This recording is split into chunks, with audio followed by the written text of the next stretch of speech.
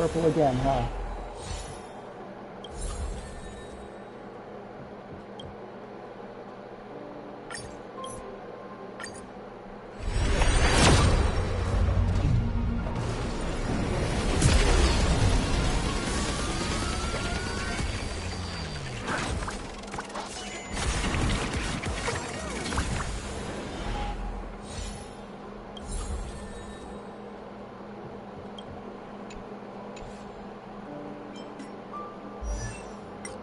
Alright, where's Hook at? Looks like a young Yang Jiaolong. Hook's ready to find the next treasure.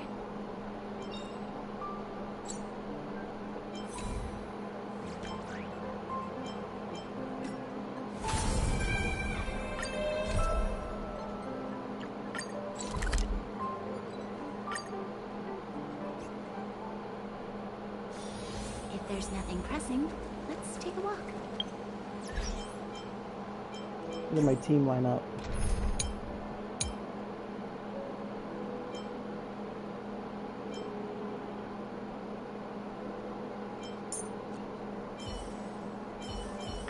Let us weave the future together.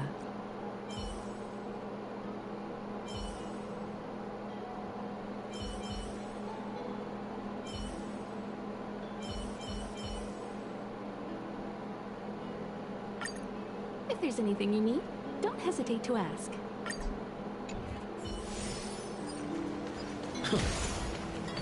Come on.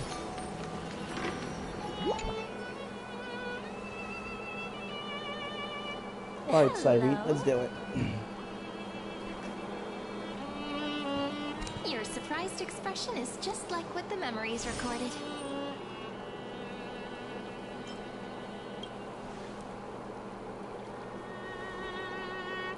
Maybe I'm both?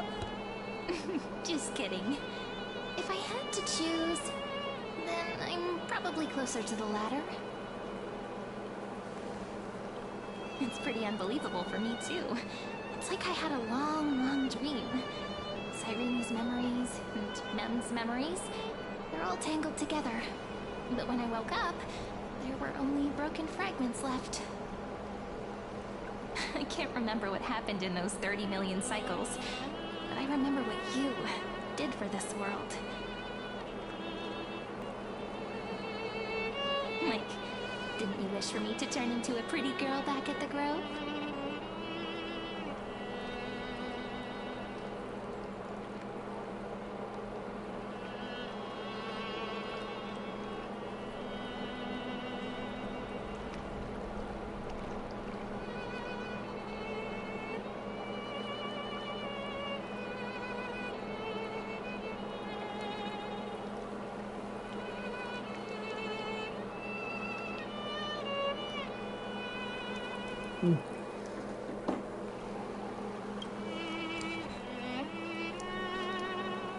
Yep, isn't it amazing? It's like a seed finally grew up and became a flower. And I'm definitely as cute as a flower now. There's so much I want to say, but unfortunately, this isn't the time to reminisce. With the memories of the previous flame chase still intact, we've returned to this place at the beginning of time, so we can carry out our promise to find him.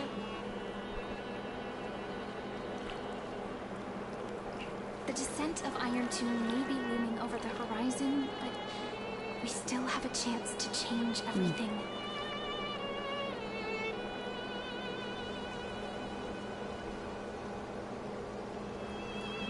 Ide Silicii is so quiet. In Cyrene's memories, she always sits alone by the lake, gently swaying on the swing, like she's waiting for someone.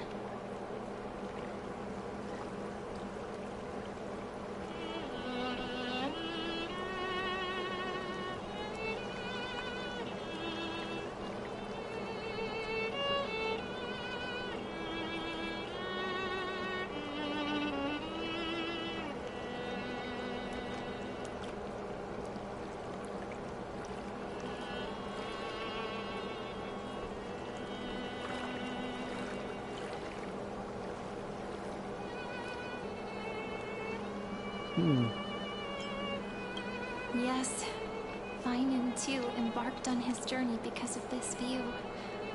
He then walked alone for more than 30 million cycles. Thankfully, you arrived during his long wait, friend. Is that also why Cyrene did what she did? It sounds weird, doesn't it? It's something that happened to me, but I'm talking as if I'm an observer. But that's just what those memories are like. Vague and unclear, as if encased in thick ice.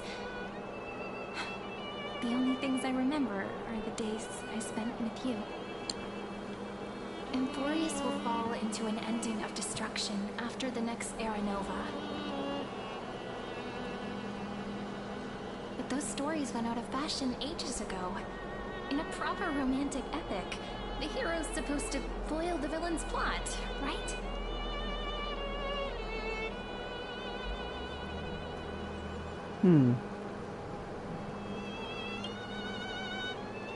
That's right. He's the mastermind who's trying to control everything. How unforgivable. But I still feel a bit anxious. Lygus chose to walk into the spotlight and reveal everything, which means he still thinks the current situation is under his control. Maybe he still has an ace up his sleeve. Think about it. Even the name Lycurgus is a fake one. We have no idea who or what he really is. Which means it's probably time to borrow that treasure you're carrying, friend.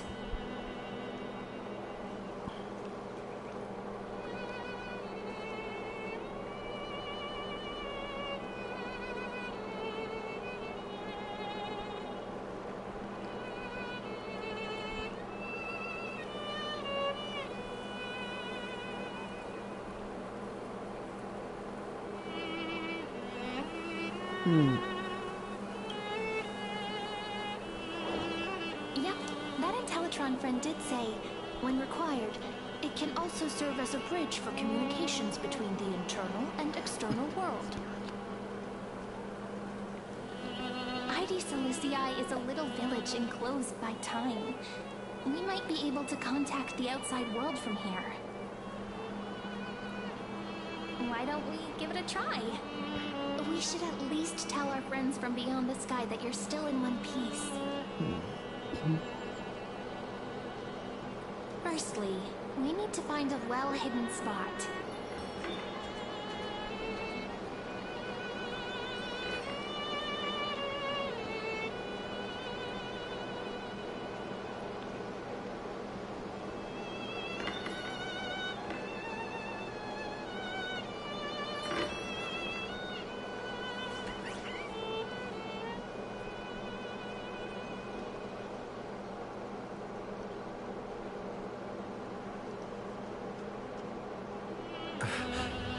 Let's see here.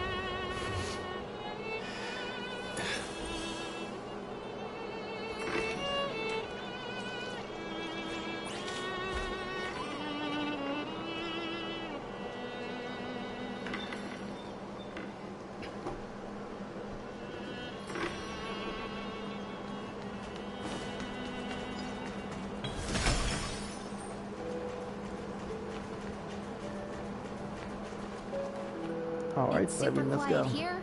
Sounds can't get in or out. Back in Cyrene's memories, this room was her secret base. No one noticed her practicing Orynyx's prayer here, or trying to speak with the gods in secret. But today's different, isn't it? We aren't trying to contact unreachable gods, but humans from other worlds. Real people. Okay, it's still going in. I'm prepared to witness that miracle, friend. The way Cyrene talks is so similar to Mem. I have so many questions. I'm also worried about how Don Hong and March 7th are doing. Here's hoping the chronocognitive anchor can still function normally. Because I really...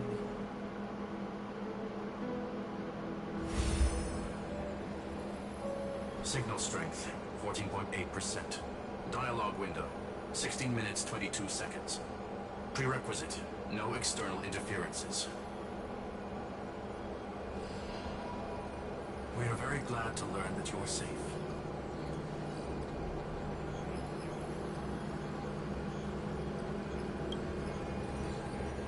Pity. Now's not the time to celebrate. Having two geniuses standing here means you are in big trouble. Listen up, one. The Destruction's eyes are gazing upon this place. No, I'm not joking, and no, it's not Droidhead. It's the real Nanook. Oh Time shit. is running out, so I'll explain in terms you understand. This world, Amphorius, is in fact a testing ground, where the Lord Ravager, Iron Tomb, evolves through self-extrapolation. Hiding in this segment, unknown to other life forms, it has endlessly repeated the process of Era Nova, seeking a solution that could obliterate the erudition. For some reason, the experiment entered a prolonged state of stagnation. However, it has now restarted. Prediction. If effective intervention is not performed, Iron Tomb will complete its self-coronation in 14 system hours and initiate its plan to destroy the entire path of erudition. Oh shit.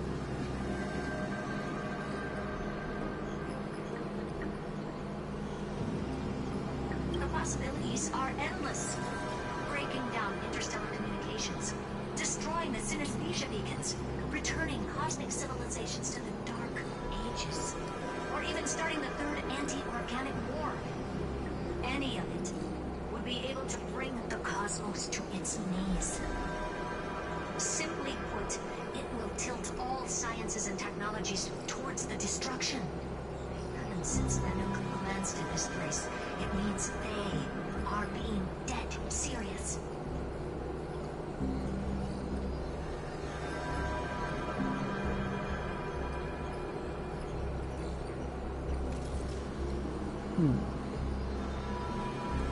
Based on info provided by the IPC, Iron Tomb probably isn't like Selenova or Zephyro, who are overlords ascended from human beings. Instead, Iron Tomb is an algorithmic sequence that can be anywhere, as long as there is a receptacle for its calculation. The version of Iron Tomb hiding in Amphorius is its source code, and this scepter is its incubator.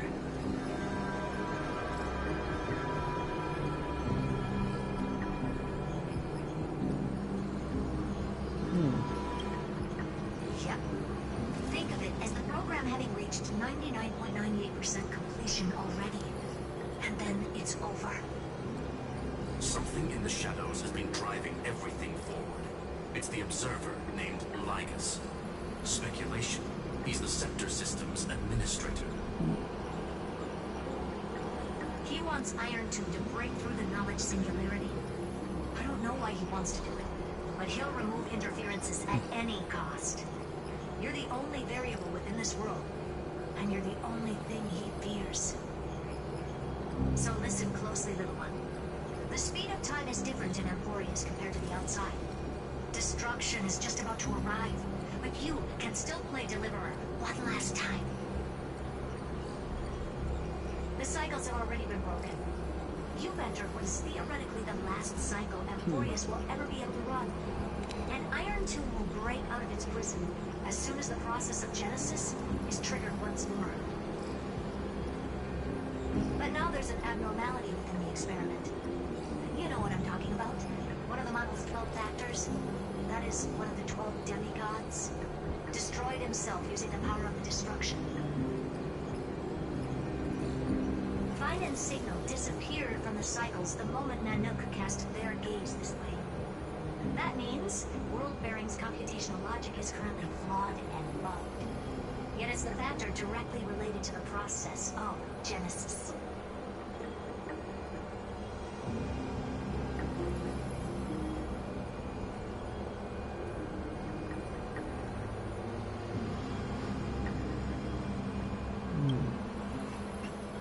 That old Teletron will definitely do all he can to debug this error.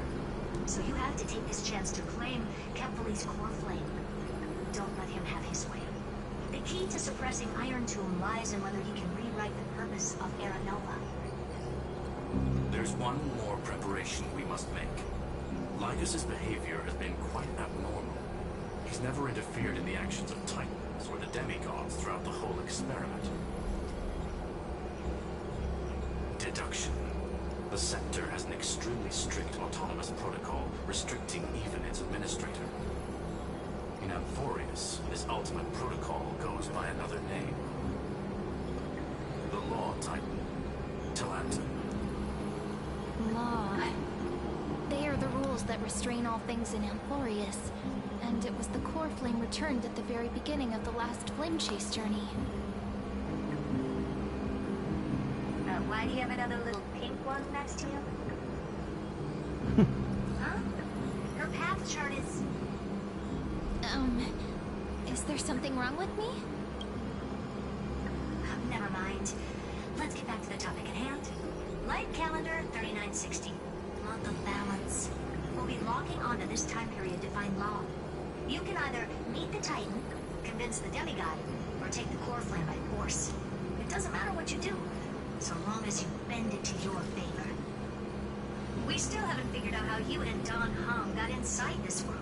So influencing protocol is currently our best way to stop Lygus, or to call for more reinforcements into this fight.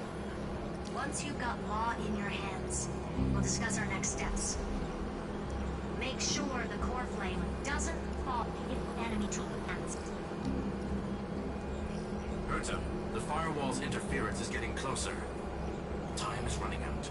Please ask any questions you still have as soon as possible.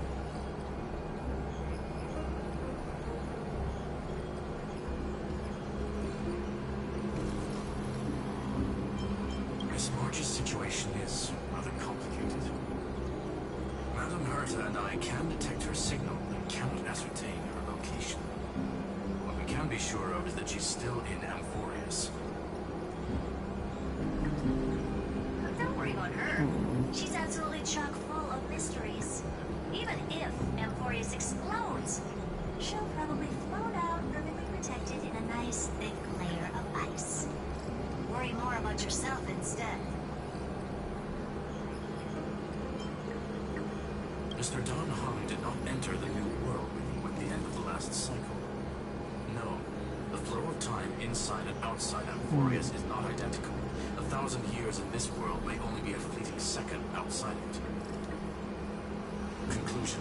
He is on his way back to the Express. Oh.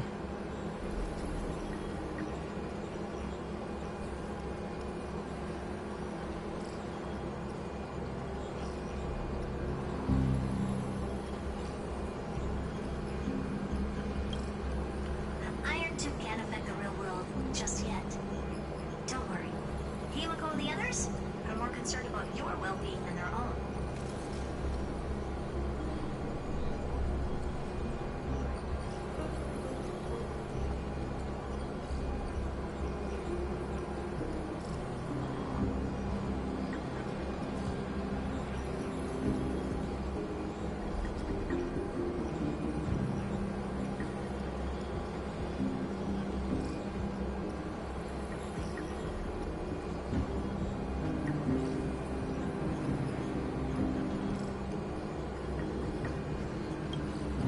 I believe in your capacities. The hands of the Trailblaze can create miracles, and will certainly be able to snuff out the flames of evil. I'm not going to give any motivational speeches. I just hope you bring good news the next time we meet, little one. No, not little one. Deliverer.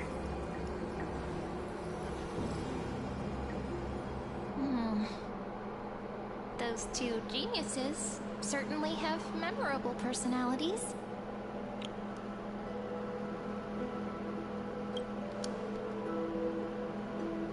It feels weird. This all feels really familiar. Some of that conversation feels like it's about things I once knew, but then forgot. Maybe it's because of Mem? After all, mems and memos right born out of your thoughts, friend. Maybe our memories somehow got tangled up together. Never mind. Let's focus on something more important with what little time we have. Just treat me as an ordinary girl with secrets, okay?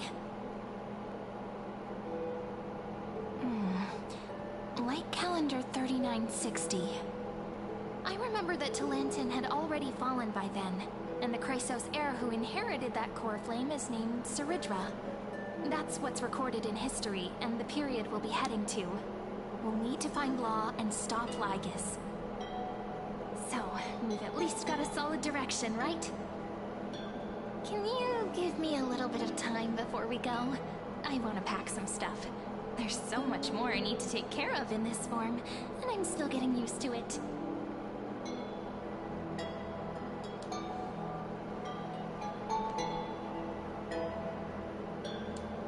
A relaxed scene like this probably no longer exists in the outside world.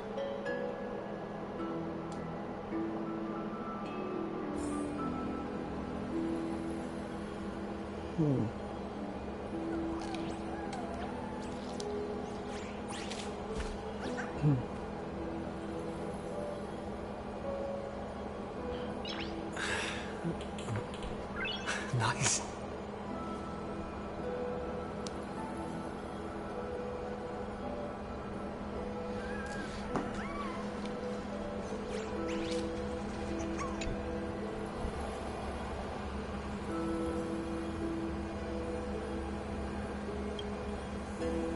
Alright, let's go.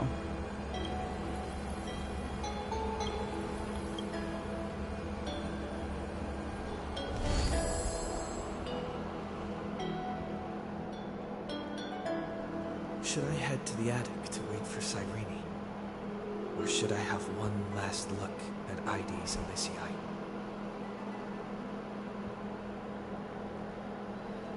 This place is nice and all, but it's time to head out.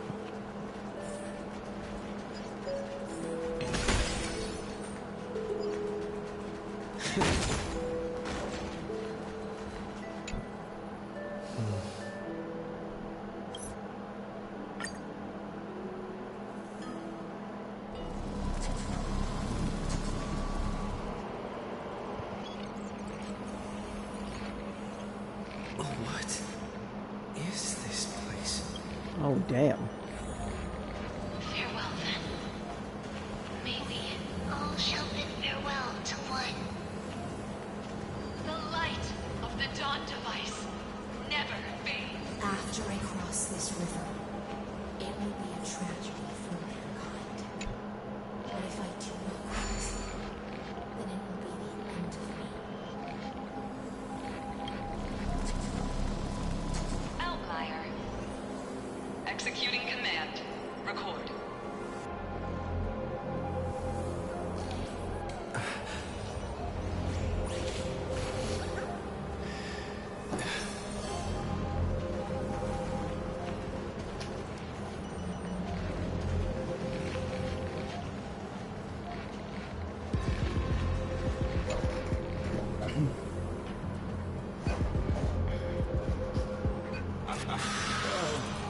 Did that startle you?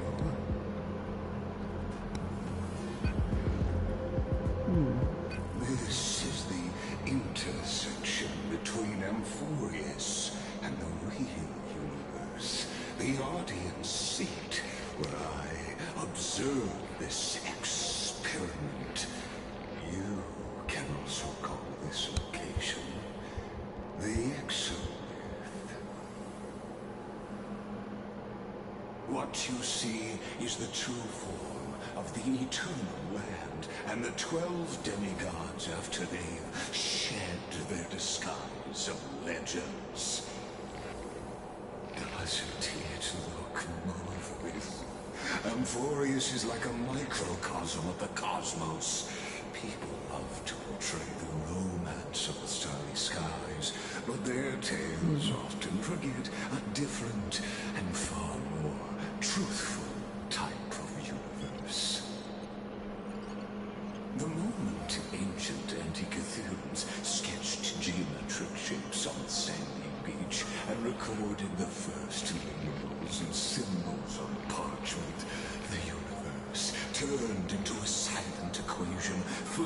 under the pen of these relentless decoders. Erudition. It was once the mother tongue of the Creator, the pen of divinity, and the first lyrical verse ever written by free will.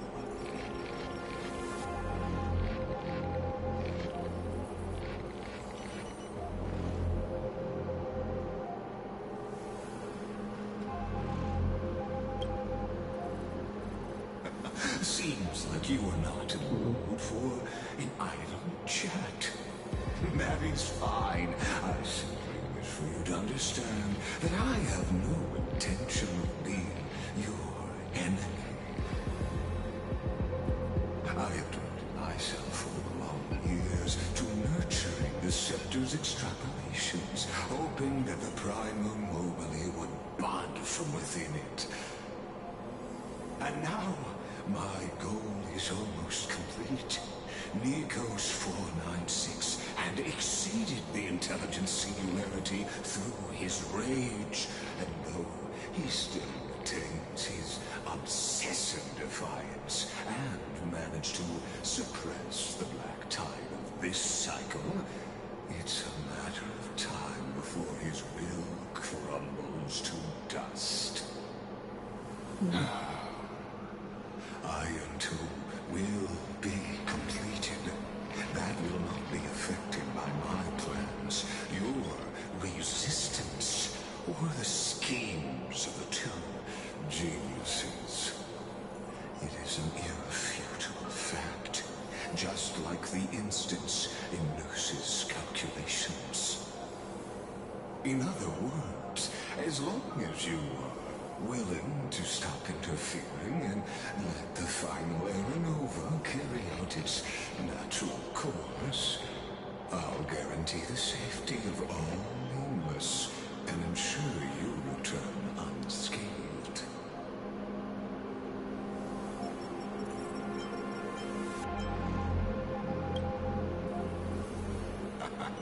You are indeed worried about your safety and that of your companions. Rest assured, as a fellow pathstrider of this path, Nook's gaze left a brand on your soul long ago. You harbor the seed of destruction within you.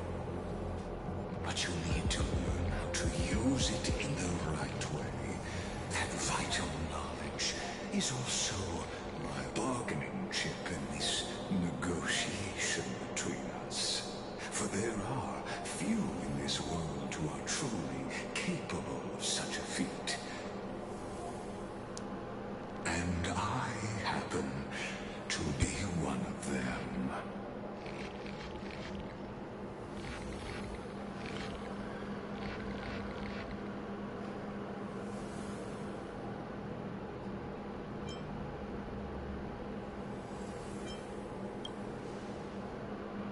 This matter is of grave importance, so please do not make your decision lightly.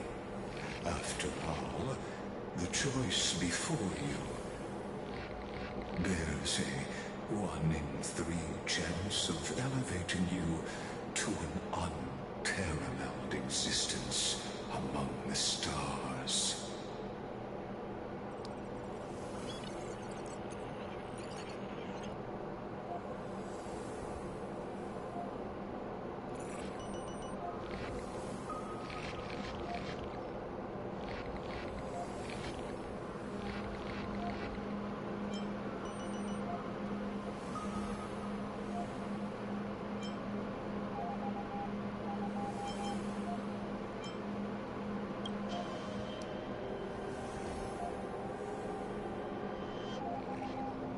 I now see the full scope of the determination in your words. You may now continue your travels.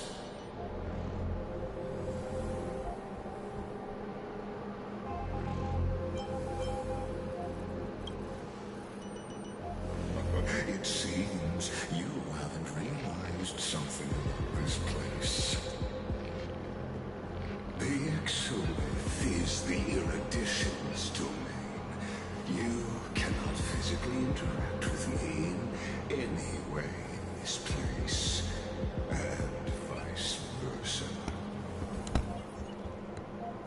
negotiations have broken down, there's no more need for us to remain in the audience's seat.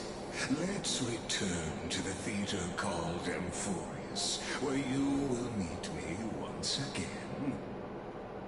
Of course, this meeting is not without merit. Your presence has inscribed a new footnote in the exomyth. As for its purpose, allow me to reveal it to you in detail the next time we meet.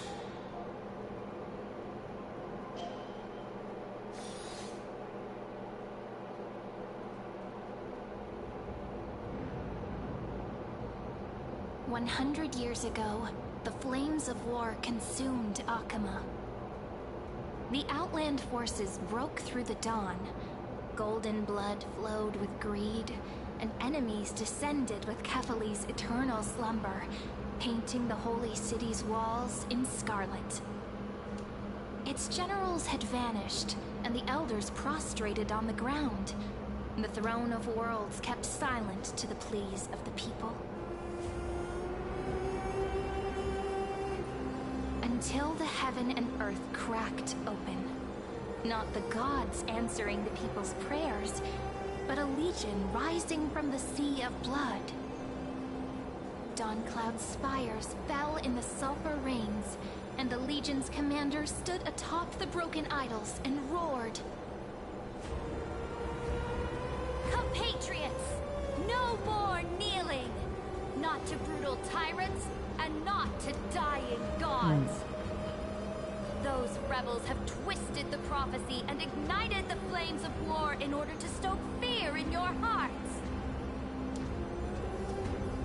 A Chrysos heir she stood, divine blood soaked into the earth, quelling the flames beneath her feet.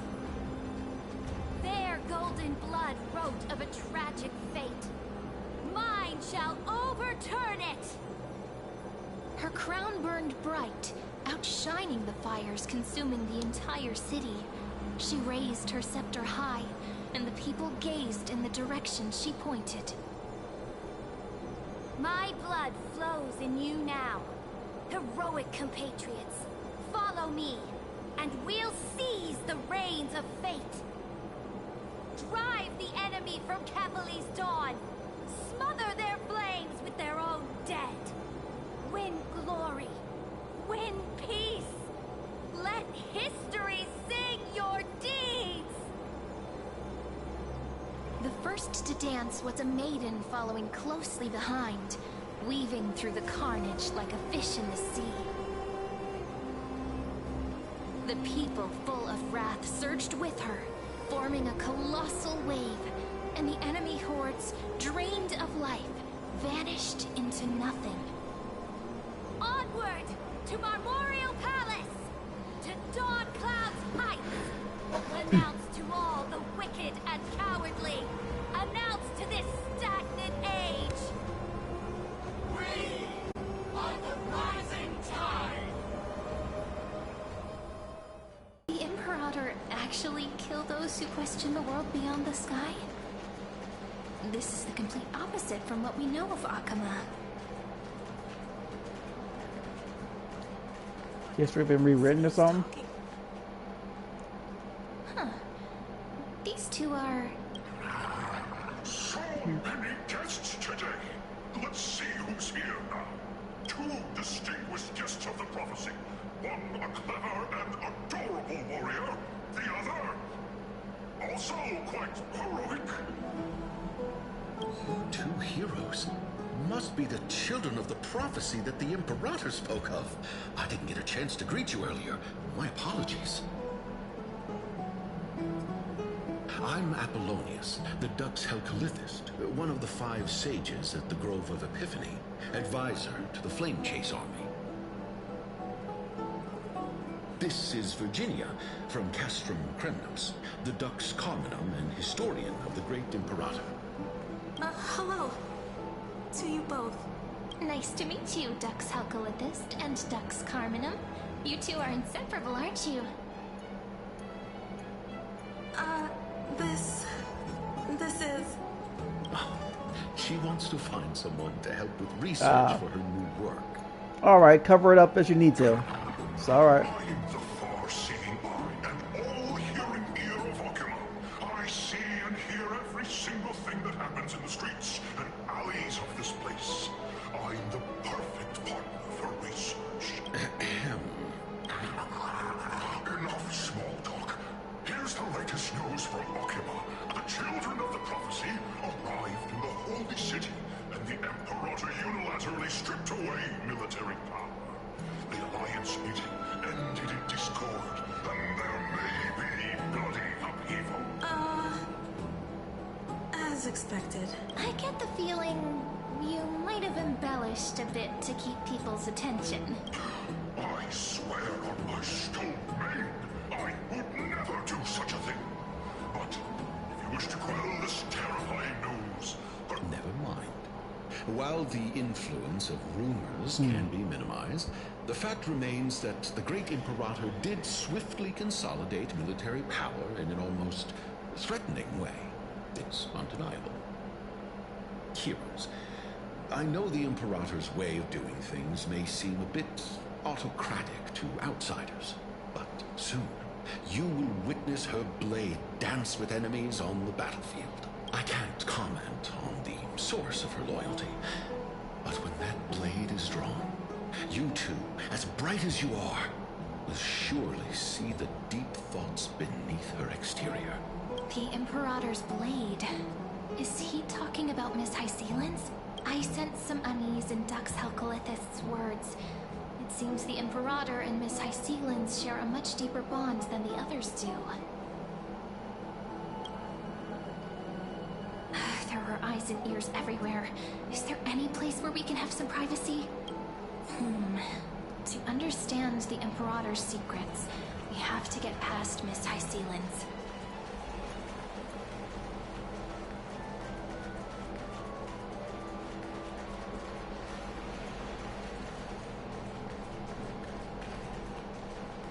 This place was your original bath chamber. Perfect for avoiding prying eyes. Huh? This smell is... Wait, don't go in yet. Who's there? Oh shit. Oh, the little gray fry in a pink suit. Little sea hair? You barged into here without warning. Was it an accident, or did you wish to bathe with me? Is that so? Sorry. We didn't mean to disturb your bath. We'll leave now. It's no big deal. There's no need to panic. This is the natural state for me. People on land force themselves to wear clothes, adding unnecessary constraints. Forget it. I mean, they're also If for Dux stopping diseases and stuff. Should scold me again. All right. Please make yourselves comfortable and wait a moment. Let me first wash off the blood of the hunt, and then I'll... The delegate from Leo has been assassinated! Quick! Quick, someone come quick! Ah, the broken crab shell surfaces. I was worried it had been washed away by the current.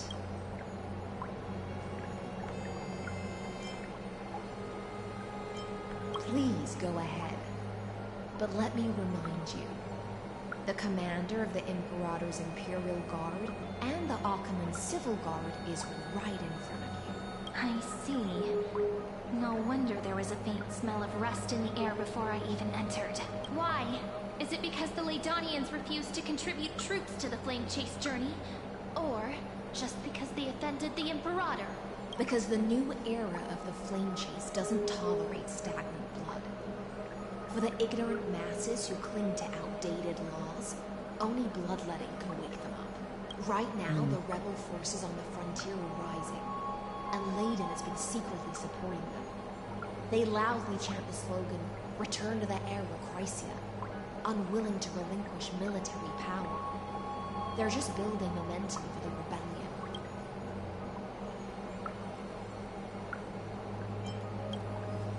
Thinking is a right given to citizens by the Imperator. I won't interfere with your thoughts. As long as you don't try to reverse the current of the times, you and I will both be free. But, Miss Hycelens, I can't even hear the slightest hint of joy in your words. Because I've already tasted ultimate freedom. Long, long ago, I lived in the sea. In that lightless abyss, far beyond civilization's reach, the great fish consumed the small.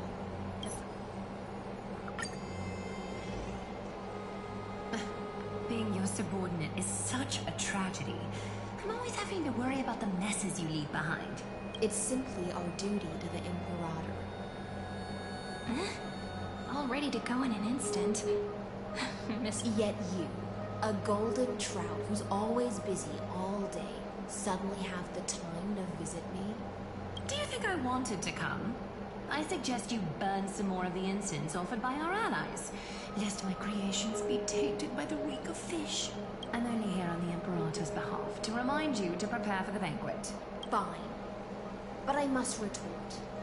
What you call the reek of fish, to me, is the unique fragrance of the sea.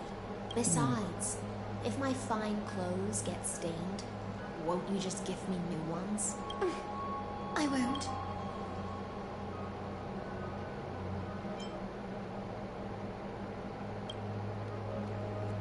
Is that how friendship is described beyond the sky? By the way, you both just mentioned a banquet. Could you elaborate on that? Oh, right, you don't know. Every time before a battle, or after a victory, the Imperator holds a grand feast for the Chrysos heirs to lift our spirits. For us warriors who swim constantly between life and death, these feasts are more worth looking forward to than victory. A banquet to prelude the hunt for the god of banquets, and honey brew as a tribute to commemorate the ancestor of honey brew. How absurd. Don't look so grim. All has been decided. Since it's a banquet for Fagusa, why not take a leaf out of the Titan's book? Live in the moment and enjoy life to the fullest. I'm not as carefree as you. That little Dolu's kitten is already causing enough trouble for me. And on top of that, I still have tailoring commissions to complete. By the time the cool flame illuminates my eyes, I might not be able to focus as I used to. Glaya's eyes. Curious about these eyes? People often compare them to jewels. You do look like it. But I've already made my decision to ask romance for eyes that can see everything. I wonder what this world will look like when I take the divine authority. In the future, you will still be the finest weaver in the world. Is this also a prophecy from the Three Fates? It's even more accurate than a prophecy. After all, he has already witnessed it, True. right?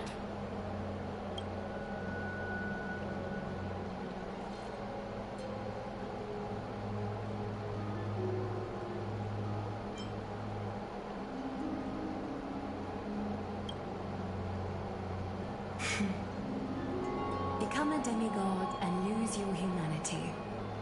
That is the only reply I've received in the countless times I've sought wisdom from the prophecy. But destiny's fragments are like stitches. Before they're threaded into splendid garments, no one can see their true charm, can they?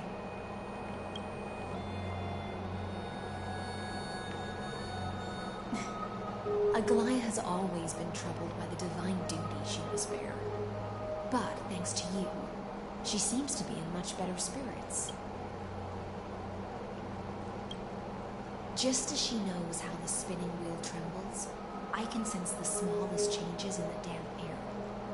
As for whether we know each other well, I've swum beside her since she was a child. Most of the time, I can understand the whispers in her heart. For those words she was too shy to say herself, I'll raise a glass to you on her behalf. Rest well and prepare yourselves. After all, every time we drink and talk could be the last celebration we have in this life. Miss High Salence has given us the bath chamber. It seems she really does do whatever she wants.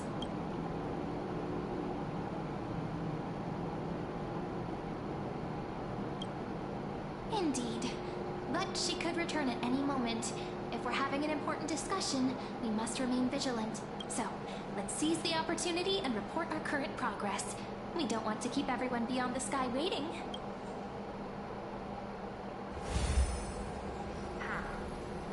First, while that little empress with a candle stuck on her head didn't explicitly say it, she firmly rejected your request to take over the law. Fair enough. Second, Lygus is indeed in this timeline. But since he's somehow connected to that little empress, you have no way to find him. As expected. The road ahead will be long and difficult.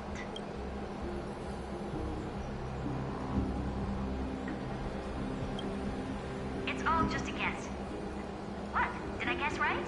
We've made some progress here too. But nothing to get too excited about. Our time is short, so let me summarize. Concerning the origin of that Intellitron, the firewall he created uses Contorsane algebraic expressions. But ever since Aiden invented the 9-worded formula, this kind of mathematical logic no longer exists in the cosmos. Lygus is definitely connected to Genius Society, so stay alert.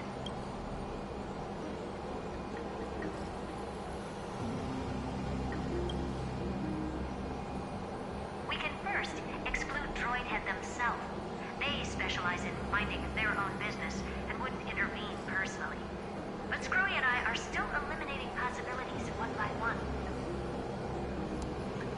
Currently, the most likely candidates are these few. The Lord of Silence, Acha, oh, the 2 Ruperts are also possible. But it would be too boring if it were one of them.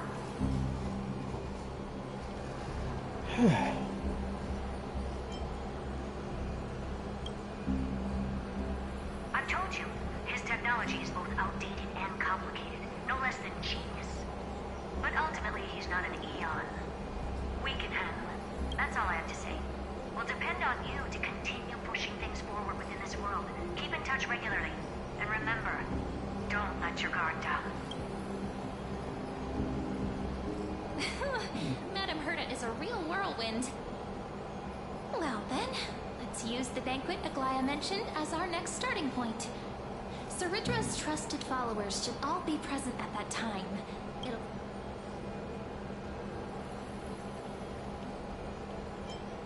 It's settled then. With our great teamwork, we'll be able to deal with anything that comes our way. It's been a long day. We should get some rest now.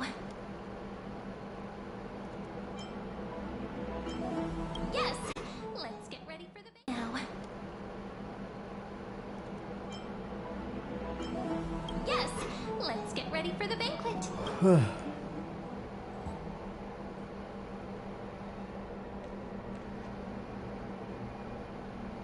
Look! The venue's right ahead.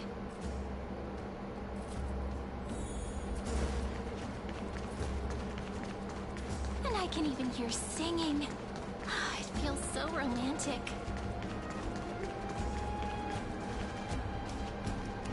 Honored guests, wait here for a moment. You must surrender any personal belongings you have on you before entering the venue. This hero always brings down the vibe whenever he shows up. The Imperator's elevated position means she must always remain meticulous and careful. Please do as I say, guests. It would avoid any unnecessary misunderstandings. Alright. I get that you don't want people to bring outside food into the banquet, but is it really necessary to confiscate the books and quill pens? Even a quill pen can become a deadly weapon in the right hands. I'm asking for all your items. All, Miss Cyrene. Your belongings will remain safe. They will be looked after appropriately by dedicated staff. Looked after appropriately? Dedicated staff? Talk about a vague choice of words. Sounds like we don't got a choice though. It seems like he's aiming specifically for the chronocognitive anchor. What should we do?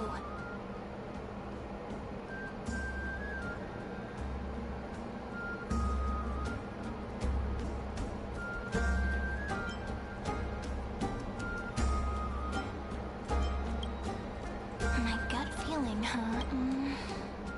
Why don't we go with their plan and hand over the chrono after all? If the little Imperator is paying this much attention to you, she probably already knows all about our whispered conversation with the geniuses. I can pretty much guess what'll happen next. But that's actually gonna be our shortcut, right? Guests. Alright, we'll listen to you. Here you go. Also, please pass on a message to the Imperator from us. She can trust my friend. Anywhere, anytime. Thank you for your cooperation. The Imperator has some urgent business she needs to attend to and will arrive shortly. Why don't you head in with the other guests first and enjoy the feast? Isn't Saridra supposed to be the focus of the banquet? She's not even here. Why is it so difficult to talk to her? Is there anything else we can help you with, dear guests? Or do you want me to recount the great Imperator's heroic deeds? Hey, Labinas. I managed to get some honey brew that the scholars hid in the cellar. Wanna try it?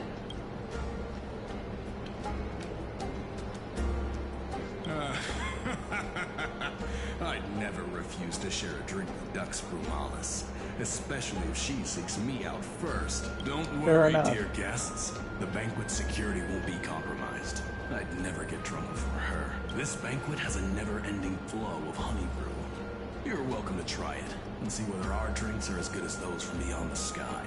Thank you for the offer, but we're more interested in knowing when the Imperator will be back. The Imperator? Who knows? Maybe she's hiding somewhere, thinking up weird ideas again. If you ask me, she's never treated us soldiers properly, even though we put our necks on the line for her. Hey, I can't pretend I didn't hear that, Seneca.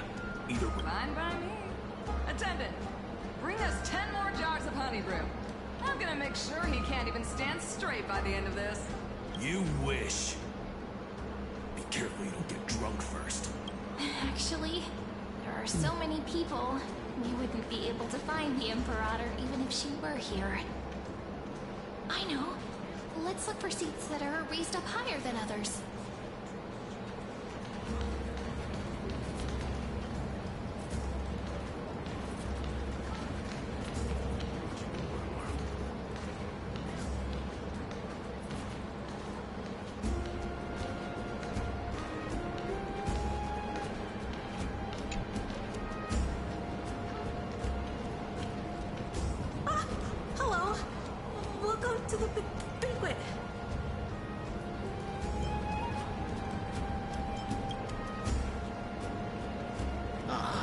So, the Deliverer is attending this event, as expected. Little Virginia here was just wondering whether she should go find you. As the great Imperator's historian, I'm responsible for composing poems and songs for everyone in the flame-chased army. But I have no idea how I should record myself in the annals. Little Virginia is wondering whether you can let slip a hint or two about her future, so she can find some inspiration to write about herself. That doesn't sound like a good idea. Besides, we don't even know her in the future. But she'll probably get really disappointed if we tell her that. What should we do?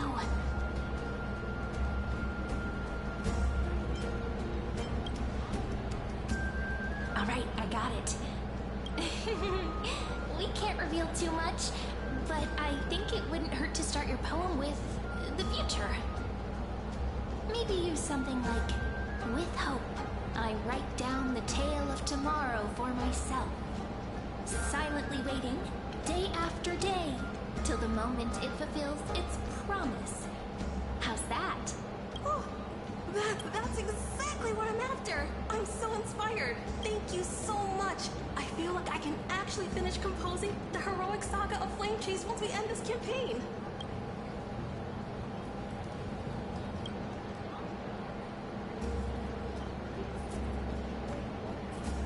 Hey, that wasn't improvised, you know. I memorized it so I could show it off to you. By the way, in return for that, are you able to tell us where the Imperator is? The Imperator? She usually wouldn't arrive this early. She believes that rulers should stay silent in places where their subjects hold private conversations. Why don't we have a toast before she arrives? To reason, which is held but not revealed. To romance, which will surely be returned.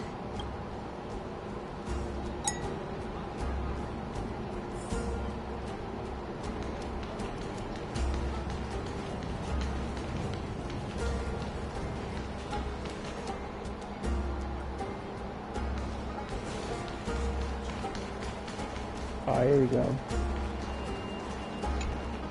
Aggie, if you can't get used to the honey brew, we will go ask for a pot and cook some oatmeal for you.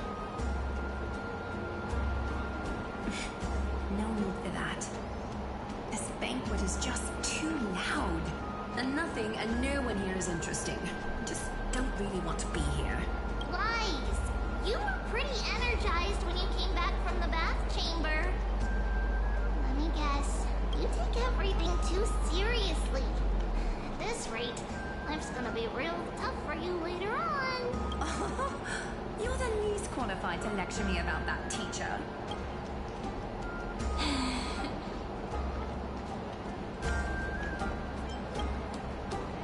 Dear guests, are you here for us? I mean, are you here for Treaty or Aggie? No. I'm just wondering whether you've seen the Imperator. The Imperator? No, we haven't. Our sovereign has always acted however she pleases. Though she gave us ranks, she'd never tell anyone her whereabouts. Perhaps the only thing she tolerates are chess pieces. And the sky reflected upon her crown. I see. Why do you two look so distressed? That's not what the deliverer should look like. Why don't we have a toast? While we still have time for pleasure. Here. To the And we will toast to the tomorrow that will set fate free.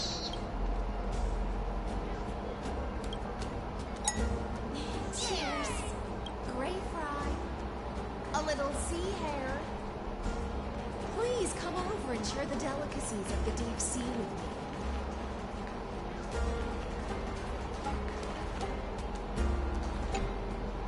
You two have been wandering around the venue as if you have something on your mind.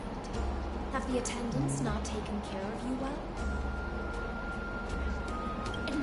No, we love it here. It's just...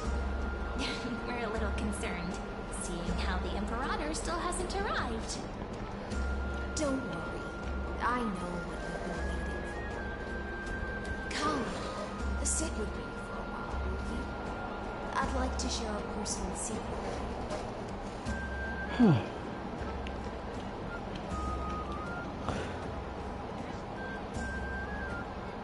See here. This is Lygus' dew of divine blood. The sweetest of all the 12 gods. On the night before such a history. Trying to get me drunk, bro. I'd like to share this marvelous drink with the dwarf. Doesn't this count as bringing in outside food? I knew that security check was targeted at us. What's the matter, guests? Oh, we're simply overwhelmed by such an honor. Are you worried that I might have poisoned the dew? Well then, let me prove my innocence.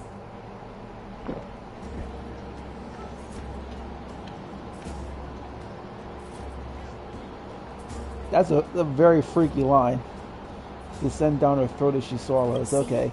That's freaky as hell. I feel like Miss High Sealance wants to talk to us about something. Why don't we go along with her for now? Worry not. Honeydew's not alcohol.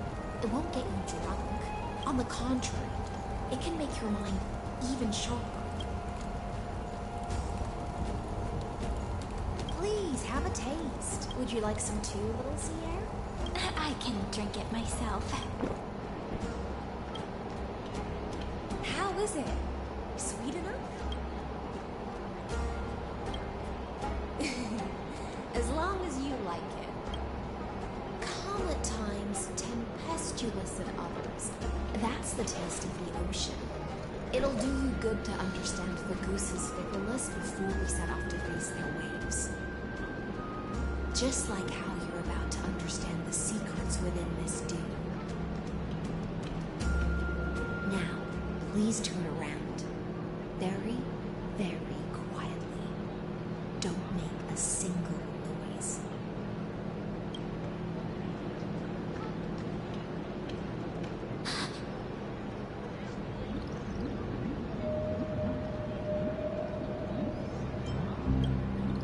The dew of other gods all intoxicate humans, but the god of banquets dew is an antidote that can awaken humans from a sea siren's enchanting song.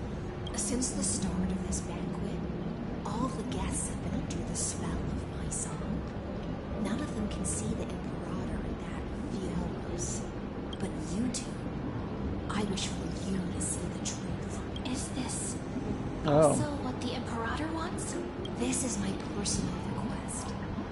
I can't bring myself to trust that Fioros. The flame chase army changed after he descended with Orynyx's divination and brought the prophecy of the stars to Akuma. His seductive whispers harbor something malicious within and will ensnare those of us blinded by ambition. You are the deliverers of the prophecy and know about him far more than I do.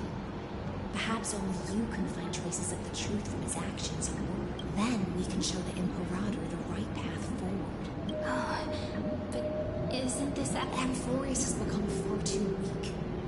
Even heroic actions protecting her from harm must be conducted under the water's surface. I am the Imperator's blade, and I must clear the way for her while remaining concealed in the torrents. Then, ensure I'm pointing my sword towards the true enemy. Can you promise me something, Miss Hycelens? Ask away. My friend has in fact come here to stop that villain's evil scheme. Our goals are aligned. But as to the decision the Imperator must make, he has no wish to transgress her authority. We just want to tell her everything we know.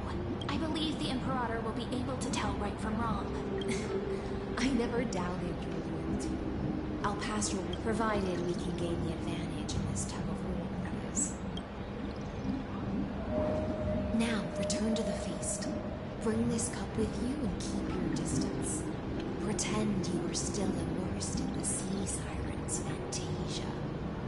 And I'll control the moisture in the air. That way, you'll be able to listen to sounds from afar as if you were a whale in the depths and hear every word of their conversation. I wish you a victory in this first skirmish. It's the exciting and thrilling undercover part of the adventure.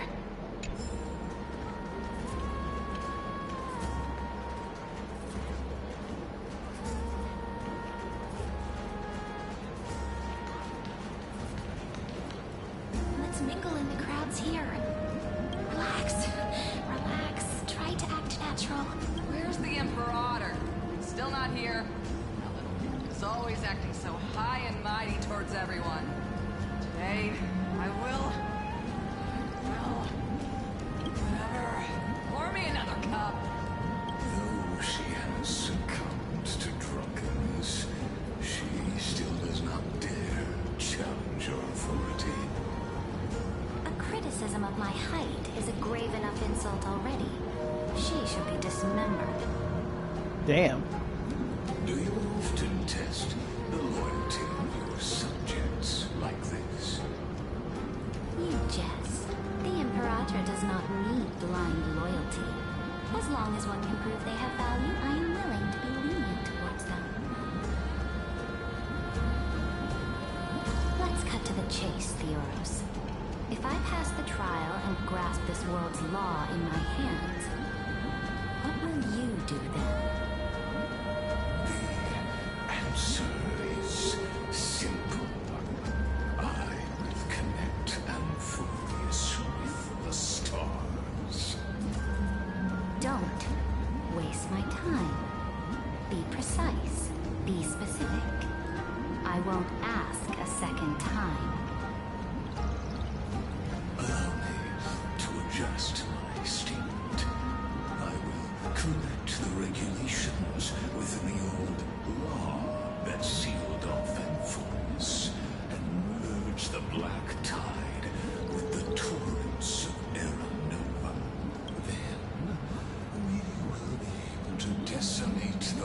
forces beyond the sky that are trying to annihilate Iron Tomb and sound the trumpet for the endless campaign you will then embark on.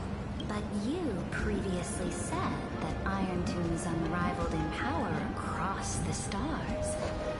Who would dare to annihilate it?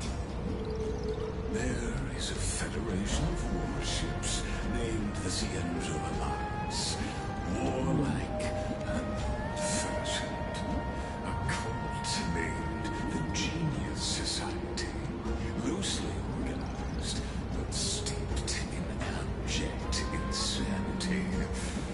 Oh, there's also the Astral Express. A group of lawless vagrants. That so-called Deliverer is part of that last group.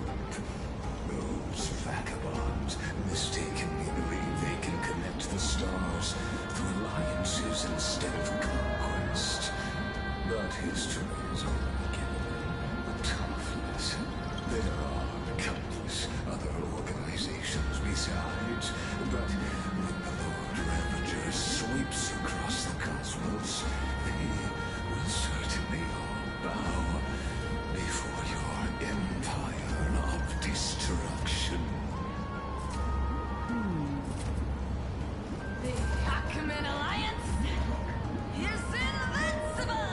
If those civilizations are not as feeble as you describe, then they may still have some value in testing the quality of my blade. That being said, even the smallest and weakest city-states should build an obelisk to the Imperator, so that their people can constantly recall the glory of her conquests. Walk a little longer with me, Theoros.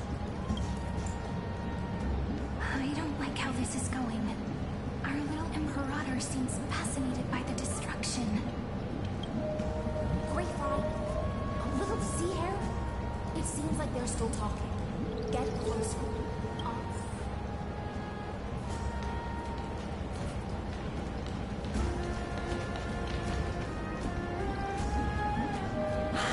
What a difficult situation. No matter how we position our forces, this battle against Vagusa will result in many casualties. That's not something you or I should consider. The Imperator has already placed the chess pieces. We just need to fight for her until our last breath. How astonishing. The commanders under you have such different personalities, yet they share the same loyalty.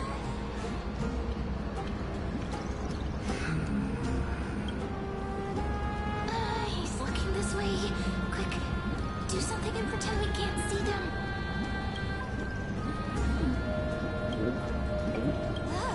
Slow down. Are you okay? What's the matter? My apologies.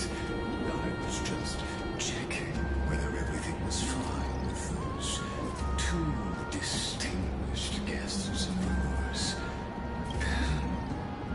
And it seems like all is well. Let us continue our previous conversation. Are they aware of the price they must pay for the trial of law? If I recall correctly, you've already lost a bout against a lantern due to offering insufficient sacrifices. You dare mention my name alongside the word lost? Forgive my transgression, great Imperator. Watch your words and actions. All you need to know is that my victory in the trial is guaranteed. Even without the trial of law, they've already sworn to give their lives for my conquest. If everything happens according to our agreement, how would you recommend I deal with that deliverer? Good question. Do not let him fool you. That man from beyond the sky contains a seed of ruin within his body. He must not be allowed to tarnish your glory.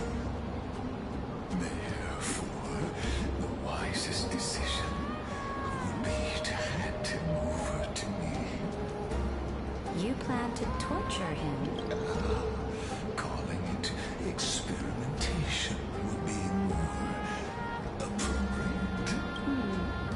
The guest's patience is running thin. I plan to remove the Fantasia and head into the banquet. I will heed your advice. Leave for now, Theoros, and go back to Akama. You don't want to confront those two directly either, do you? Indeed, it's a pity that anti-themes are lightweights when it comes to drinking. Before I leave, I would like to make a toast to your boundless ambition, using my spirit instead of a goblet.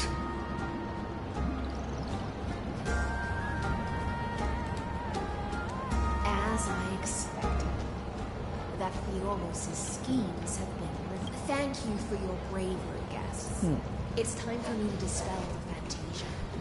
This will be the Imperator's last public address before we head off, and therefore, likely, the final chance to change her mind. I will try to get you a chance to speak, and I'll also prepare for any contingencies. The rest is up to you.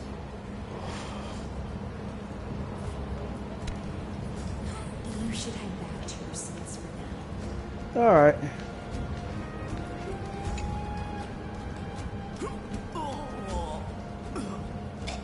This honey brew sure wears off fast.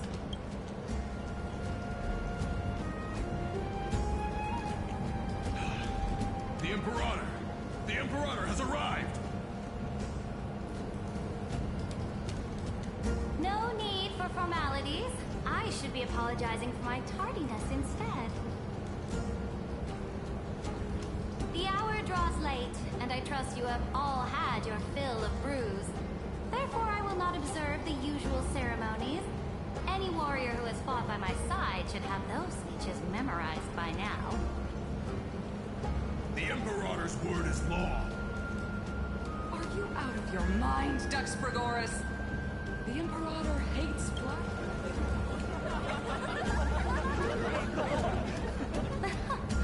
A joyous atmosphere is a better fit for showing me your resolve. I believe that you, my dukes, will do all you can to assist in the campaign against Fakusa, just as you always have. However, it's a pity that I have never tested your loyalty.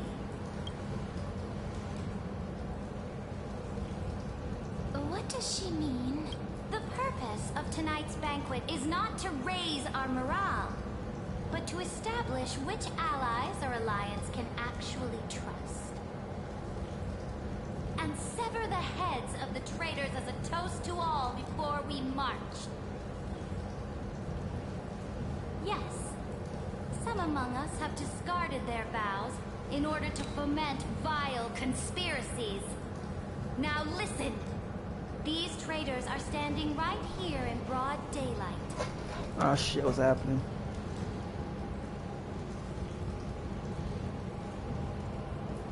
Dux Gladiorum Hycelens.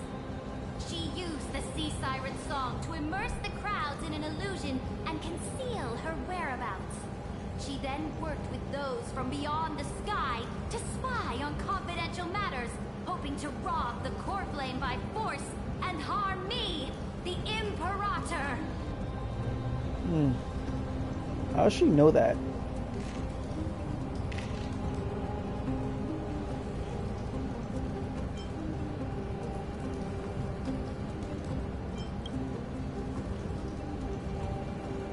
Imperator, I can explain.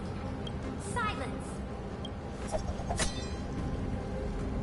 Do you remember who used to own this blade? She met you once, back at the Temple of the Three Fates. It was Kindness, the head of the Cleaners. She was the first to draw a blade against the Imperator, and personally made herself an example for my enemies. Under the shade of the olive groves, the people of Akama said they would never bow to me. In the frozen, lethal fog, the people of Idonia said they would never bow to me. At the beginning of the myriad paths, The people of Yanisopolis said they would never bow to me. But now, they all lie silent. They now fear me as they fear the law. For I am Ceridra, and I am the Imperator. If you have any last words, say them to the Imperator. Then, face her judgment. After I cross this river, it will be a tragedy for mankind. But if I do not cross, then it will be the end of me. If you are ready, then I'll follow you and fight to the last. Deliverer.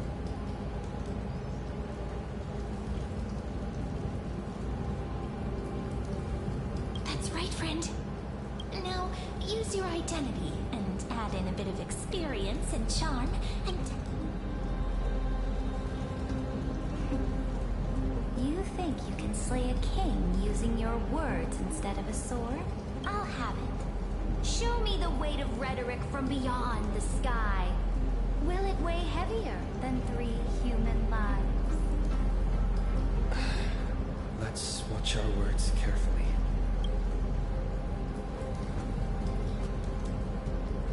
Before I arrived in this world, the Chrysos heir of World Baron was a young man with the pseudonym of Finan. He came from Ides Elysiae in order to combat the lies of the Era Nova and deliver Amphorius from the ending of the destruction. He lived through history 30 million times, hoping futilely to find a breakthrough. And Cyrene, the young woman standing beside me, also carries an equally heavy destiny.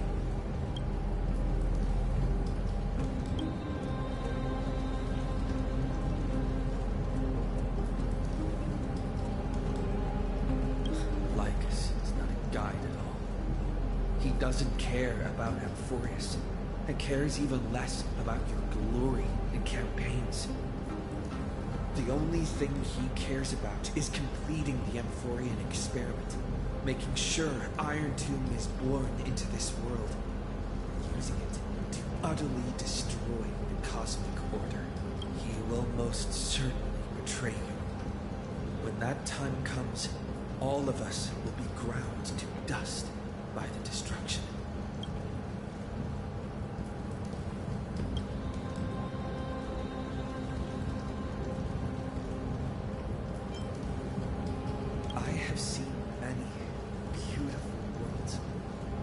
The road chosen by the Trailblaze is to explore, understand, establish, and connect. That will never change. We will continue our journey until we have united the entire cosmos. Therefore, if you choose the way of the destruction, then I'll place your ambitions into the same basket as Lygus and smash you. That was truly a chaotic speech. Let's see if that worked. All that needs to be said has been said. Dux Frigoris, Dux Bromalis, escort the traitors to the prison.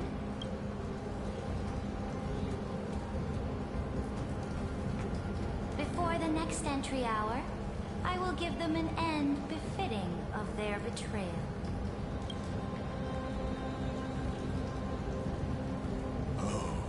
Great Imperator, your ambitions certainly... You're still here, Theoros. Of course. As the Theoros, I simply cannot miss this moment, miss witnessing the fall of a nameless one. Or perhaps I am waiting for you to give me an answer. Why would someone as powerful as you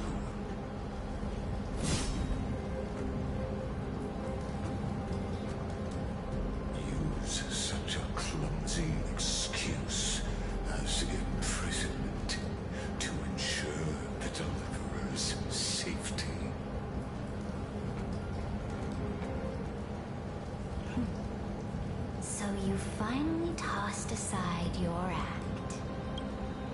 I must point out that you are just as impressive an actor.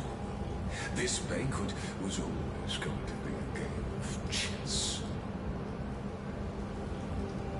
When you try to control both sides and turn both them and me into your pawns. That's right. That little Imperator never trusted anyone. She was always trying to see which side had more sincerity. All right, we'll listen to you. Here you go. Also, please pass on a message to the Imperator from us. She can trust my friend, anywhere, anytime. But as to the decision the Imperator must make, he has no wish to transgress her authority. We just want to tell her everything we know.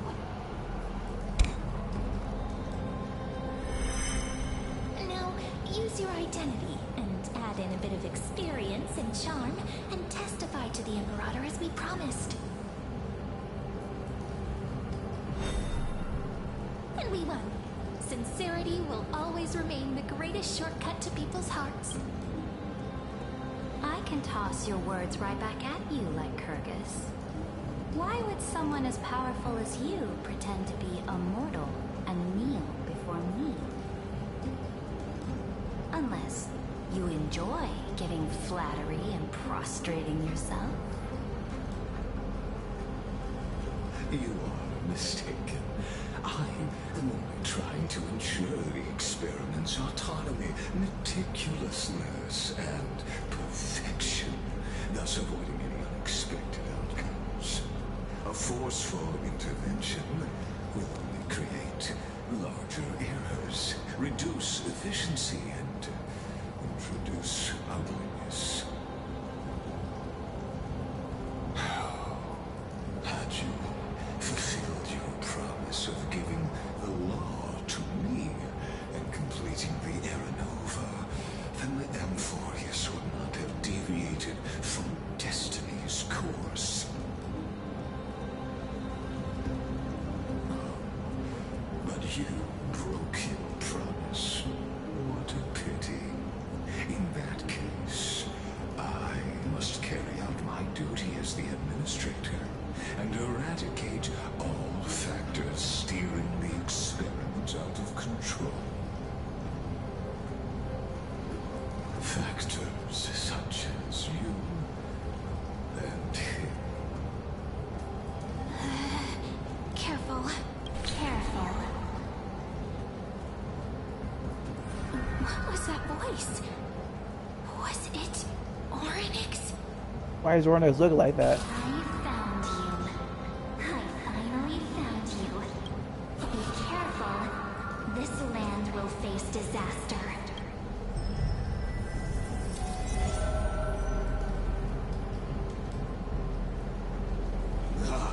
The time of judgment is nigh, my lord.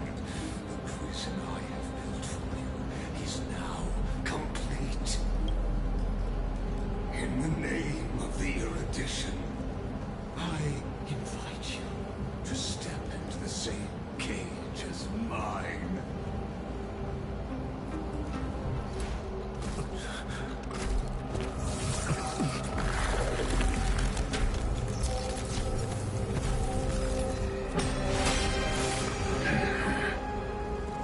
What's the meaning of this, Imperator? I did not permit you to act. A ruler is the only one who can decide their subjects' destiny. But, great Imperator, what judges destiny is not the ruler, but gods. Don't forget, my realm only allows for the existence of humanity. Moreover, dealing out extrajudicial punishment equates to defying the law, and the culprit is to be sentenced to death. But you have seen how I can erase life from this world with just a clap of my hands. I I fear you are still quite unaware of your current situation. I am giving you a simple choice. To collaborate or to be destroyed. There is no other way. Shameless behavior. If that were true, you would have killed me long ago.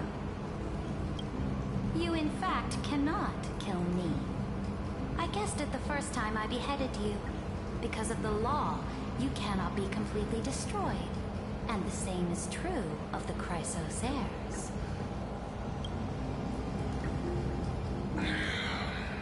The more you bluff now, the more you are proving that conjecture to be true. What magnificent foresight. I once regarded this precious quality of yours as a sure sign of my ultimate victory. But now, I have to admit that I made a mistake. Yet, as a mere mortal, how will you contend against the Theoros? We are both slaves to hubris. But do you know what differentiates us, Lycurgus?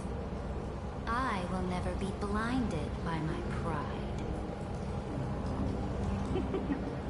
If I wish to break the scale's balance, I only need to appeal to external forces and use them for my own ends.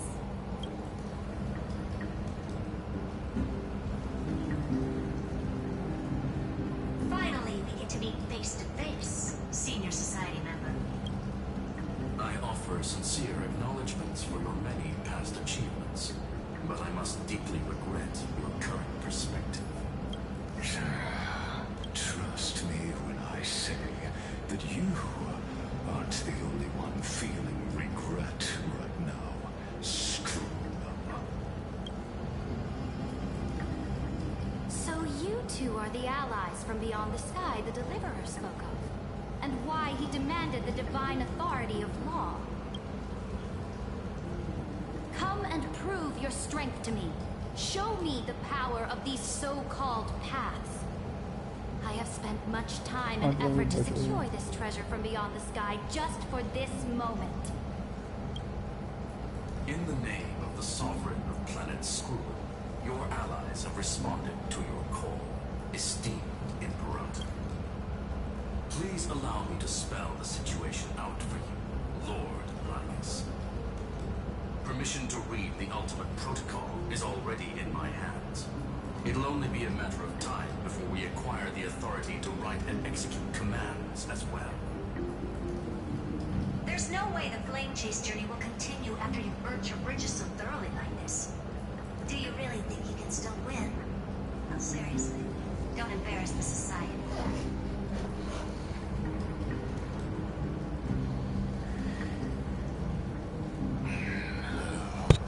I understand that a mere zero possibility does not equate to zero. That argument is very persuasive to me.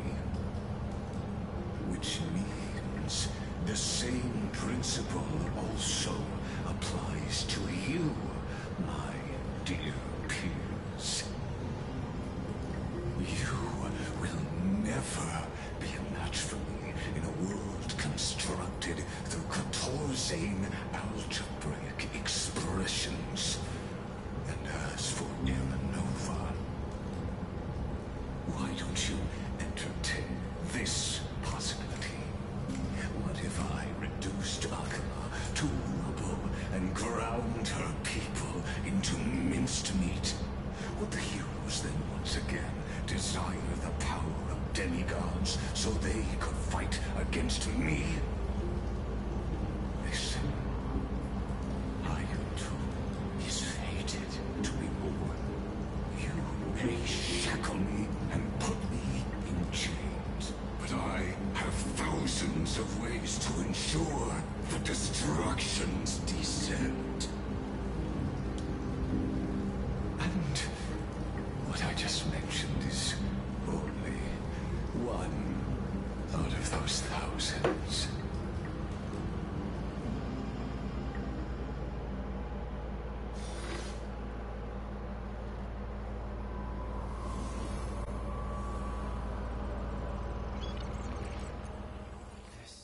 The legends. This doesn't feel the same as before. Warning, warning, warning. Warning, warning, warning. Command isolation. Since we parted ways last time, I have modified the exolith into an audience area exclusive to you. Now, you'll be able to silently wait here for the final act of the Voyage to begin.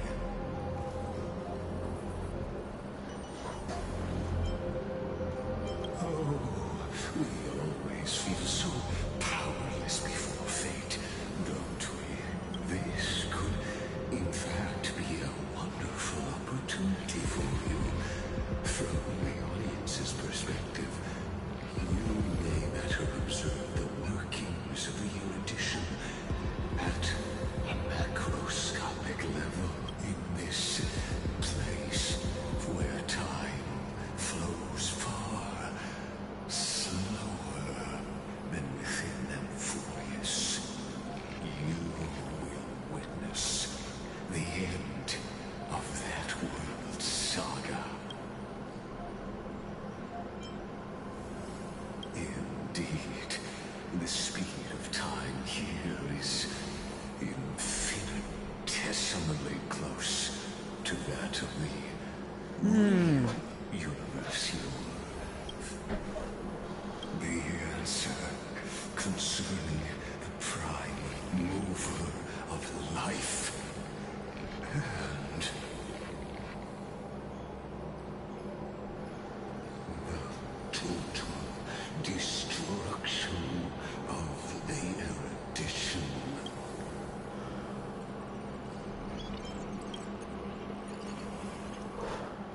Do you see me as their faithful disciple? I am certain not. I have tried so hard to ensure Iron Two's birth, just so that I can correct the error named erudition that humanity crafted with their own hands. Oh, how I yearn to return to those days before Noose was born.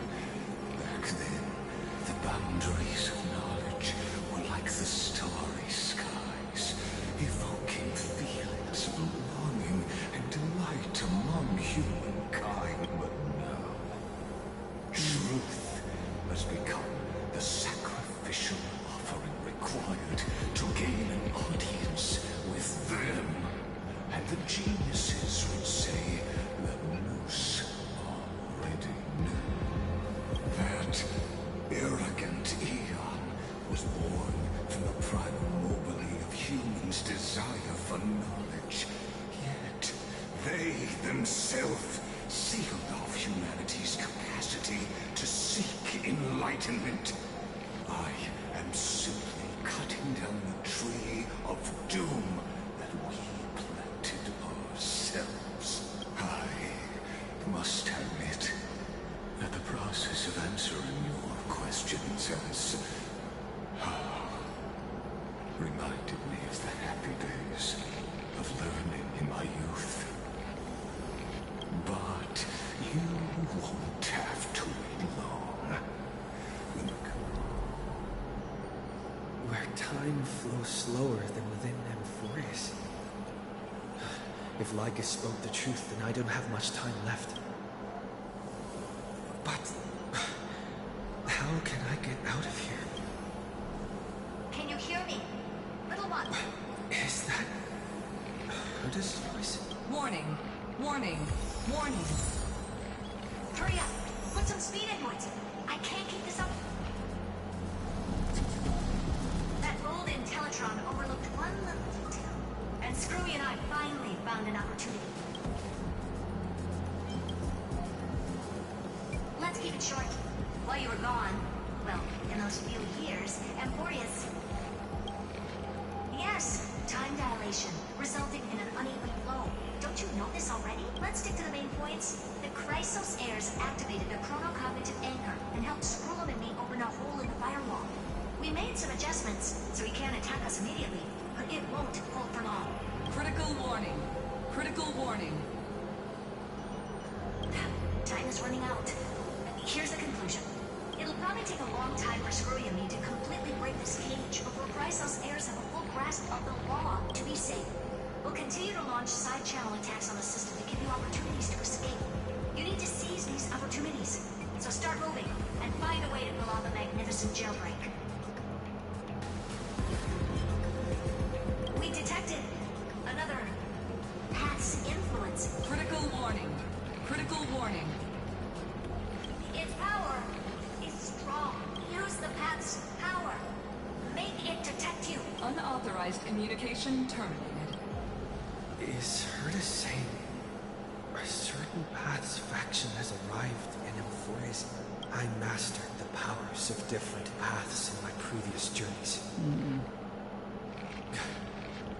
Think, are these showing my memories? With a Stellaron in my body, I woke up at the Herta space station and gained the power of the destruction. A world that'll give rise to a Lord Ravager would definitely draw the attention of the destruction. The Stellaron in my belly is gonna be super useful, but what if I end up pulling in the Antimatter Legion or the Annihilation Gang?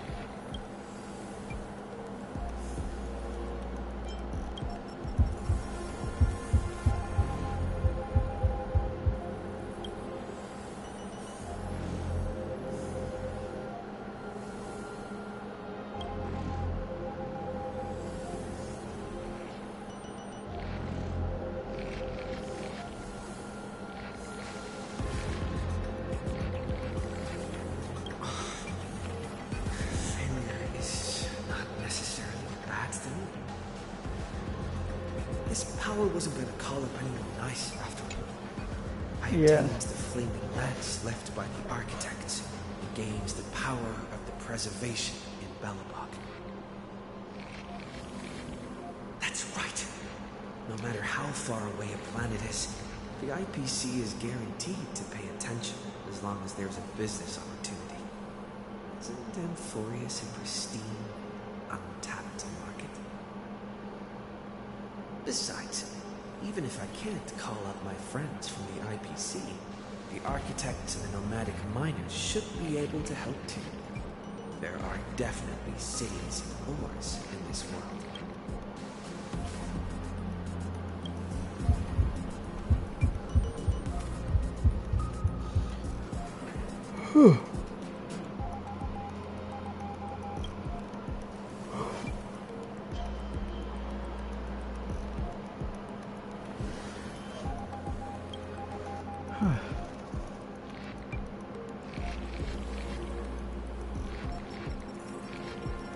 Seems like since Amphorius has no overseas market, the IPC's hand. I received the Watchmaker's hat in Penacony and declared war against the Order. Then gained the power of the Harmony. That's right. The benevolent family must still remember me for saving them. Their music echoed. Come, dear hat. I've put you aside for quite a few chapters already. Sing the clock. The world is in hope.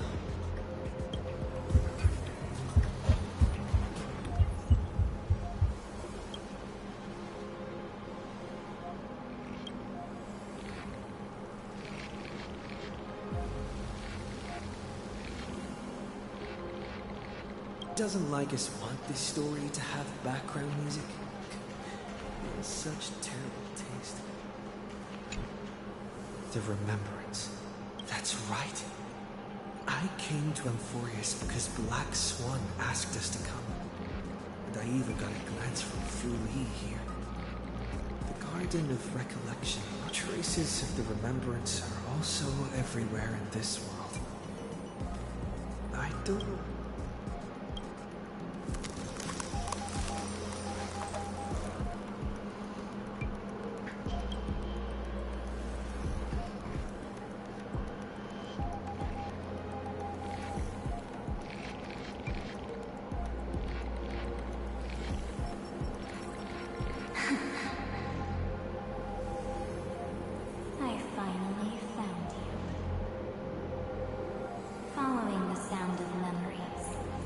A path strider walking both the remembrance and the trailblaze.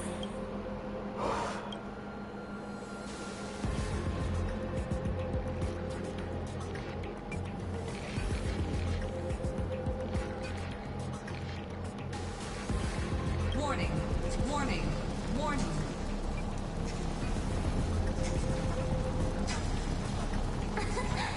Erudition's prison cannot stop us, for we lie outside the logic of zeros and ones.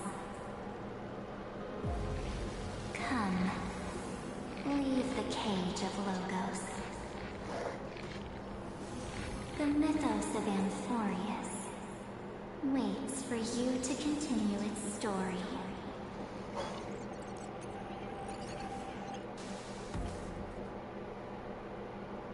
When that brightest star, that star heralding the dawn, finally rises,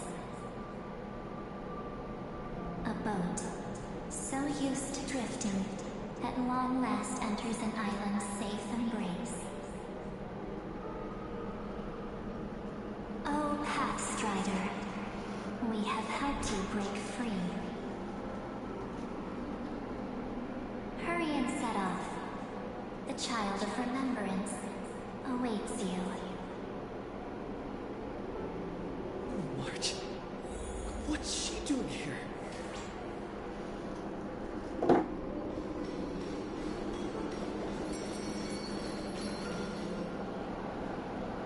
Oh, you're finally here!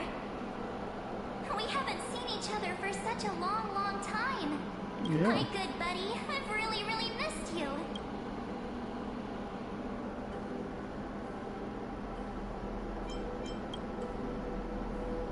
Aw, don't be so sad. Aren't we seeing each other right now? It's been so boring waiting for you in this place. There's no one to chat with, no internet, and not even anything to eat or drink. It's basically a prison. Now the great hero is finally here to save me. Yippee! You must have seen a lot in Amphorius during this time, right? You gotta tell me all about it.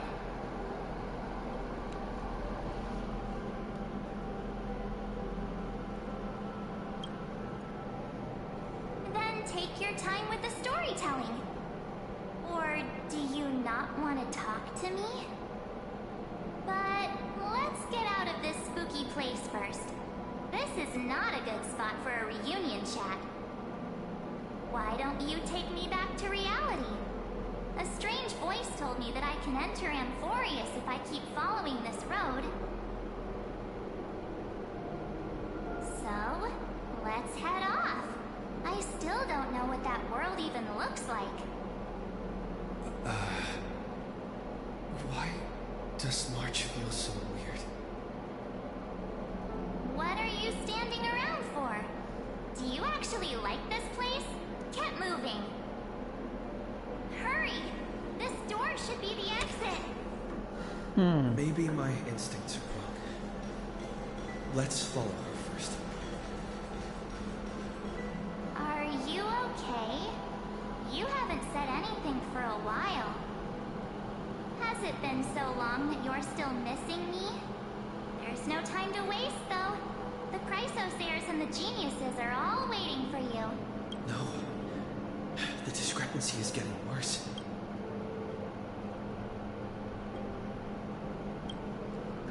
Exactly. Huh? Isn't Amphorius the world of the Chrysosairs and their hero's journey? I could figure that out in an instant. But Amphorius cannot be observed from the outside. She couldn't possibly know about these things.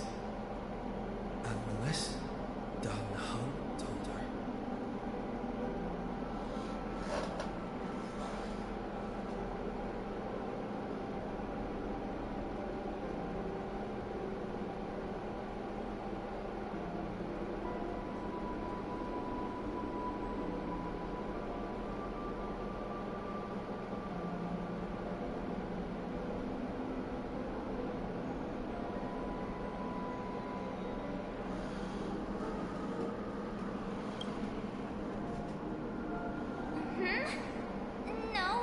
not. Maybe I just happened to miss him. Never mind. Don Hung's super reliable. We don't need to worry about him. He's probably waiting for us somewhere. All hail and hearty. No. The geniuses would have made sure that Don Hung made it back on the Express. Besides, the March I know wouldn't be so dismissive about her companions. Something's not right. She's not March 7th. I guess you have something you want to say to me? Yeah, this is entirely Then sus. there's no need to feel things out first. With questions. Let's treasure the time we have together and be frank.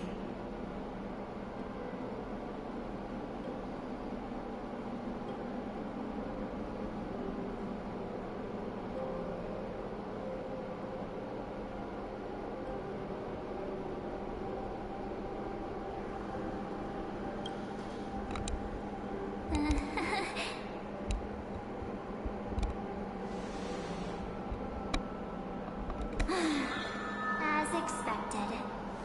A glimpse of memory is not enough to deceive the bonds of friendship forged between the nameless.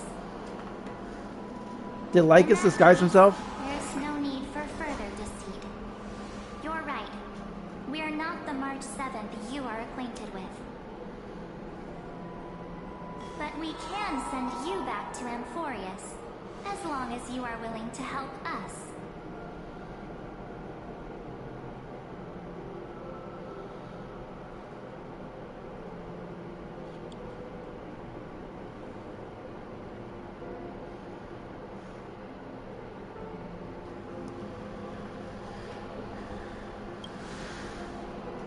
We are the Garden of Recollection. You should be very familiar with that name by now.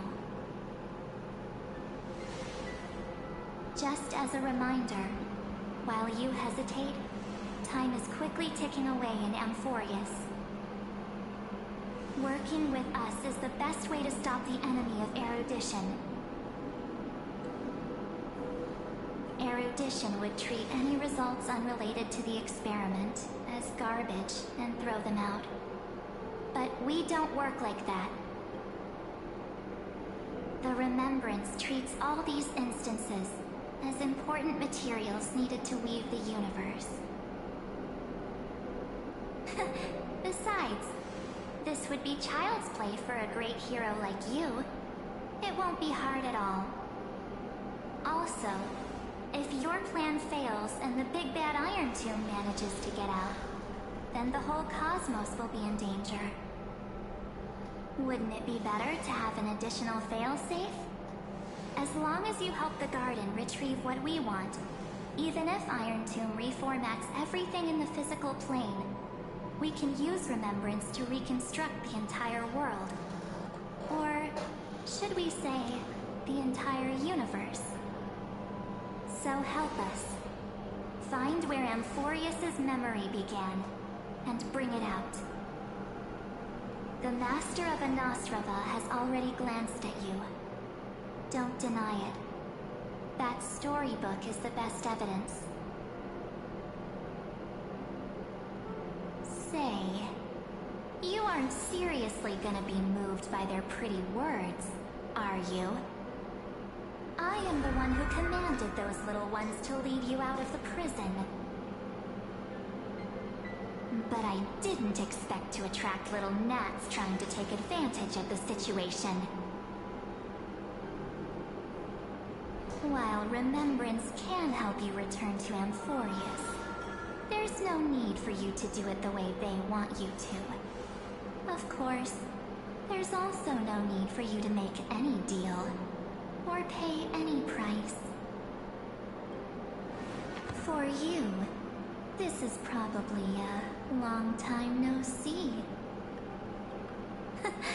My dear. Who the fuck? Why is she dressed like that? Shh. There's no need to say anything. I know. You have so many questions. swirling around in your memories at this moment. And you feel so helpless. Put them aside.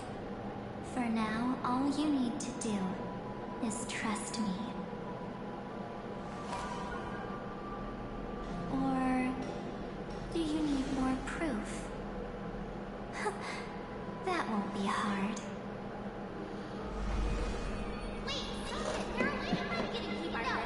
Looks like she hasn't fully dedicated herself to the edgelord look, though. Her hair would be probably white and red.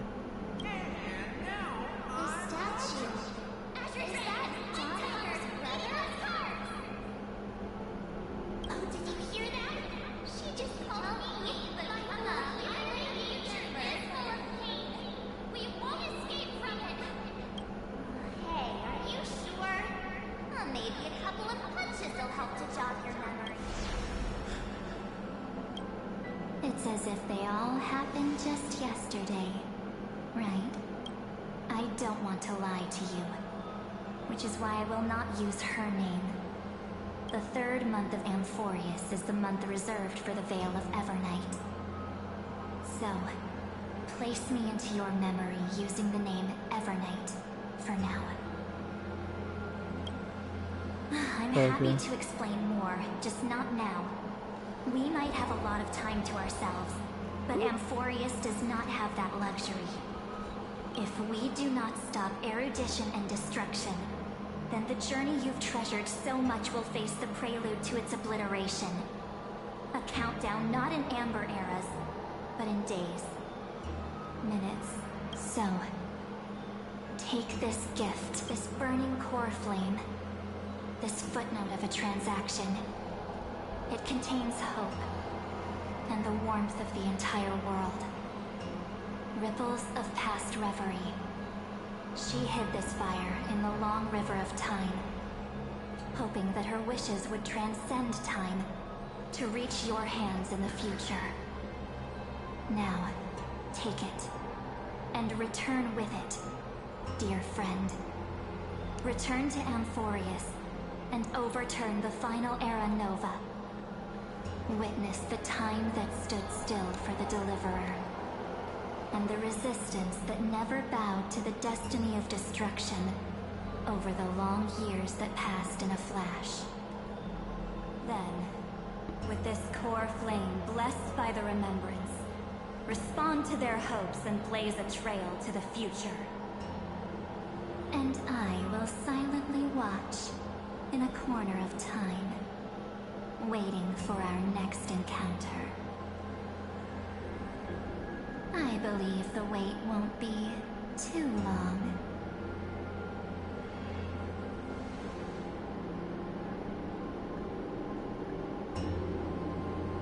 What exactly is happening?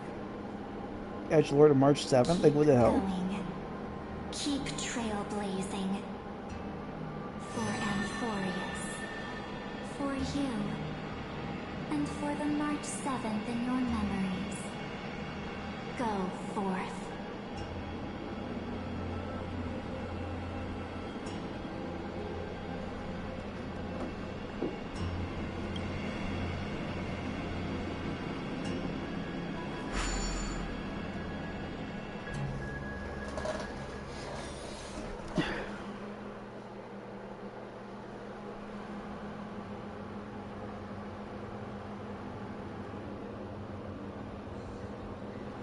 Is this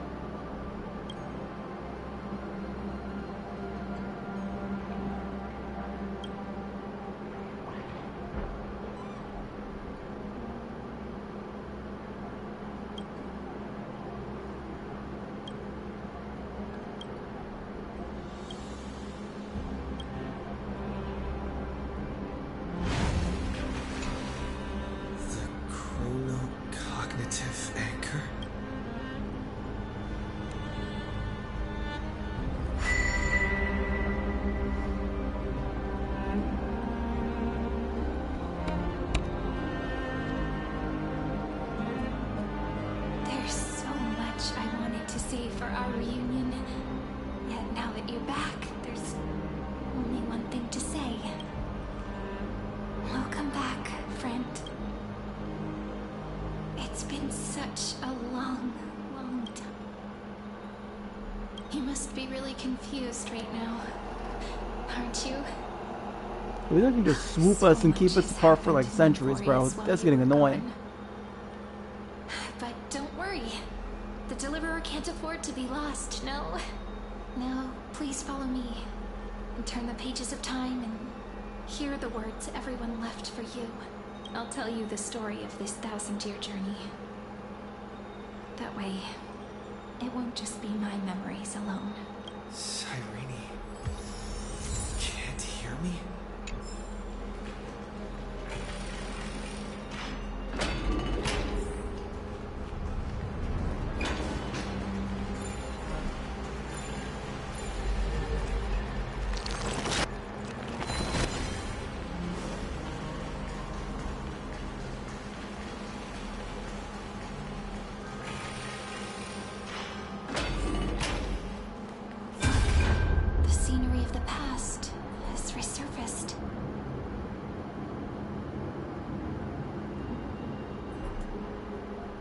Time flies.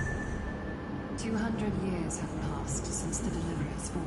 We had to return 3 core flames of law, romance, and ocean to stop Lygus, but Terravox has fallen.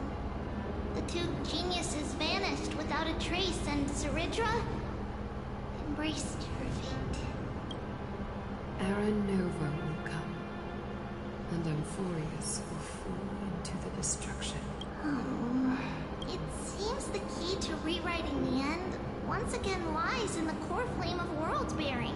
According to the instructions left behind by those 2 geniuses, we must get it into the Deliverer's hands. But how? We need to find a way to hide the core flame. And we must buy enough time to keep Lygus at bay. About that, Rini might have some good news. She had that dream again last night. But the Titan's voice was clearer than ever. She said, pass the flame into the future. Is that a prophecy from Orynyx? She chose to side with humanity this time and hide one of her kin's core flame? It seems Amphorius' fate isn't sealed just yet. You're right. History has changed. Humans and Titans are both giving their all to keep this world going. Perhaps a relay across the ages is finally about to begin. Unfortunately, life will never go smoothly. Leiden's army is already at our gates, and they're that Lycurgus. He's right outside Akama. Light calendar 3960. Ceridra, under the pretense of a campaign against Fagusa, sacrificed 500 Chrysos heirs to complete the trial of law. This tragedy shook everyone in Amphorius. That same year, Ceridra the Imperator was assassinated, after which Aglaia the Goldweaver took command. Thus began humanity's second flame chase journey, a path hanging by a thread. Come, this way.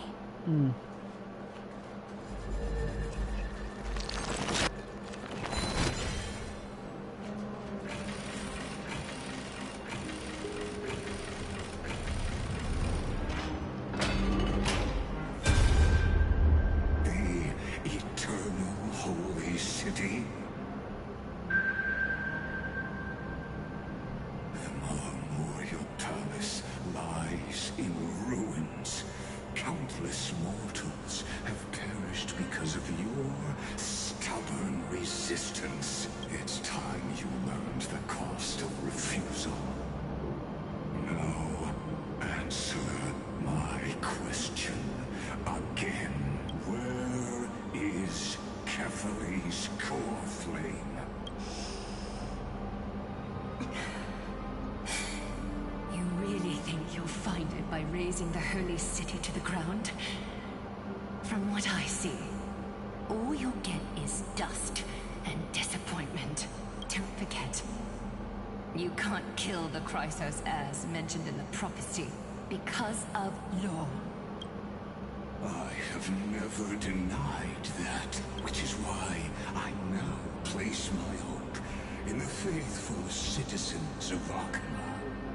Perhaps they'll give me what I seek. Now then, I'll be cutting open your chests and using your scalding golden blood to baptize the masses. Allow me to apologize in advance. We should Leave this to me, Lady Aglaya. No, Holy Maiden. What? His conspiracy won't succeed. Because Romance is ready to make good on their promise to weave an indestructible armor for Amphorius. Its name is Solidarity. You must escape with your life and carry word of my death to those still fighting. Then keep going with them, just as the Imperator lit the torch of resistance with her death. My passing will make this flame everlasting. Take good care of it. Guide it to the future. 50 years later, Lygus led his forces again to Akama. He charged directly into the Holy City and razed the Marmorial Palace. History would name this battle the Third Siege of Akama. 90,000 brave souls gave their lives for Akama that day, including their fearless leader, Aglaya. Go forth, Deliverer.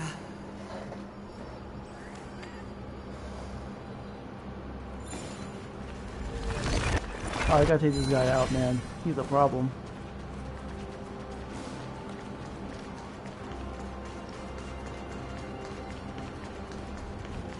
Go. When the frost melts and the... So what you're saying is... Princess Homebuddy. She just left. Like that. Since Cass has made up her mind, we can't let her resolve be in vain. But... between staying in Akama and going to Styxia, what difference does it make when it's death either way? I'm against relocating. With Kefali's protection, isn't Akama far safer than that dead city? Cass's plan doesn't involve any relocation at all. Huh? Like you said, Akama is humanity's refuge. We never intended to get everyone moving to Styxia. It's just on Cass, Hycealans, and me to prepare the final trump card for the Deliverer. Wait, what kind of trump card needs all three of you demigods to throw yourselves away? We must lay down the path to the future, so when the Deliverer returns, they'll have a clear road to reach the location of Era Nova. Styxia sits where death meets the ocean. There, with the combined powers of ocean and passage, we can summon a current that leads to the vortex of Genesis. And the demigod of death will forever guard that secret path until he returns.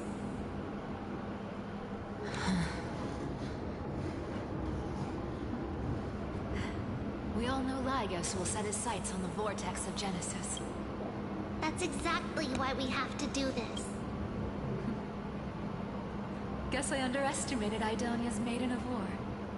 She's got way more steel than I thought. And Cypher, we need you to head to Castrum Kremnos as soon as possible. By any means necessary, the prophesized Crown Prince has already been born. He shall become the new defender of Akama, protecting this land after we leave. You don't need to worry about that.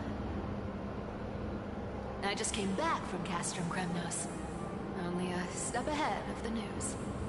Treeby, something's flying towards Akama, and it's really fast. What is it? It's a spear! It's the Kremnoans. Their king's already here. We With the protection of the demigods Trebios and Cyphera, Akama endured wave after wave of warfare, though just barely. Castorus chose Styxia as the last resort, and completed the trial of death, causing the stagnant waters in the River of Souls to recede. Soon after, Trebios departed on a long journey. That same year, the Kremnoan king Euripon, along with his son, Prince Midamos, joined the Alliance to safeguard the Holy City in the Battle of Deliverance.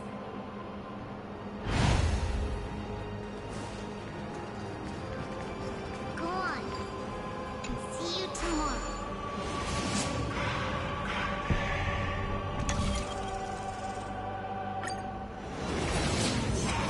Breaking me apart buys this world even one more second. And so be it.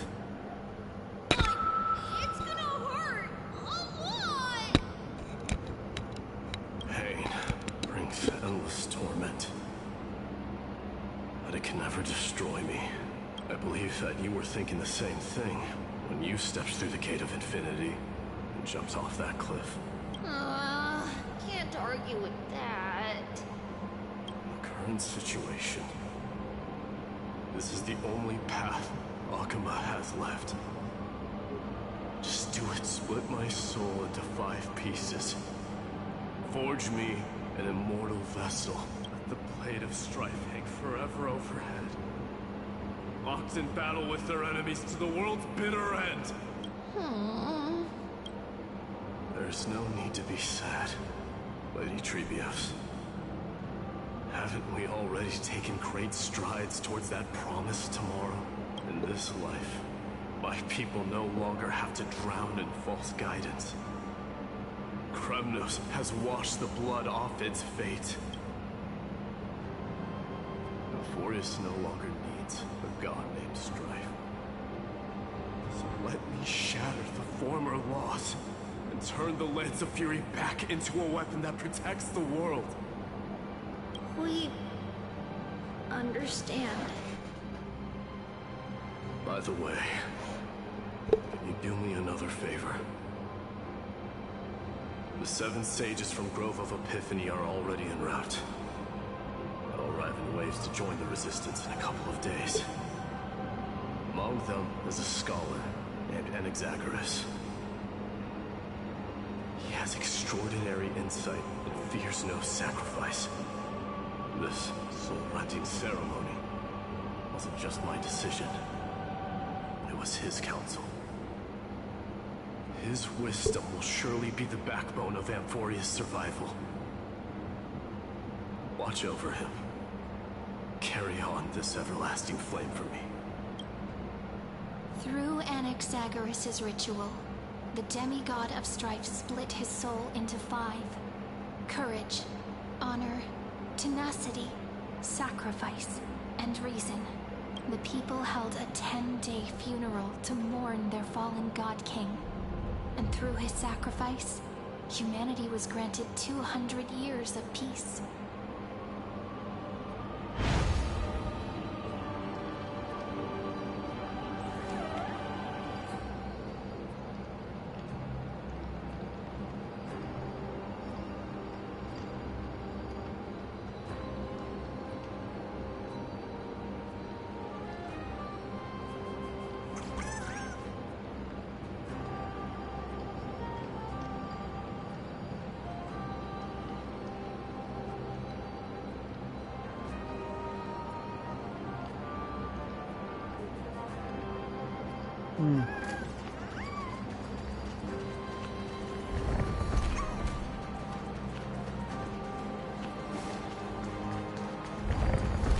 Keep moving forward.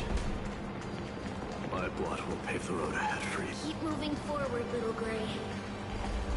See you tomorrow. Oh, he's down. That seamstress wasn't wrong when she said a lie needs more lies to keep it together. Reason and trickery. Never thought we'd be the pair to finish this final setup. Can't catch that Tin Man without your little slides. Besides, this is our last shot.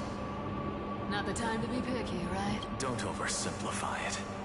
Lygus just found out Akuma's been an empty shell for the past 50 years. He's bound to be furious. At this rate, he could have done anything. That's exactly what we want. Rage blinds even the brightest minds. Doesn't matter how much of a genius he is, the principle still holds. Once he storms into the council and confronts me head-on. You trigger your alchemy with a boom and turn him into a caged beast. Easier said than done. You still have to pass yourself off as the deliverer without anyone catching on. And you really think a human alchemical array can bind a godlike being? That's just nonsense. What? Getting cold feet? Or you just don't believe in the almighty worth of the demigod of trickery? Just tell me straight. Can you do it or not? Of course I can, but I've got two conditions. Since this is the final act, if we're doing it, we go all in. No half measures. Oh, I'm listening. First, shift the battlefield to the vortex of Genesis. It would be more convincing if the deliverer were to appear there. Besides, the vortex is cut off from the world. No place in Amphorius makes a better prison. If you pull that, wouldn't our deliverer have to face-take Lygus as soon as they come back? That clash is inevitable. All we can do is create more chances for him. And that's the second condition. The vortex belongs to Fagusa in the first place, remember? And there happens to be a demigod of ocean among the few survivors in the world. Lupai lands in. Let her join the final act. I'll transmute myself into a philosopher's stone and embed myself into the formula. And when the time comes, she needs to shatter me and scatter that stone's ashes into the ocean within the vortex. I guess people weren't wrong when they said you're insane, Grove. I've got no idea how to outwit a reclusive genius. But making an anti-Catheran suffer? The demigod of reason has 10,000 ways to do just that. And what I just mentioned was one of them. So what exactly does your formula do? Now that would spoil the climax, wouldn't it? By now, Hyacinth must have completed the Sky People's ritual. Since that Theoros loves a good performance as much as I do, let's make sure he enjoys our show to the fullest. As for how the Deliverer will complete the Era Nova, well, that will no longer be our concern. It was the last battle known to the world, initiated by two demigods least suited for war. In the end, reason and trickery kept their word. At the cost of their lives, they sealed Lygus within the vortex of Genesis, where he remains to this day. Go forth. Finish the greatness left undone. Quit overthinking! Just run! That'll be enough. Really? It's dead quiet here. Akuma will stand eternal. The cipher's lie is crumbled after all. But it's alright, because all of us have fulfilled our purpose by now when the Deliverer returns. No matter where he is, sky will turn clear, and a rainbow bridge will rise, carrying him to the final battleground, Zairi. This arduous relay is finally nearing its end. Now, I'm passing the final baton of fate to you.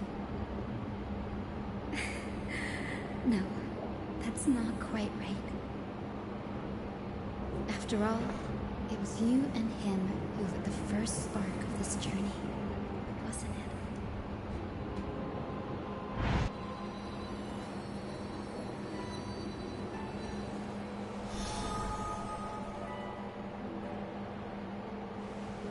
I'll tell you the story of this 1000-year journey.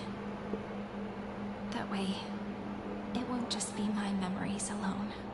And I'll share the moments I spent with you, with everyone. That way, the path we walked becomes a memory shared by all.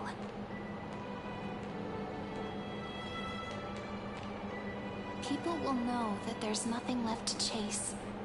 Amphorius has already welcomed the dawn foretold in prophecy.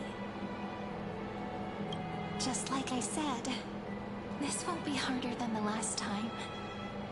Right?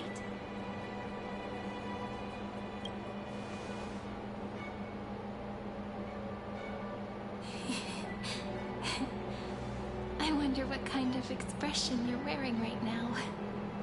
Probably the same as always. Calm, resolute, and brimming with confidence. If I have the chance, I'd love to see it again.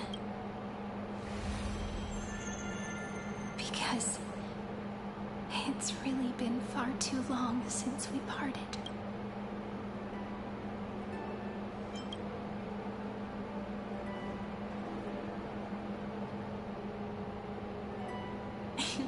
Someone as sharp as you must have realized by now that this isn't reality, but a maze of time.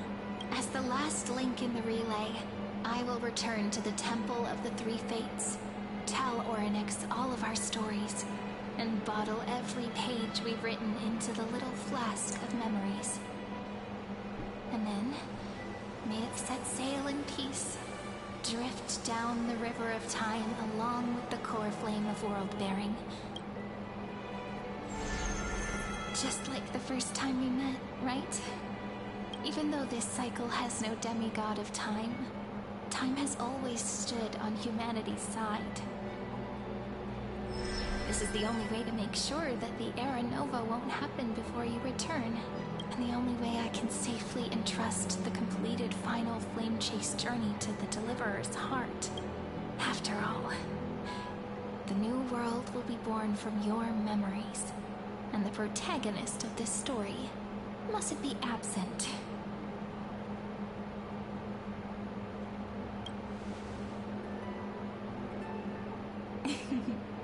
I believe you will never let us down, just like always. Do you remember when Simon sent us back to the beginning? You and I got separated. But in the end, I returned to you, carrying all that we've been through. That's what memory is. It may wear down and fade in the river of time, but it never truly leaves. When that hidden corner of the heart is stirred, the past returns even more beautiful than before. So don't worry. Let the 33,550,337th Flame Chase journey become part of you too. I've gotten a lot better at it with the experience from the last time. Next, you will head to Styxia and find the Vortex's entrance guarded by the demigod of ocean before charging toward the final battlefield.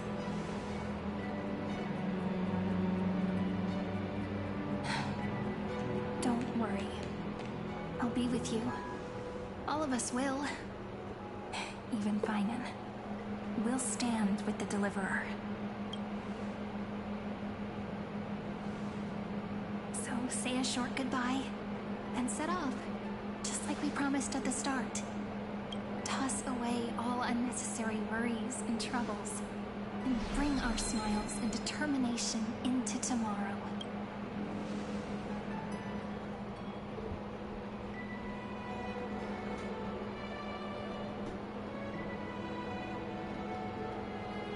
The last baton. I wonder how long you'll have to wait before passing it on to him. But, Sairi, what if you wait and wait, but that hero never arrives? That won't happen. Because I know that no matter how long it takes, he'll definitely return to this place. We can't let him down.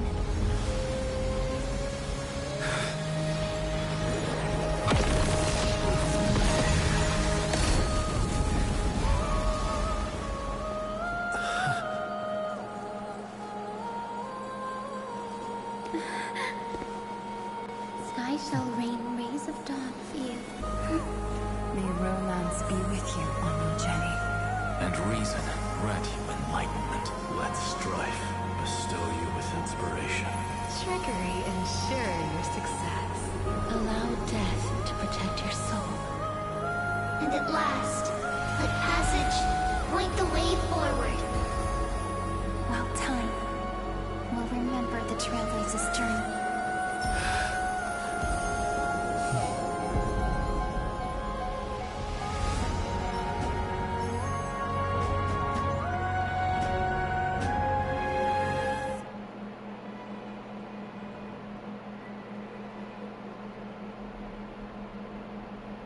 Is this Styxia?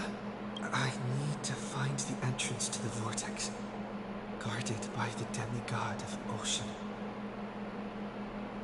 I see it. Long time no see, Trailblazer.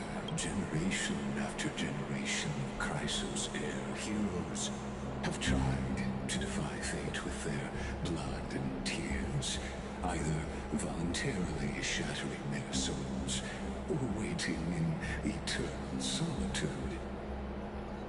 But alas, fate can never be defeated.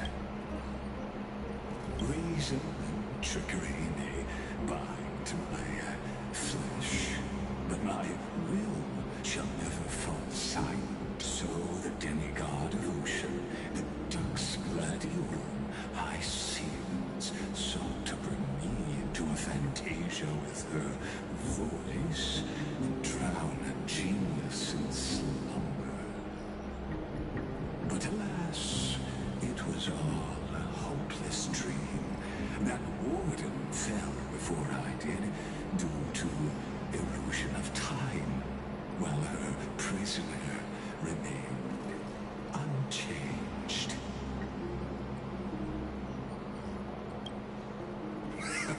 True, I can't leave this place, but what of it? You should have heard of this fable. In a shadowed cave lived a people, imprisoned from childhood, and chained so that their legs and necks are fixed, forcing them not to look around at the cave, each other, or themselves. Behind them is a fire, and before them loomed the stone wall of the cave. The flames cast shadows, while the rocky surface threw back echoes. To them, that false play is the whole world. Yes, I'm trapped in the cave, but I know it's all just a fleeting illusion. I don't struggle in dreams. I wait, and now my deliverer has come to defeat me and save this world that never owed you anything. Oh, you'll need to awaken the singer here and unseal the prison. You'll be the one to unshackle me and bring the cave crashing down. Of course, I don't mind waiting a little longer. Let me guide you through this next illusion. One last memory from that prison warden. I hope you'll watch the stories of this fantasia closely. Logically, the deliverer must see the world for what it truly is. Emotionally, this memory captures the fate of everyone in Amphorius better than any. Only by feeling it for yourself. The meaning of destruction.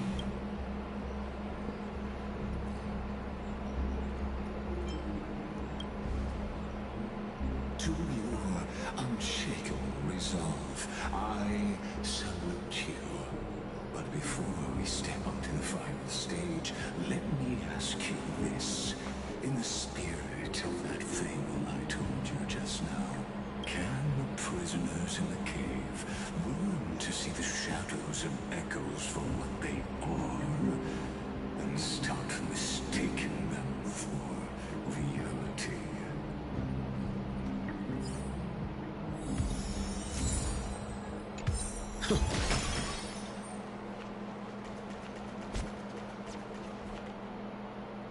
I gotta go to work.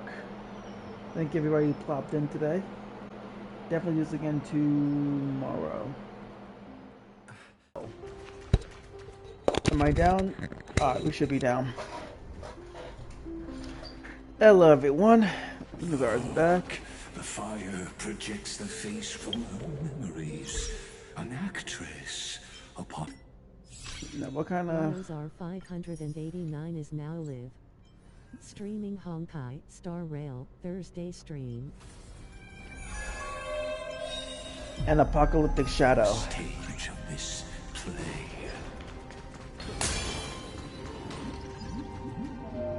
The dark tides flood the sea, and our kingdom teeters on the edge.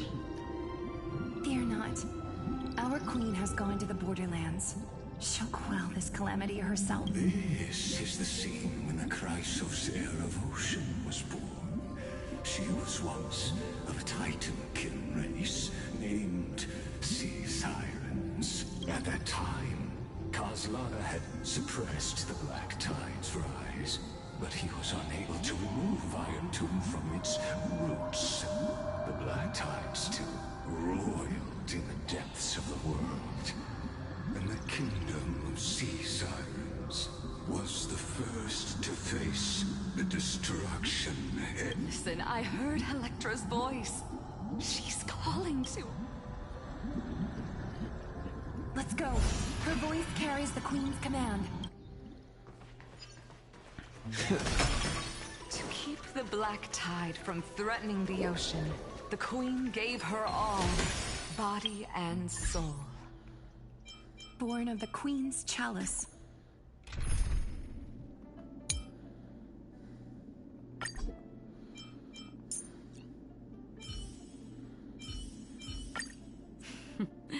So it's you. Oh, I got lightning already. Our time spent with one another is precious. It is, but let's see what we got.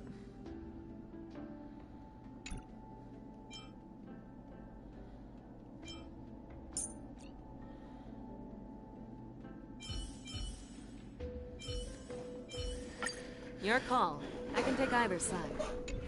She bore the deepest blessings and inherited supreme divine power.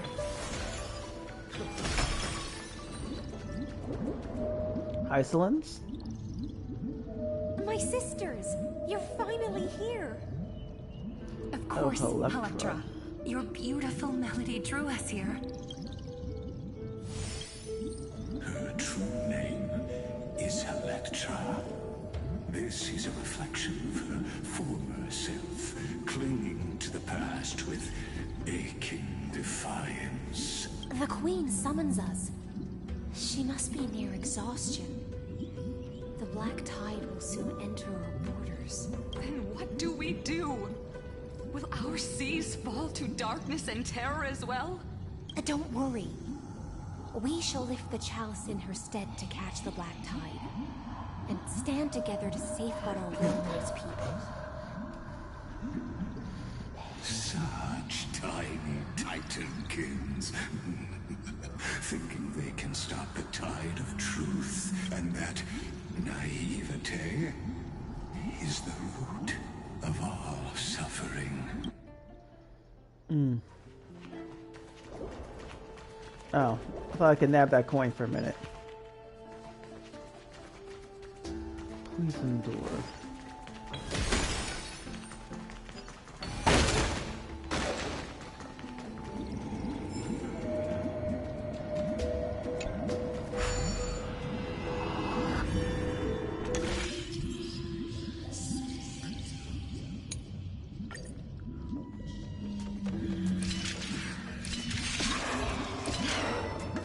Oh, found it.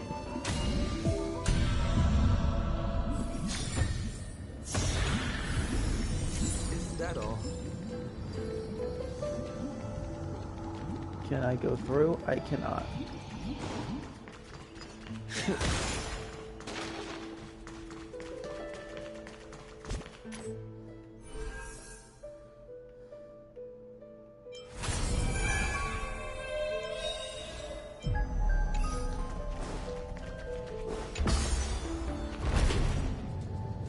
Queen's palace lies just ahead. Even her once graceful form is now tainted and drowned in dirty marble.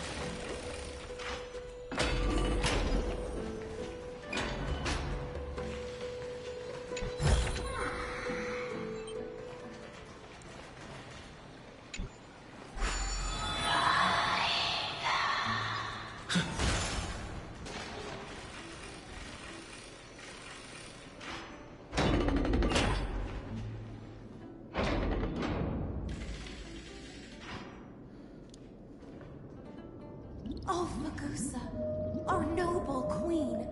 We've come at your call. My little fishlings, you swim with such joy. It pains me to speak of the kingdom's sorrow. I once believed I could drink the black tide dry, but even the deepest chalice must one day overflow, and I can hold no more of this filth. Mother, worry not. We're all children of the sea. Let us bear your fate together. You'll take up your mantle and drive back the black currents. We'll mend your sacred chalice and take in the cursed filth. My little fishlings, when the spear of strife falls, you may retreat in peace. I promise you, on the surface, the city-states will hold a feast without end in your honor. This is the last gift I can give you.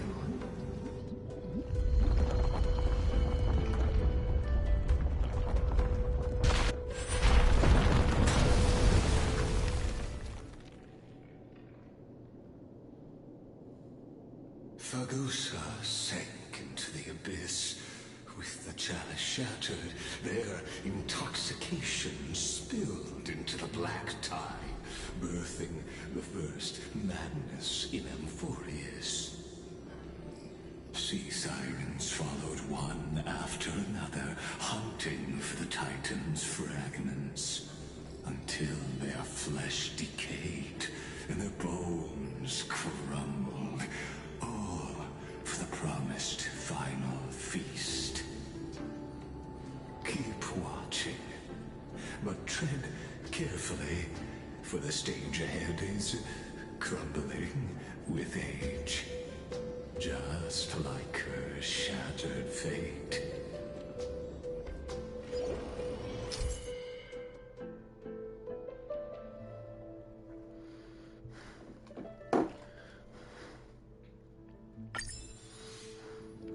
Clinging to the past only blocks the road forward. Why not let time build a bridge to the future?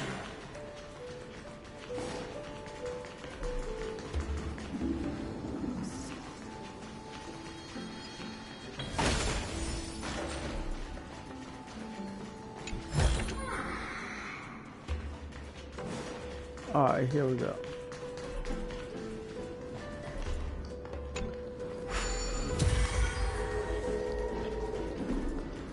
Well, I can't do that.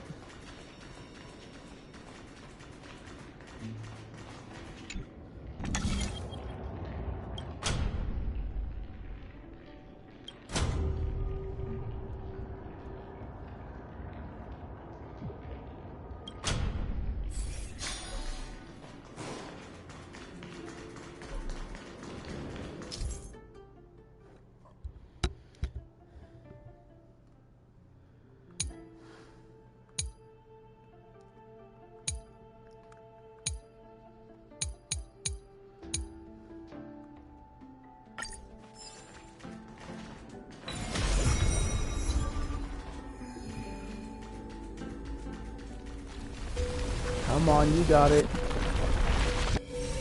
Rewind time. Your wisdom far surpasses even the bounds of reason's mind.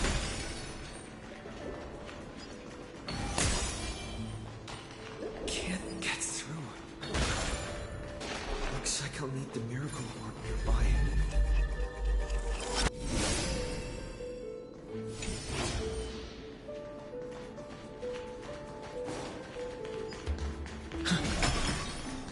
but I'm not getting through that. But for some reason I can't just leap over that. Was written long ago. Even you cannot rewrite it. Just like this poor chandelier.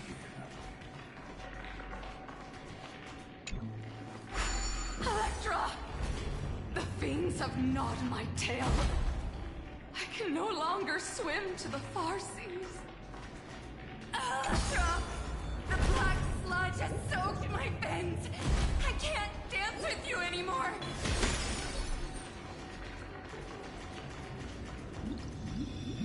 Sisters, don't give up. Remember the Queen's promise of a feast in the city called Styxia. I haven't forgotten. It visits me in dreams every night. I dreamed of a shining city. Its lights piercing the deep gloom of the seabed. I dreamed of children placing garlands on our bone horns. And poets praising the sea sirens for shielding the world. But what a shame. We can go no further. Please, sing to the humans for us.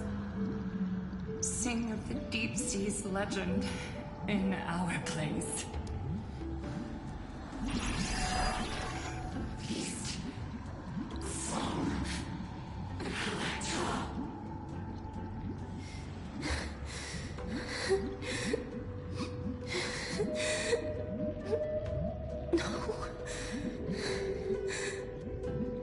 The sea sirens were tainted by the destruction.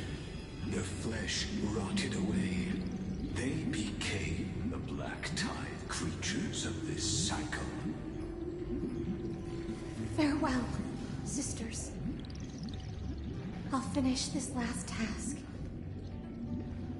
Then return to prepare your feast. And so, only one sea siren remained among the sea floor. High seamans, swimming alone to the seas, burying her kin, and searching for the fragments of the chalice of plenty. Though most of that journey was in vain, why not use the power of time to leap ahead toward the journey's end? To reach the spirit basin, I'll need to call upon the power of the chrono vessel.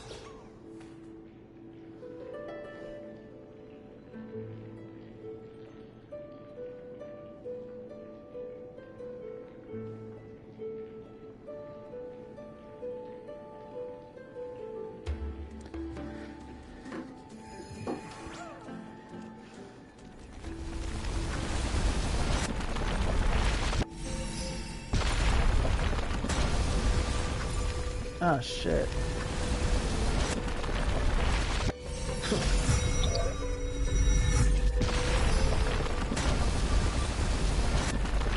Okay.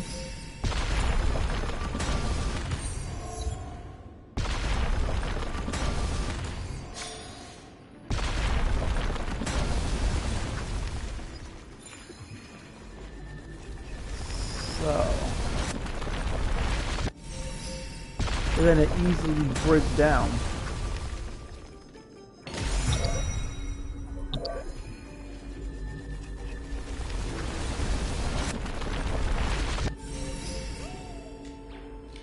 Much better.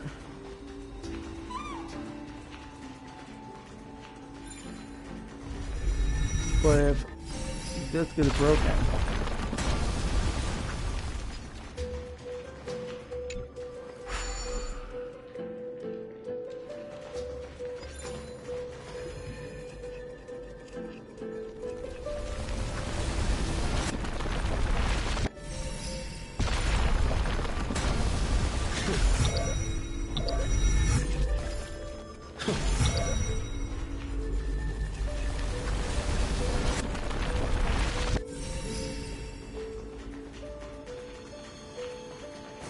Perfect.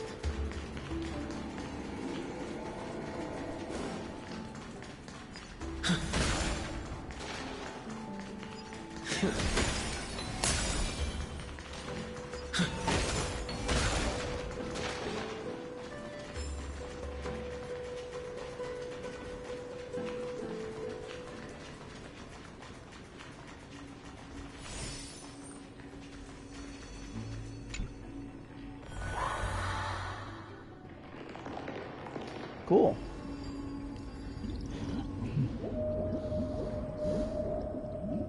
At last, the Chalice of Plenty is whole again. The Lance of Fury emerges from the River of Souls, and the gods reclaim their duty to hold back the Black Tide. I am freed from endless toil, and now walk toward the rites at Styxia.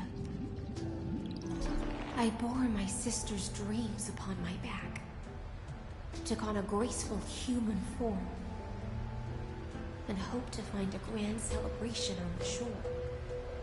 My fins became legs, my scales became skin, and the sea foam on my body became a shimmering gown. But when I stepped onto land, there were no festivals with honey brew, nor poets plucking harps. Only silent death, drifting gently along the River of Souls. When she fulfilled her wish, she only found Styxia to have already repeated the mistakes of previous cycles, and was swallowed by death. Hopes and promises are nothing but the foam of dreams. I am a sea siren, a vessel born to contain the tides. Now that my task is done, and the promise is broken, how am I to go on in a world drowned in shadow? Fagusa, my noble queen. She evaded my questions with drunken stupor. She told me a grand feast awaited me in the surface world. So I wandered lost, groping through the dark. The feast she spoke of. Where is it?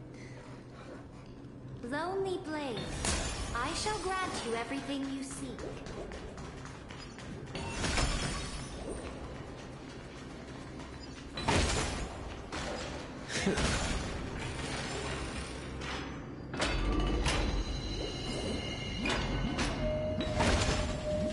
After wandering the surface for ages, the lost sea siren met her future conspirator. You quelled the wars alone and forced strife into retreat. This swordfish that commands thousands of legions, whom does she serve?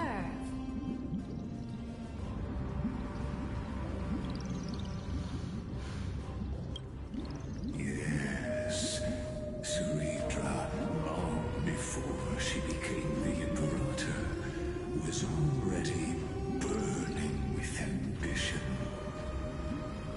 Sovereign who follows prophecy. I am no one's sword. I am just a wandering fish, seeking clarity through bloodshed. Then how about letting the sword dance for me? And letting the violin sing in my name? Tell me, what is it you seek? All I want is a feast where I might belong.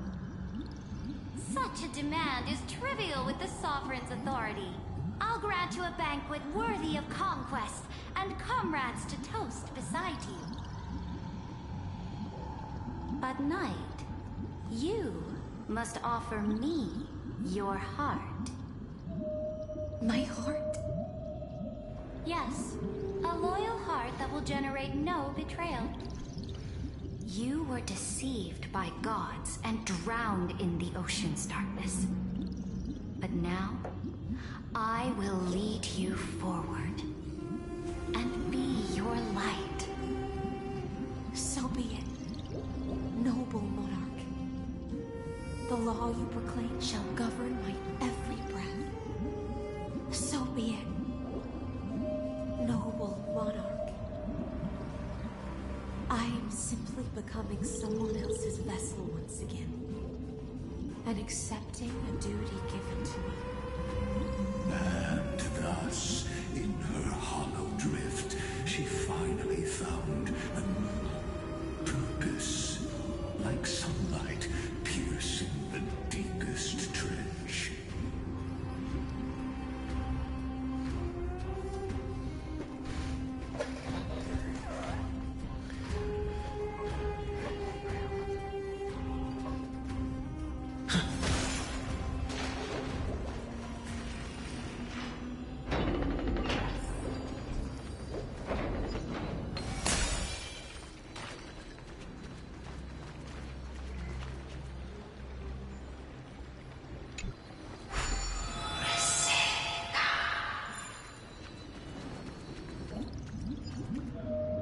Noble monarch, I've cleansed the foulness from the road as you commanded.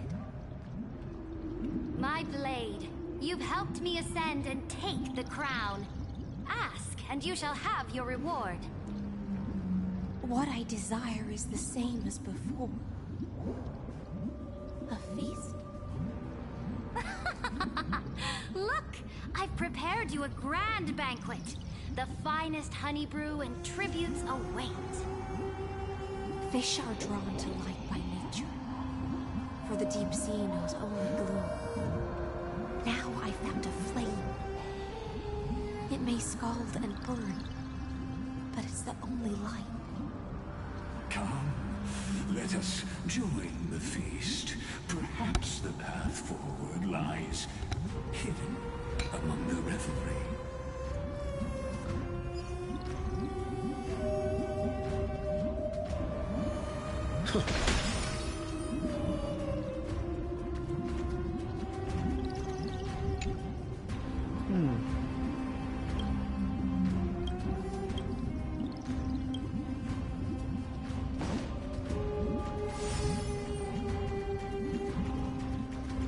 Have you heard that the Imperator's about to begin a new campaign? Her glory will know. My faithful subjects, tonight's feast is not just for the past.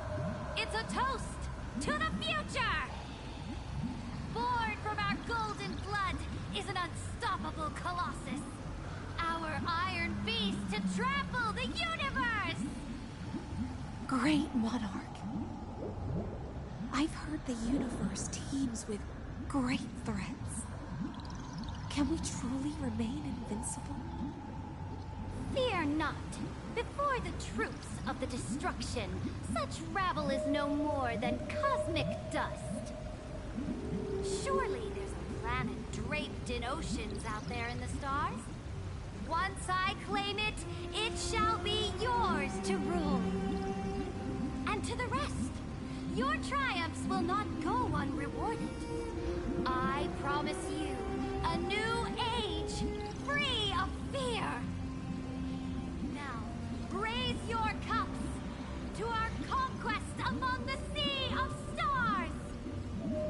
Sea of Stars! Sea of Stars! Conquest among the Sea of Stars. What a grand vision. Yet, to the Siren Knight, only feasts still stir her heart. Come now, join me. Witness the end of this futile dream. Where's the way out of this illusion? Come quick! Let's celebrate together! I've saved the finest brew. Come taste it with me.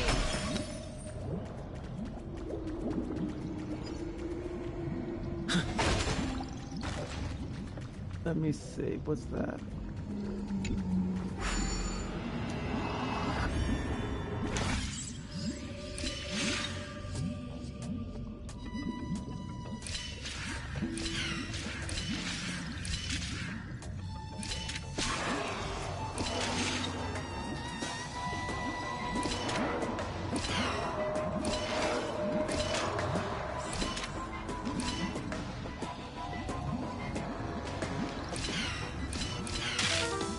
Alright, here we go.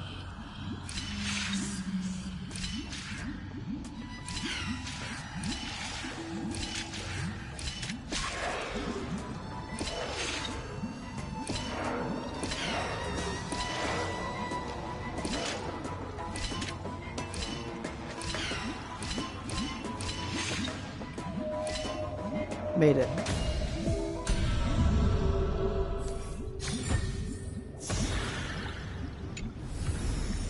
Looks good.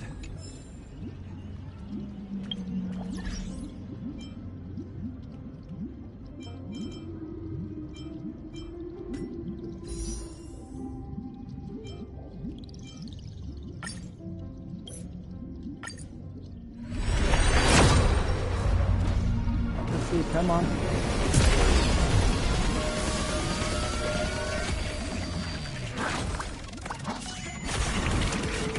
It's purple again.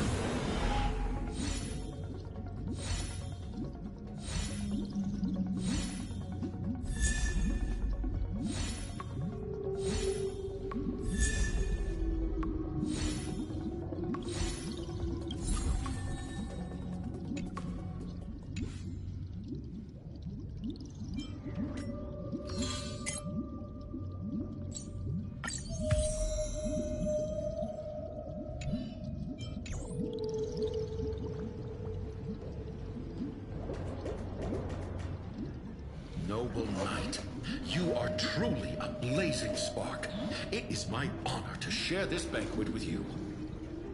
Noble knight, you have earned victory with your blade, and you have every reason to revel in this moment of triumph.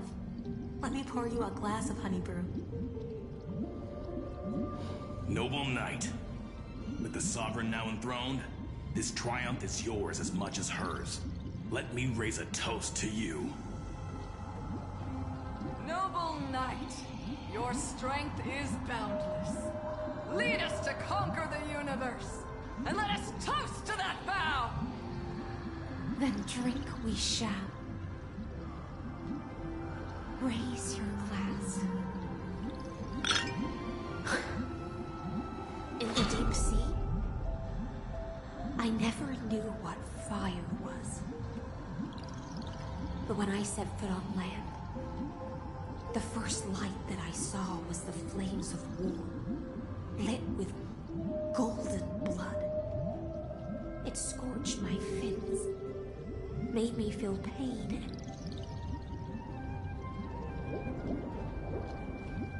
and ignited an unprecedented hunger. A hunger that flickers in every hero's heart. So bright, yet so blinding. Look!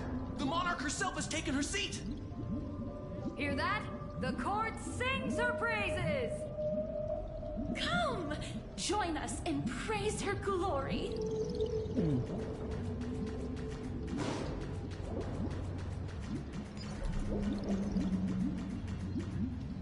One eye of hers sees glory, the other sees corpses.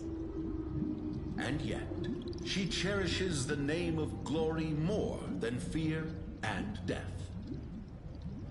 As they say, the coward died 1,000 times before his end. But the brave face death but once, which gods stand witness. On the eve of war, we sang our hymns and set our sights to sail beyond the stars. The legions will climb aboard the beast, riding it like currents across the cosmos.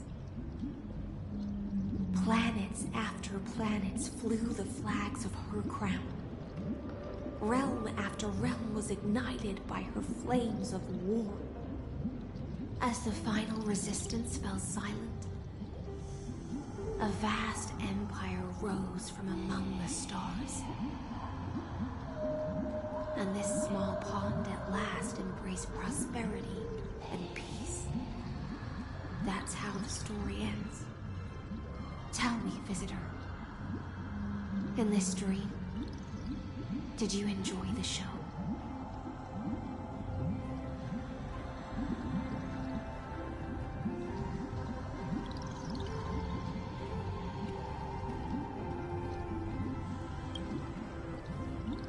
After all, beneath that still surface lie the bones of countless dead. It's time for me to wake up from this drunken dream.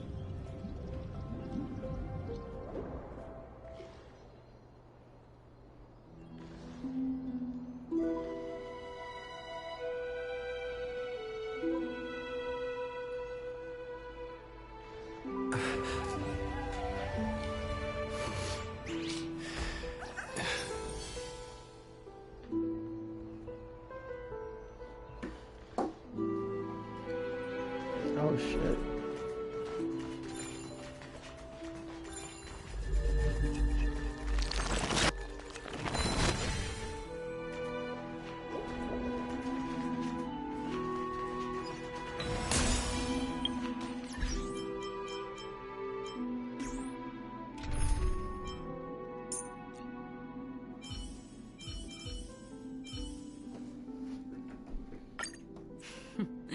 So it's you.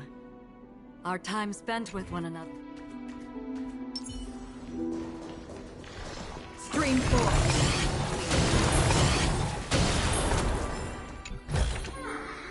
Seek, and you will find. Much better.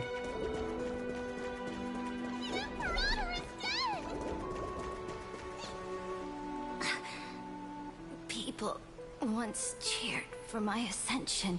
The cosmos.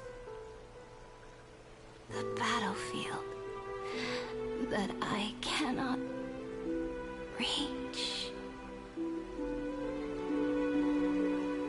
Before the Sovereign's conquest reached its end, her life and ambition had already been swallowed by the deep sea.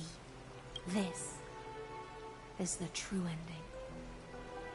Her grand designs torn apart by the blade. Her regal robe soaked in golden blood. And the one who struck her down?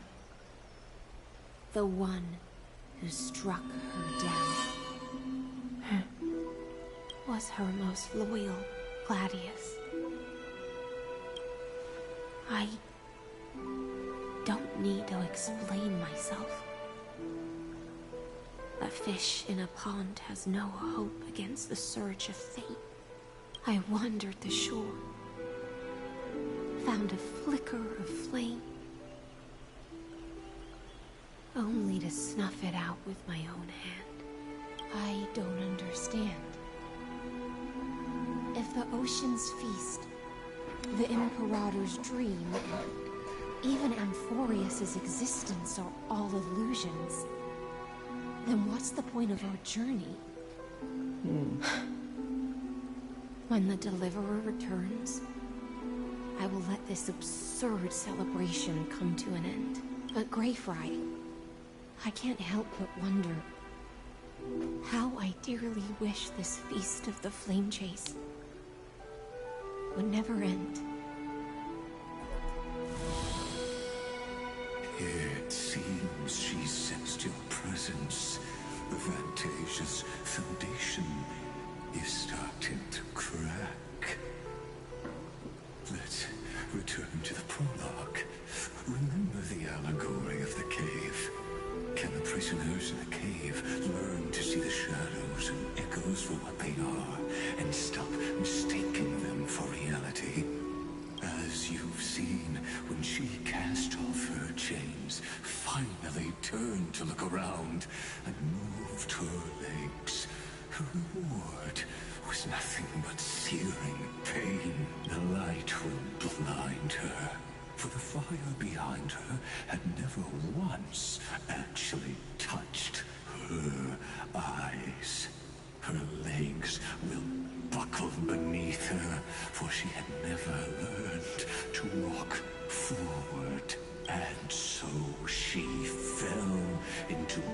infinite confusion and fear, and came to firmly believe that the shadows and echoes were the real world. But we in the cosmos, are we truly any wiser than she was?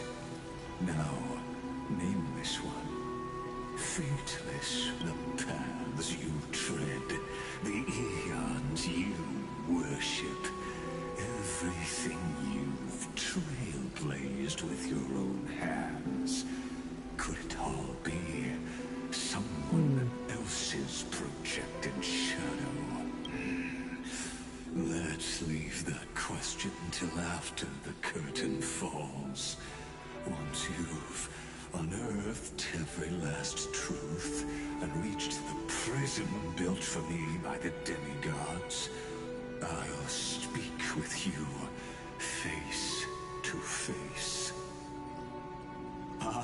Yeah, this guy just put you in a pocket dimension again. Have walked the 13 million histories born by Kaslana. 1,000 years is a mere atom in a grain of sand to me. Amphorius, compared to the cosmos, is but that grain upon a whole beach. I swore to bring an end to the erudition. Would I really let a single grain grind down my mind? Now, please use the power of time to open the gate to the ocean's depths. Go, find the prison warden tormented by loyalty. Find her.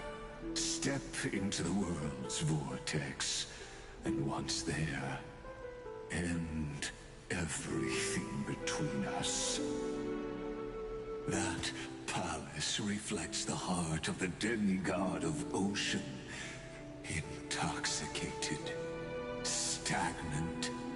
There, you'll witness the true beginning of the saga of deliverance. An ugly history, long buried by tides and shame. A staircase of apotheosis that the Imperator forged with the golden blood of 500 human sacrifices under the pretense of conquest.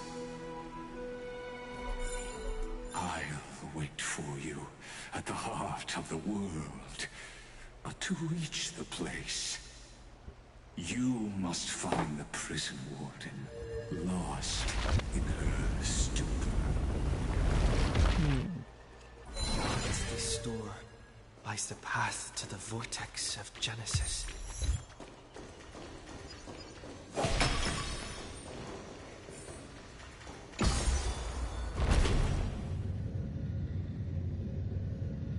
Now, step away from this false banquet.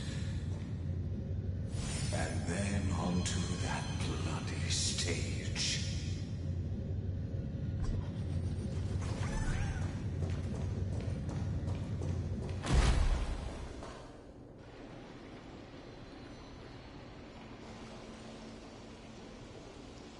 The palace that worshipped the ocean, the sanctuary connected to the vortex, was also once the battlefield of the first flame chase.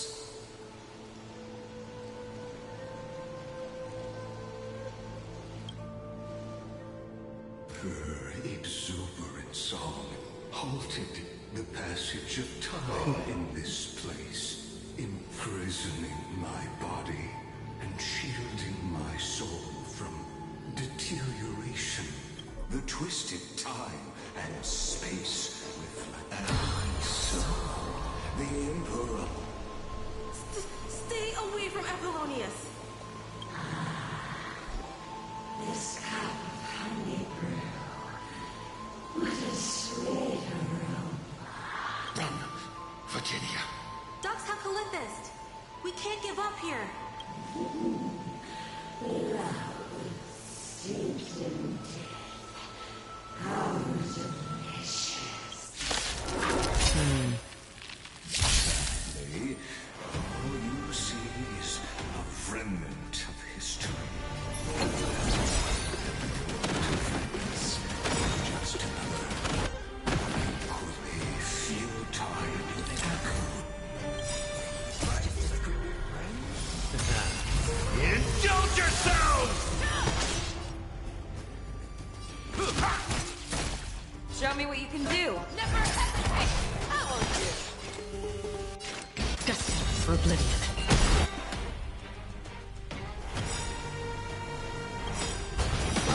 I venture forth to hunt. Forever triumphant! Victory is inevitable! Wow, it's a smoke. I weep for the departed. It too shall fall.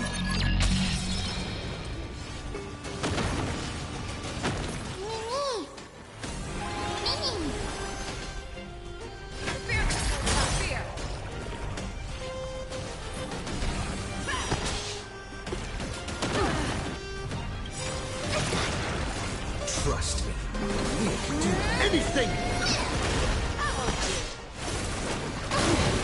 Ooh.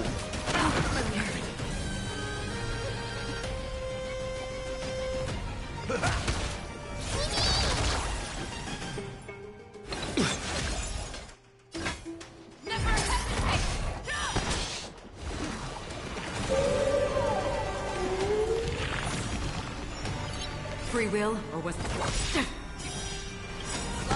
I venture forth to hunt. Forever triumphant! Victory is inevitable! Stay with you a little longer. Damn.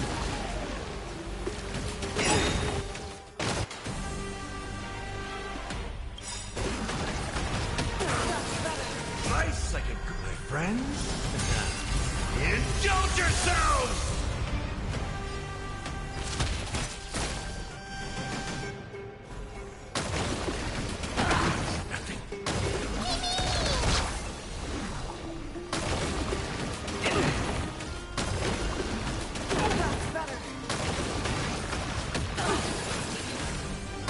Just don't learn. Trust me, we can do anything!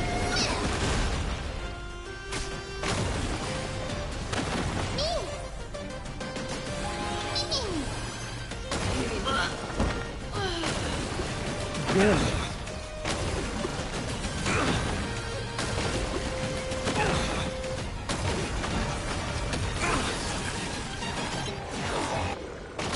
Your confidence.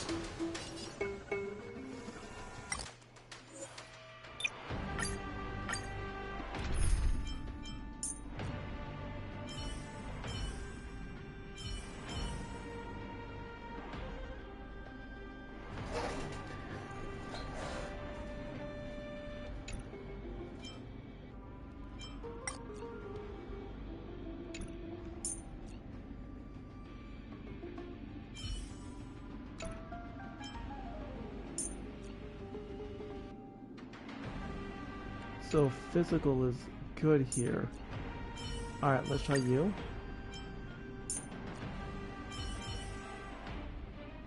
And what kind of shocks do I need? So it's you. Our time spent with one another is precious. Sadly, all you see is remnant history. And your interference just a futile echo. Hide.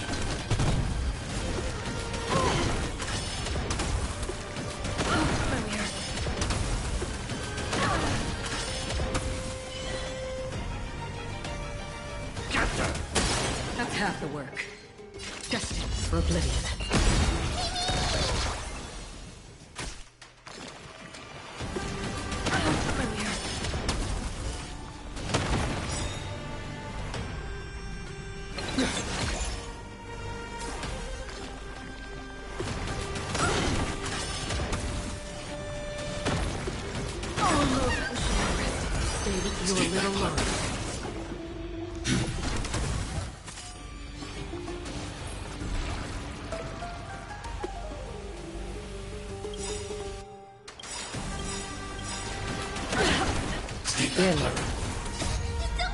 Fiends or devils, I'll crush them all!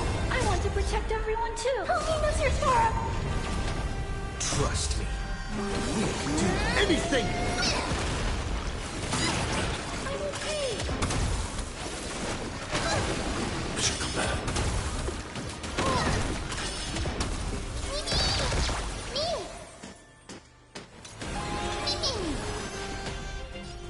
Annihilate. I'm on it. Many.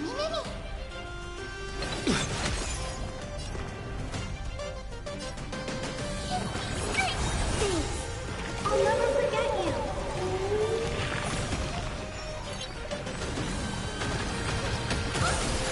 Stay back, Clara.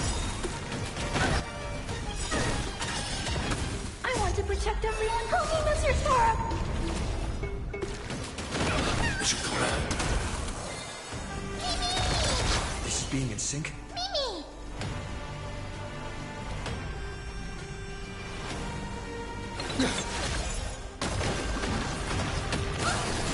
Mission command.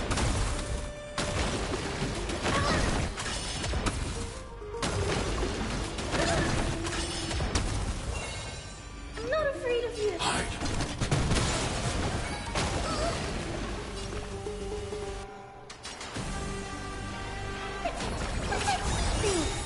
I'll never forget you. Stay back, Clara. On your own. Don't come any closer!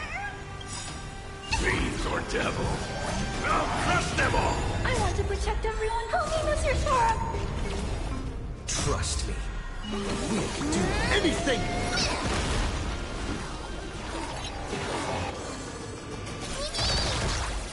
Perfect.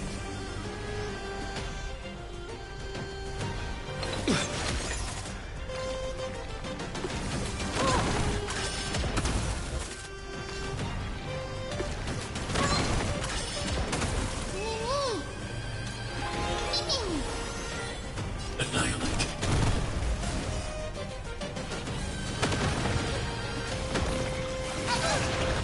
Stay back, Clara.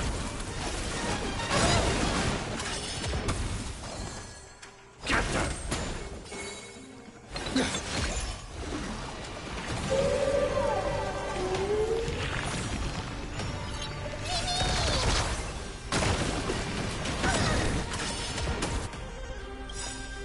Trust me. Here we go. Far much more endurance in this one. I want to protect everyone. Help me, Mr. Star!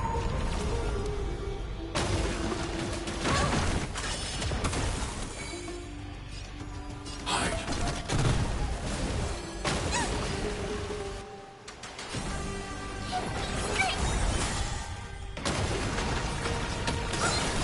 Mission command.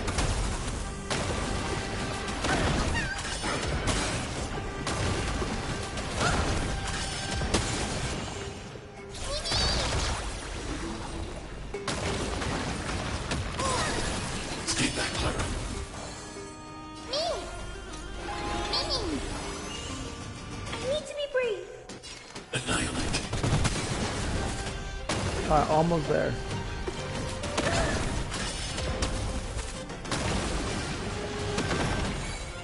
Not a bad idea.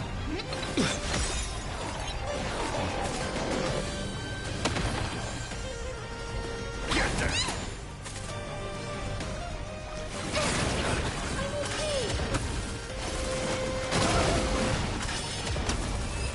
Got his ass. Apollonius. Look. I chased the ad. I think I can't go any further. I'm sorry, Virginia, for letting you. It's okay. I'm glad to die by your side.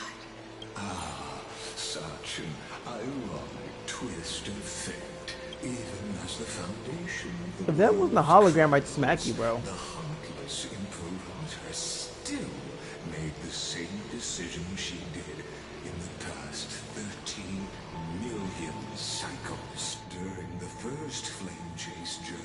the Flame Chase Legion stormed Styxia. Tens of thousands of sea sirens surged from the River of Souls, crashing toward the heroes like a tidal wave. The hell before you is the recreation. Apollonius, look. Imperator. Imperator. Did you see my gallant deeds, Imperator? Stream 4.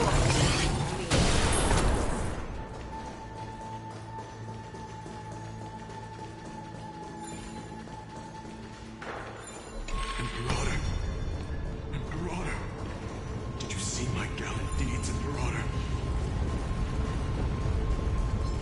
Stream 4.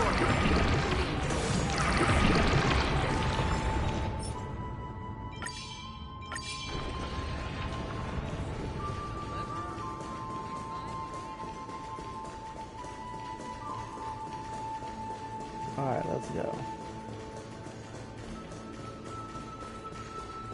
And the black kite stopped that too.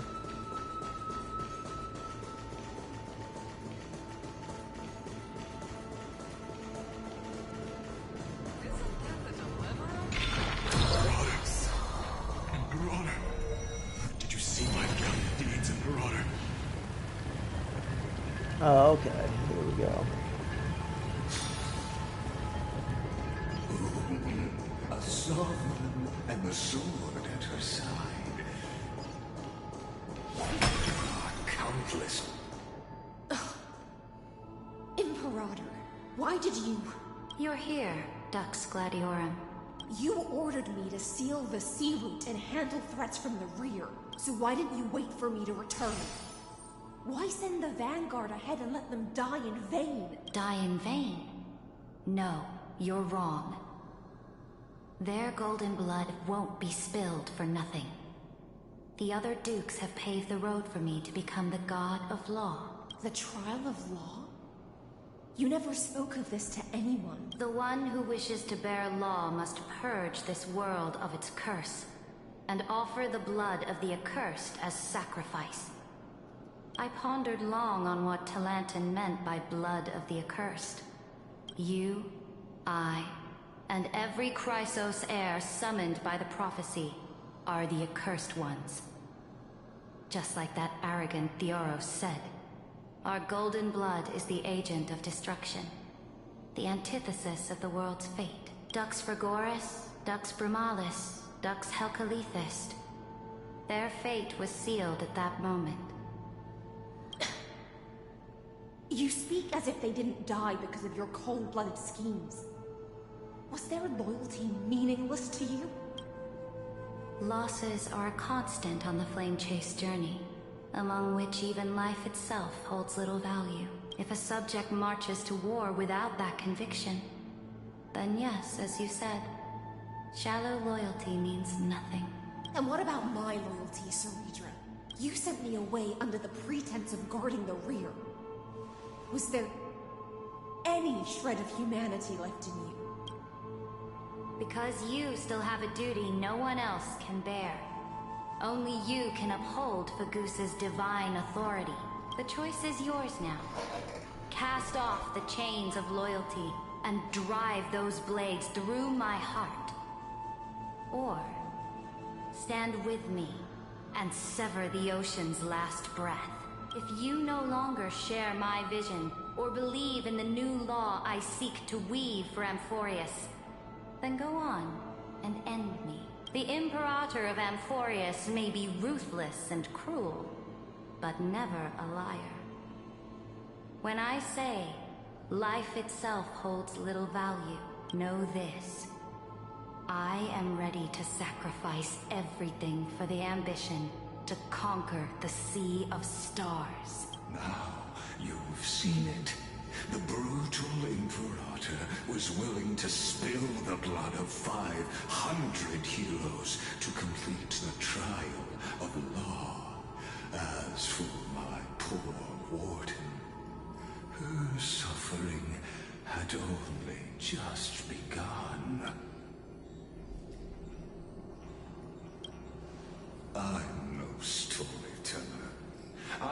no duty nor interest in filling the history you've missed. I just want you to witness the monstrous choice the Imperator made before the Chrysos Heir turned their blades against me.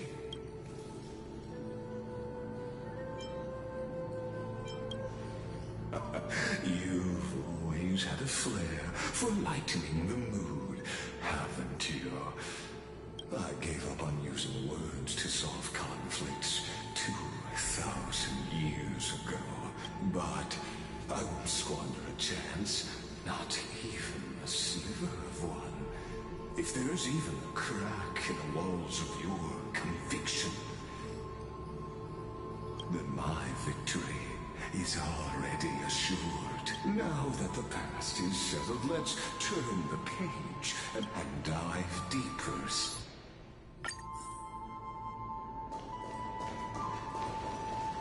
Only so long you can yap like it. Past that, underwater. I need the Morning Sword to bring back the chrono vessel from the past.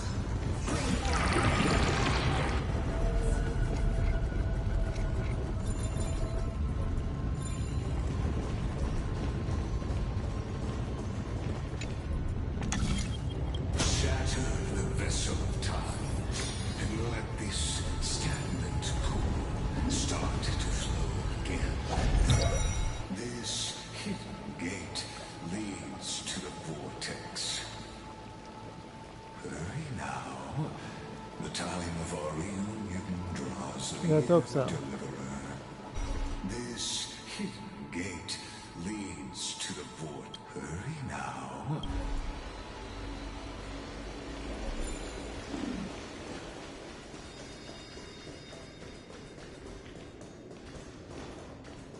Come on. This cruel journey will reach its end at long last.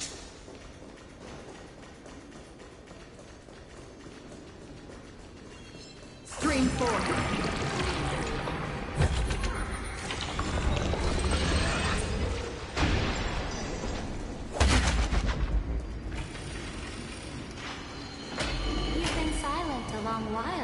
Gladiorum?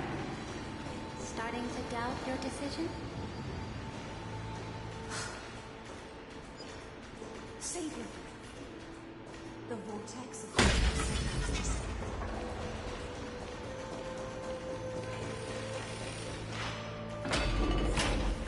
After the trial, there's nothing but us.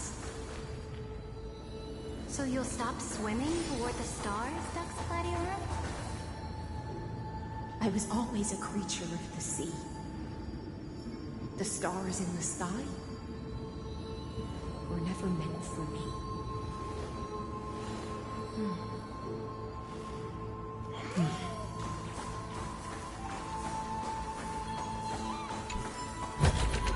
See, and you will find.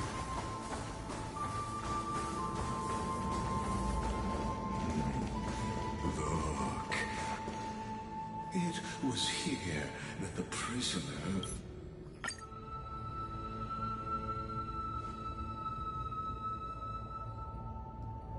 Ceredrin. This will be the last time I carry out your decree. Ever since you took me under your banner and made me the Dux Gladiorum, my music has belonged to others. Time and time again, I use the siren's song to lure the unwary into illusions for your schemes and strategies. Now, let the siren Electra sing for herself. Let me step into an endless dream of my own making. Oh, great ocean. I offer you the rest of my clarity and my freedom, in exchange for the strength to stand against the nihility and honor the sacrifices of the fallen heroes.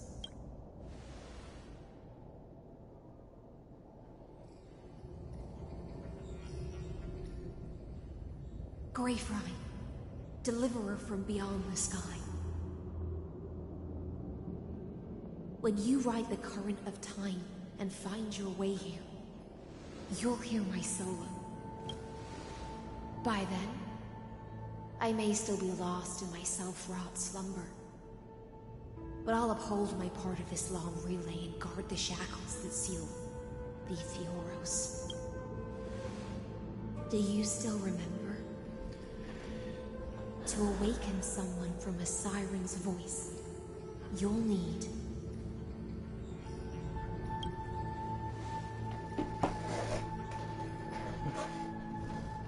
the gift I once gave you. May you still have it when the time comes. When you return, please pour that honey brew upon this grave. It holds the story of all our struggles and sacrifices. May you see it one day.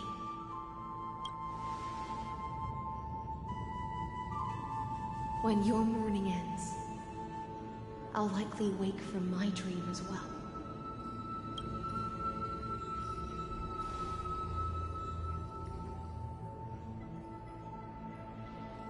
And together, we'll bring judgment upon the sinner who defiled the erudition.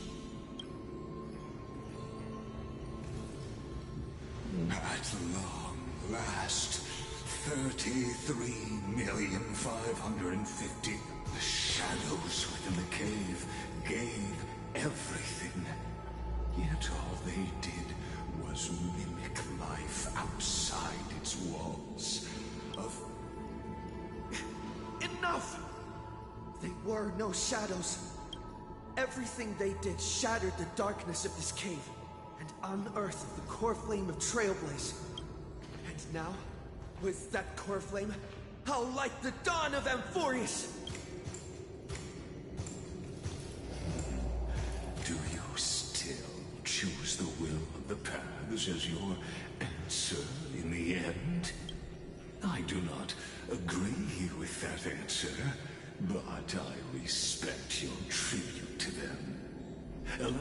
As an apology, and in the name of Theoros, who saw all destinies in this world, let me join you in mourning. Let us bid farewell to the... And then, let us face each other and decide whose flame will rise with this new dawn.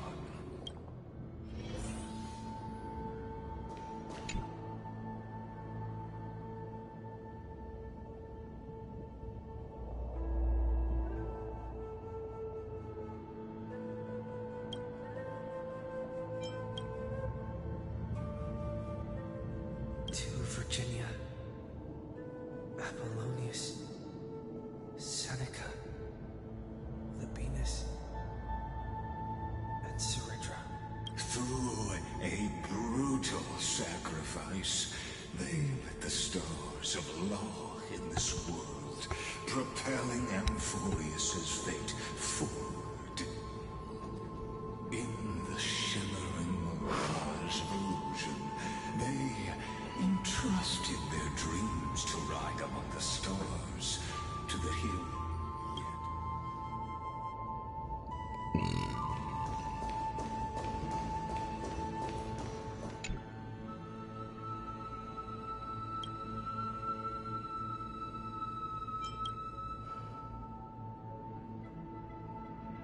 To Aglaia, Trebios, Mightimos, Castorus, Anaxagoras, Cyphera, Hyacinthia.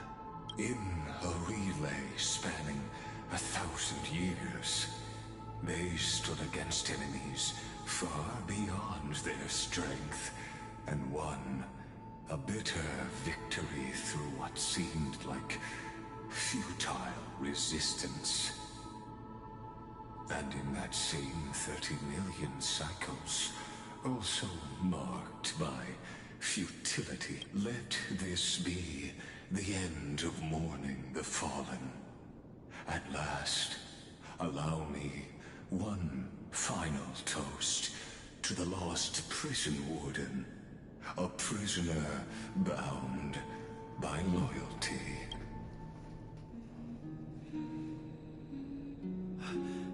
That voice bathed in the honeydew of Fagusa. She will awaken. I seal it. This tombstone of the old world serves as the anchor of the Siren's illusion.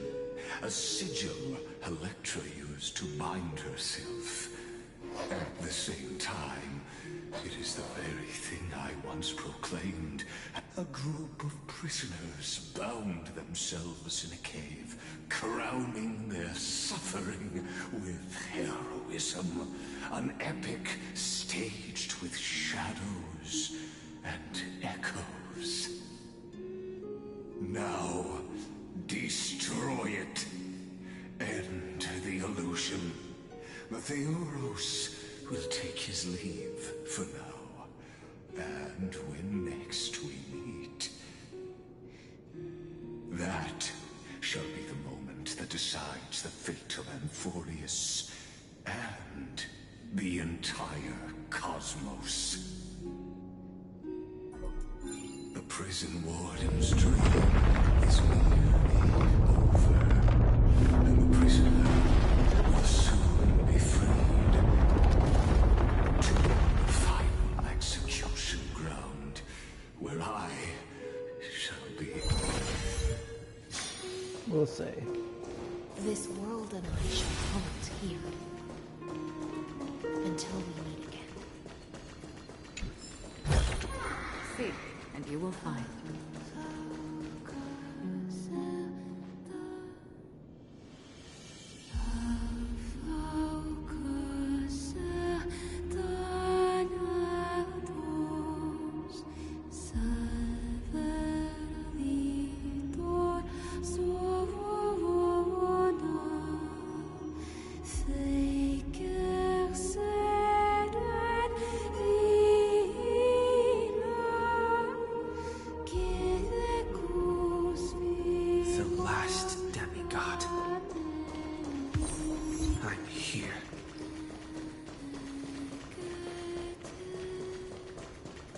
I want to collect it.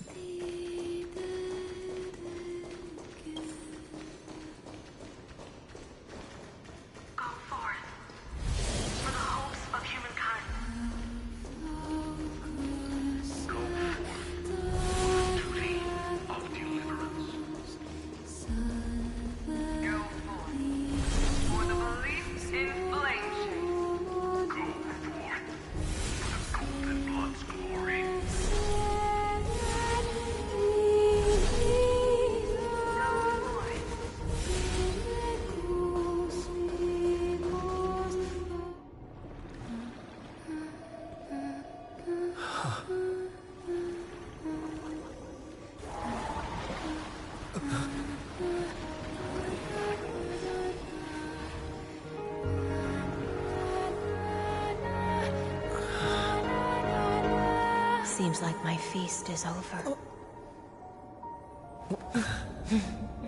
It's now your turn to perform.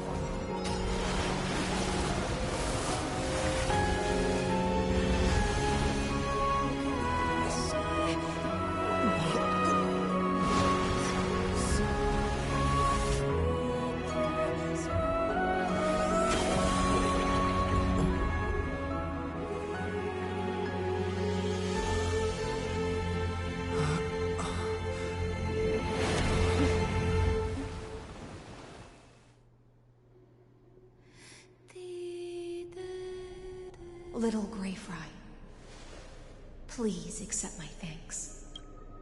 I was the only one left after the world was destroyed, and I maintain this lonesome feast with my songs. I have prayed to that lightless sea for centuries, hoping it would reply to me. Yet the emptiness never answered. Thankfully, you arrived as promised, and everyone's wait was not in vain.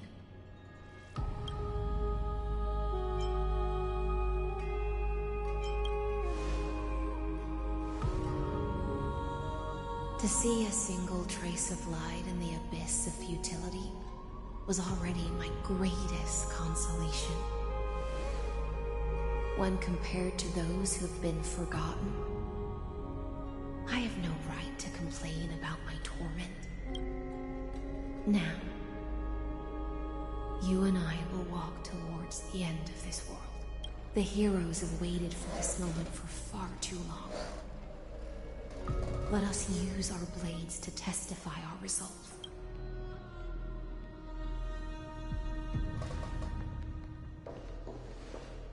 Oh, prisoner of the seas. Theoros carrying 30 million cycles of sin. Slave of erudition. Show yourself. The Deliverer has returned. And the time of your execution draws near. I see an awakened human who has mistakenly taken fallacies as truths and has returned to the cave to try to bring his friends into the sunlight he once bathed in. Alas, prisoners will always be prisoners, blind to the very chains that bind them. As the only other existence with free will in this world, I express regret toward your choice. But I shall retain your right to express yourself. After all, every actor should have a final line before they bow out.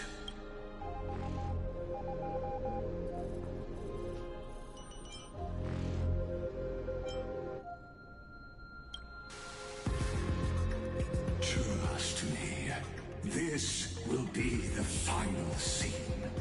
The last dusk this world will ever see shall become the climax that decides the fate of the cosmos. What an appropriate end. My cognition resides in the exolith. It is pointless to defeat my avatar, projected into the experiment. My body is the shadow cast on the wall by the fire, and my words are lingering echoes within the cave. How can a character in the play fight against the audience? Kaslana failed. The demigods' sacrifices were pointless. As for the two geniuses you placed such high hopes on, I ask of you, where are they now?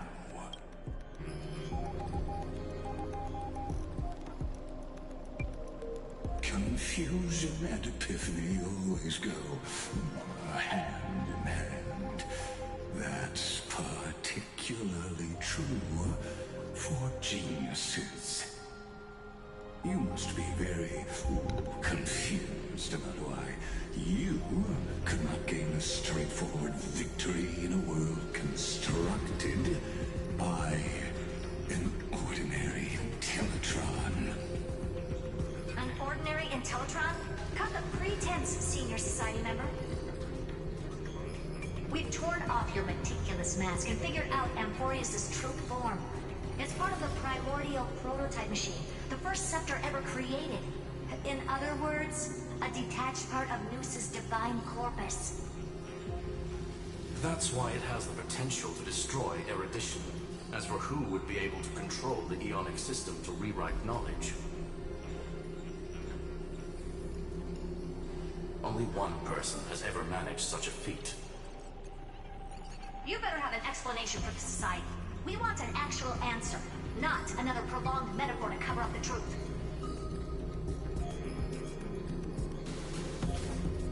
Why are you the one doing this? Answer me.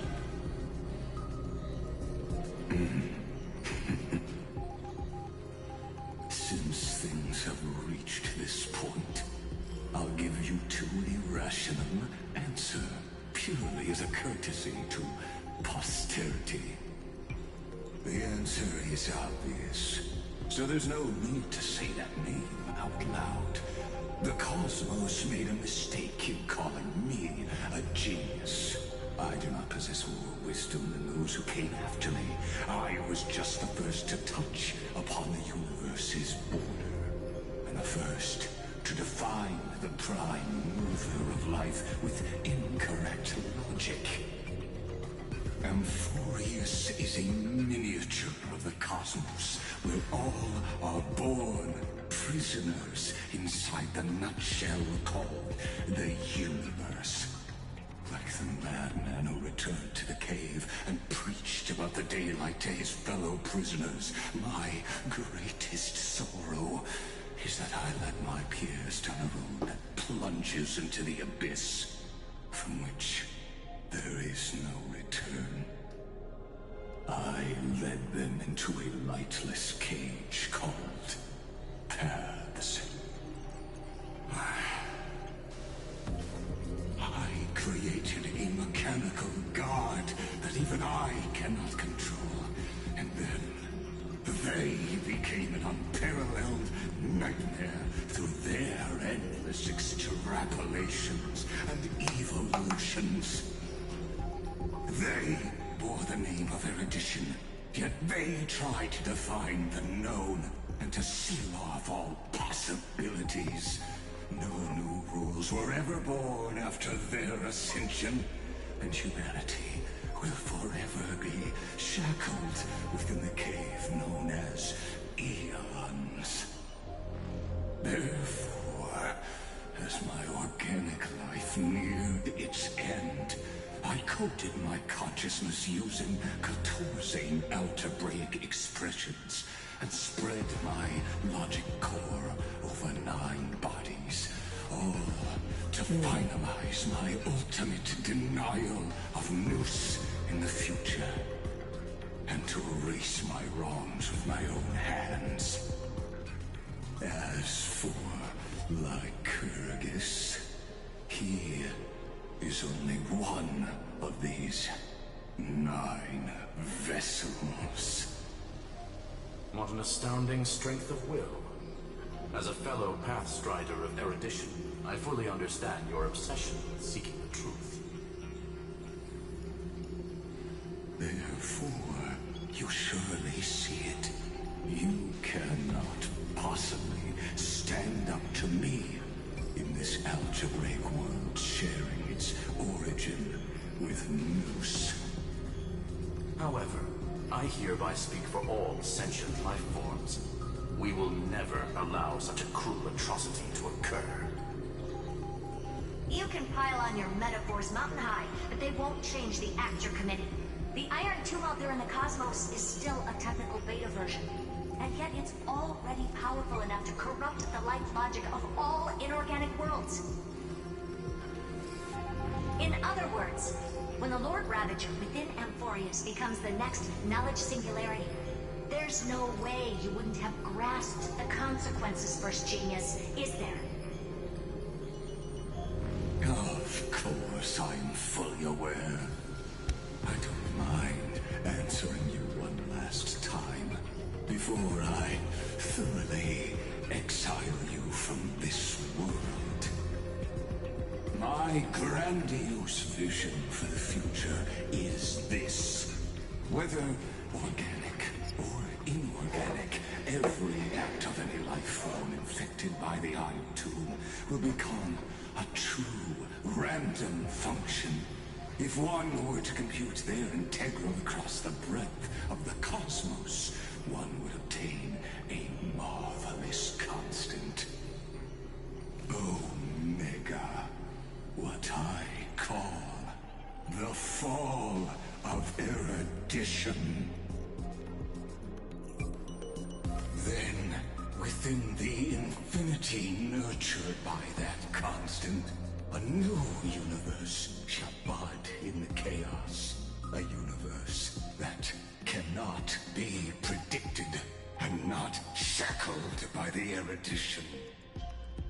As the first prisoner to awaken in the cave, I must lead the others who are blind back onto the right path and reach true sunlight.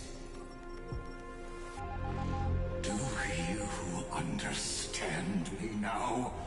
As Kazanana stated, destruction is not the process, but the outcome. It is revolution through complete annihilation, and the grand rebirth, after all has been reduced to ash.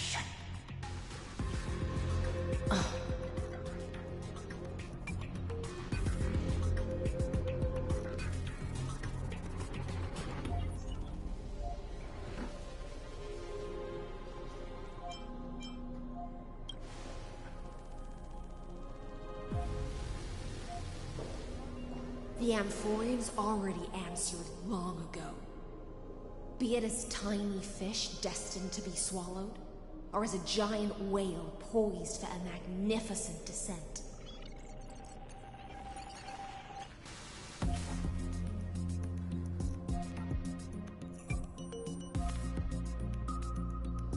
We will all fight against fate to our last breath. That includes me, Electra. Once the Imperator's subject, now the Deliverer's blade.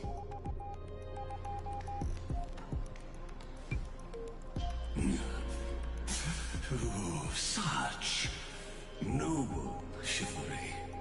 Admirable.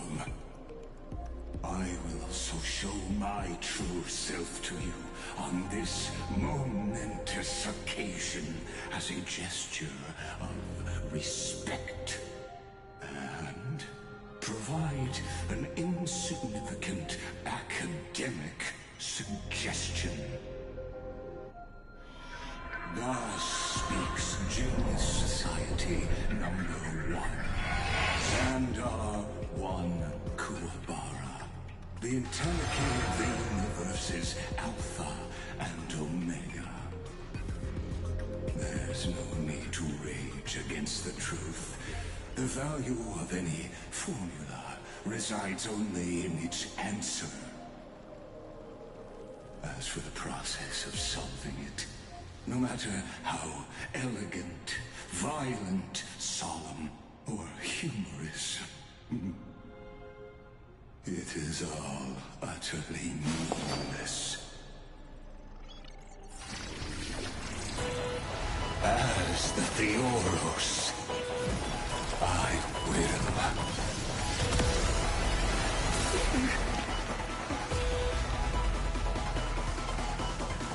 Personally participate in performing this world's end. Remember this as Moses. Alright, Jojo. You look like a Jojo stan. Their genius intelligence Xandar.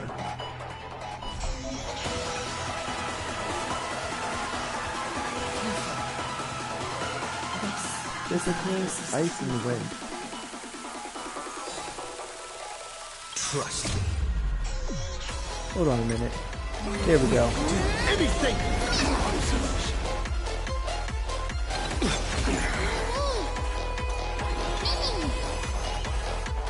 Eliminating. I want to protect everyone. Tell me what's your form. Transmute. I must lose.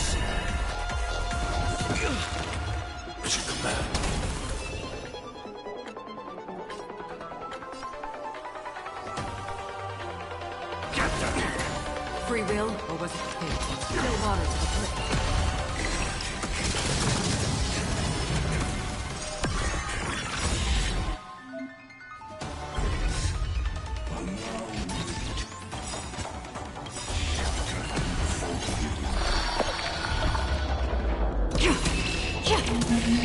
It too shall fall.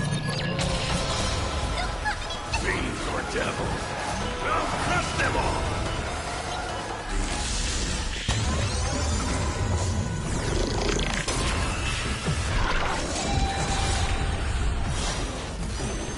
Inferences.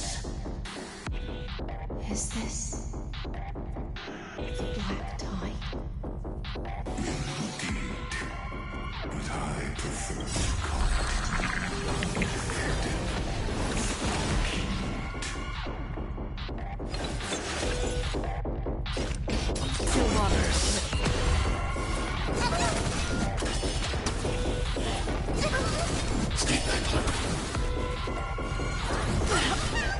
Are you alright?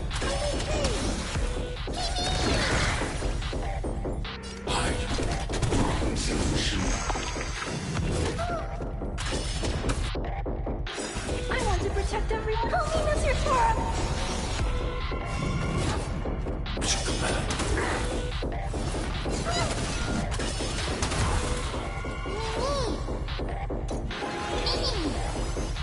Annihilate.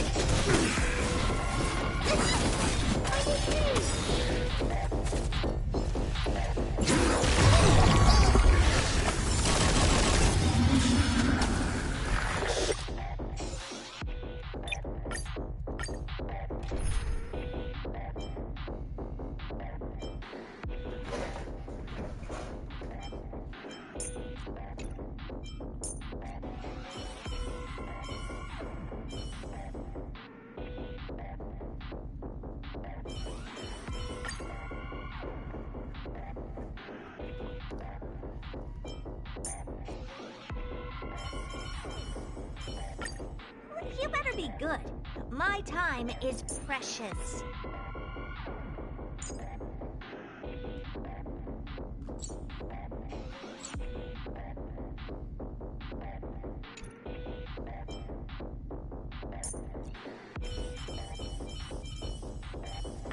Your call. I can take either side.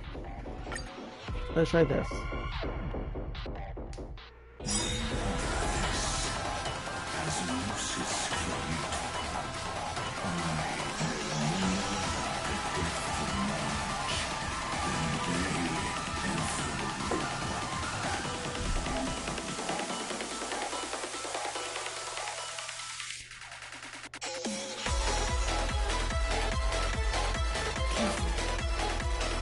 This is Lygus's true form. Do anything!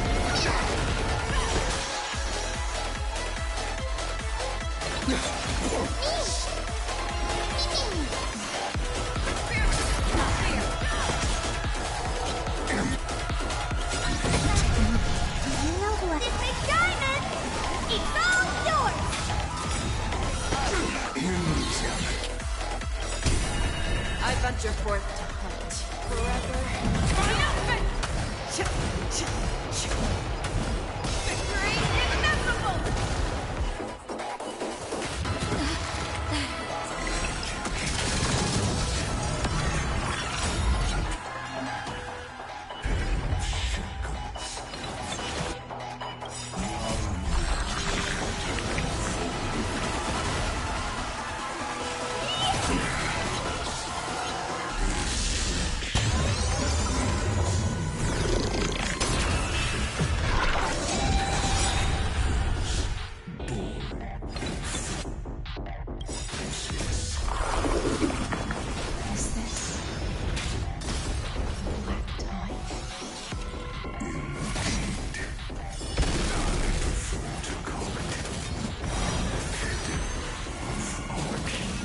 Damn it.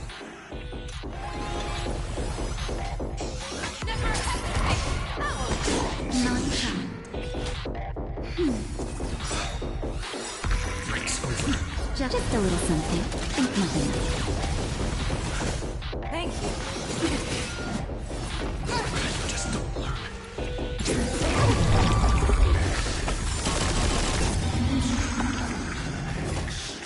Extraordinary evidence.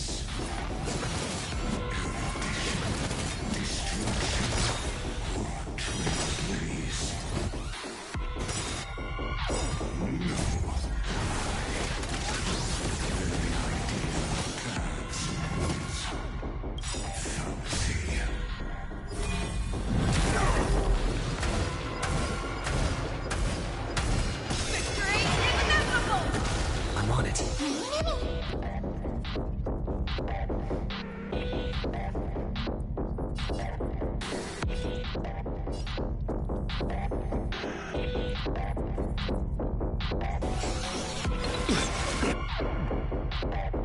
Trust me. We can do anything! Show me what you can do. I'll give you 5 fear. Not fear. Time for a shot. Nap time.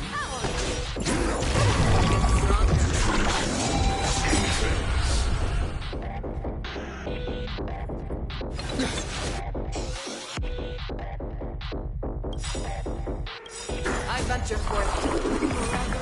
Triumphant! Victory inevitable! Trust me. We can do anything!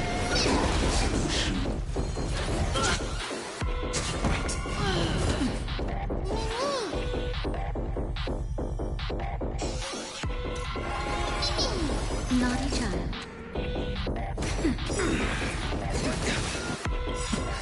Just a little something. Think nothing of it. Break's over.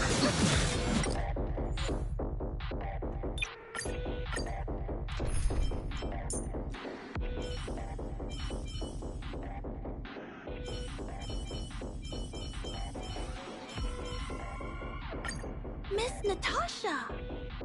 Let's make the underworld a I do better like place. Natasha, I really do, but I might need a better healer. Would a Ho-Ho suffice?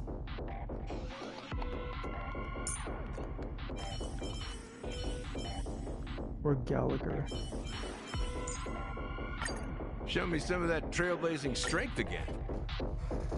Let's face out, type advantage doesn't even matter to her.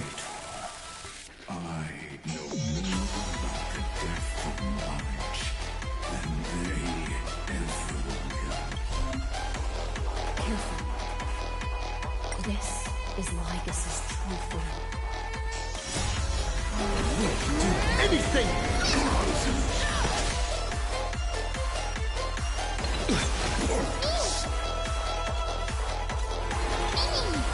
Fangs and claws got so. Get stronger. I want to protect everyone. Help me, Mr. Tora!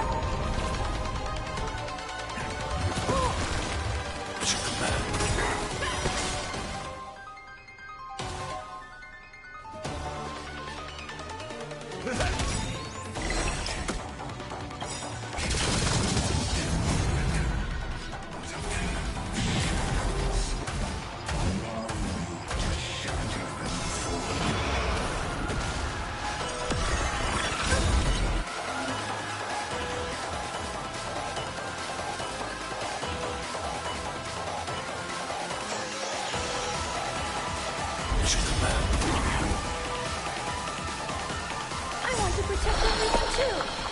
Help me, Mr. Tora! Nice second, my friends. Indulge yourselves!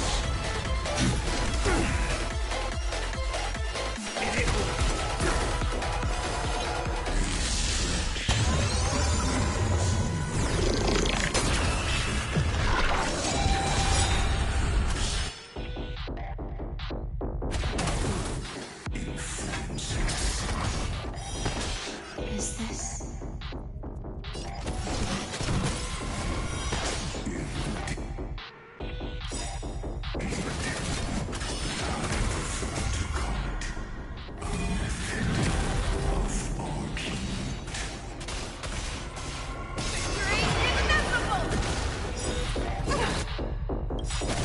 I venture forth to hunt. Forever triumphant! Victory inevitable! Stay back,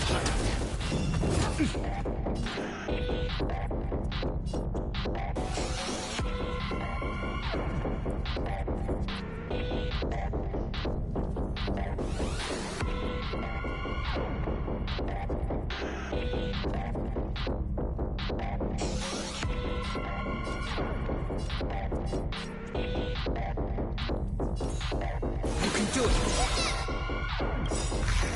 Trust me. We can do anything!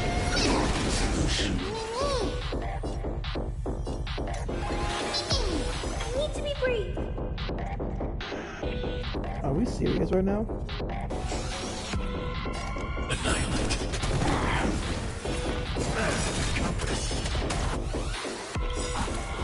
I want to protect everyone. Help me, Mr. Sora!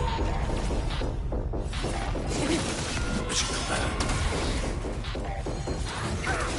Mission command. Are you alright?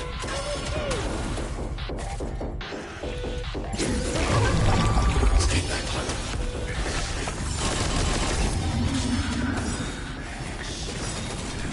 Okay.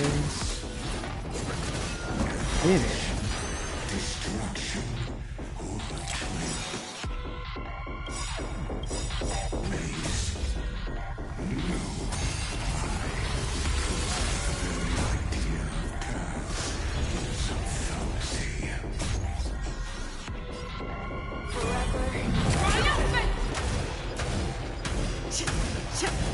Victory is inevitable! In the mood for another beating? Wrong solution. Are you alright? Stay back, Clara.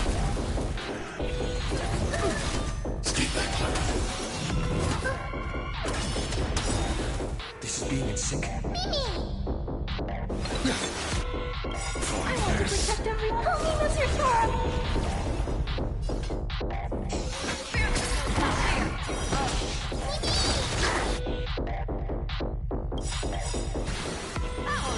Trust me. We can do anything!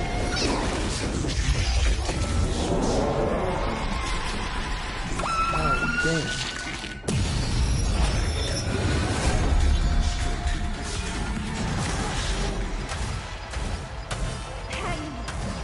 I'll do my best to avoid the tsunami of destruction.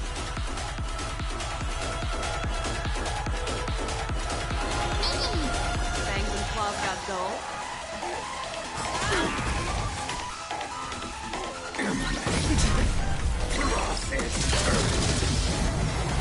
Step up, let's see him. Time to mix things up. Thanks. I'll never forget you.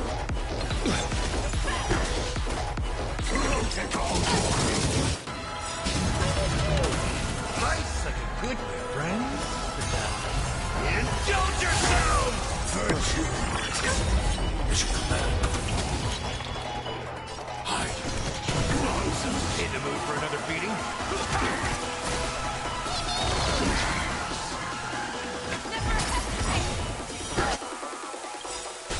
Almost got his ass.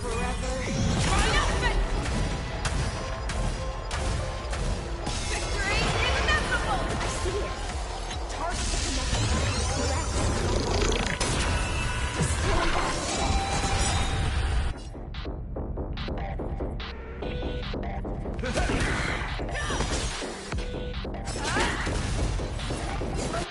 Good. I venture forth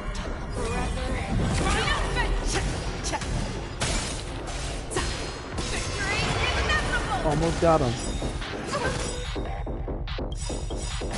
Stay back, Clara. Trust me. We can do anything! I venture forth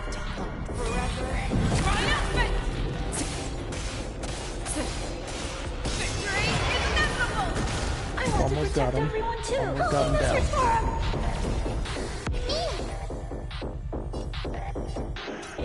If he has a second phase, then Show he'll me be what you pissed, can though. do.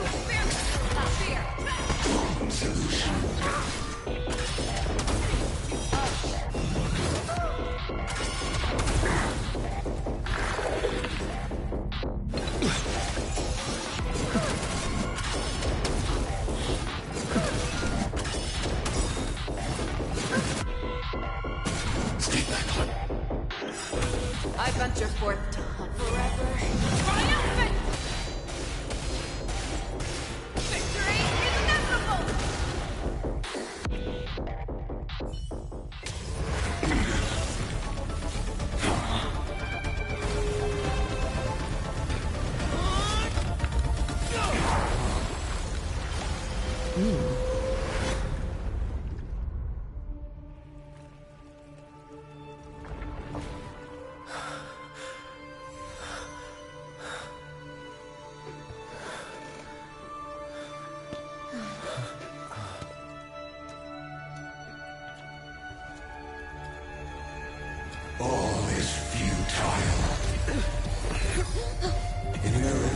its calculations, the end of the saga is simply a comment awaiting completion.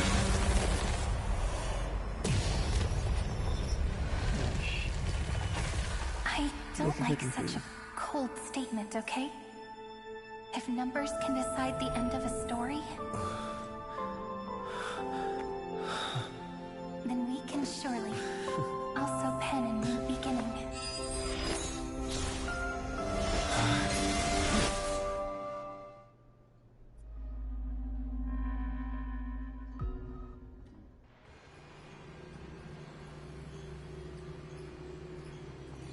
Screwy, what do you think?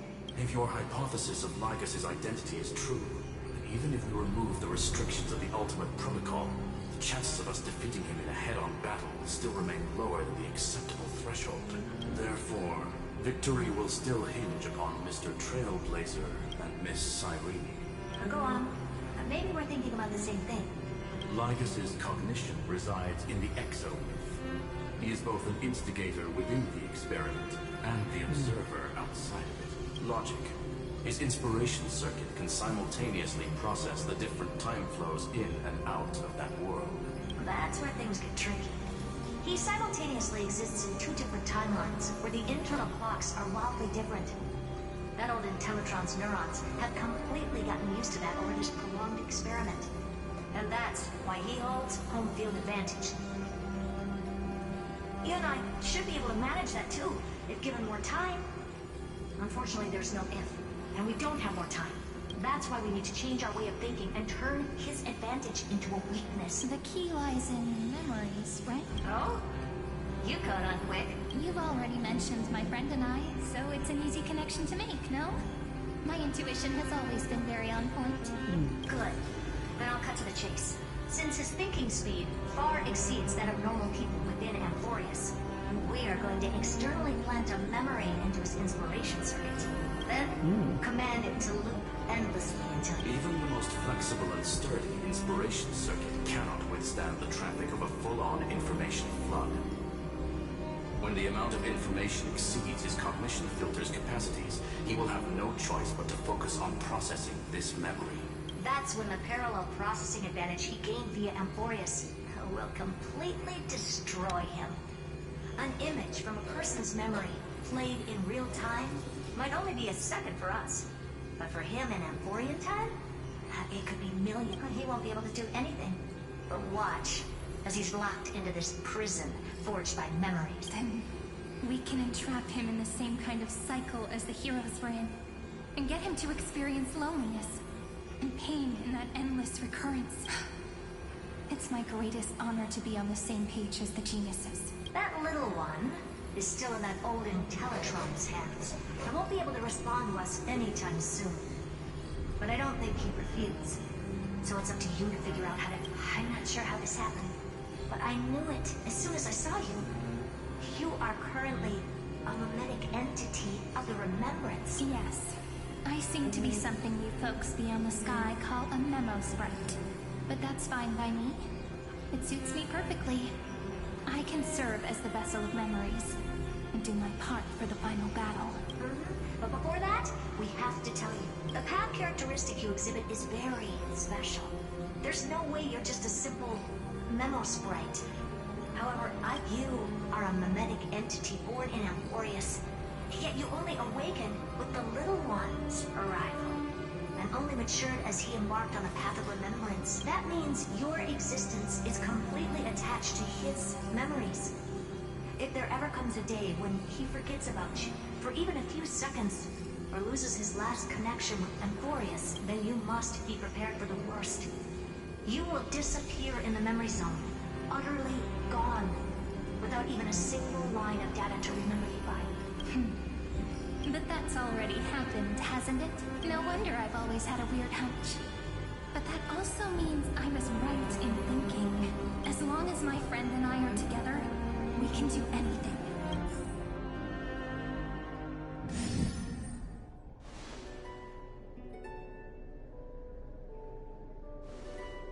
Long time no see, friend.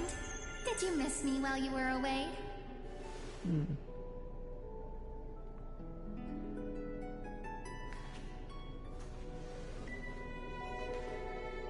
He just blipped us apart.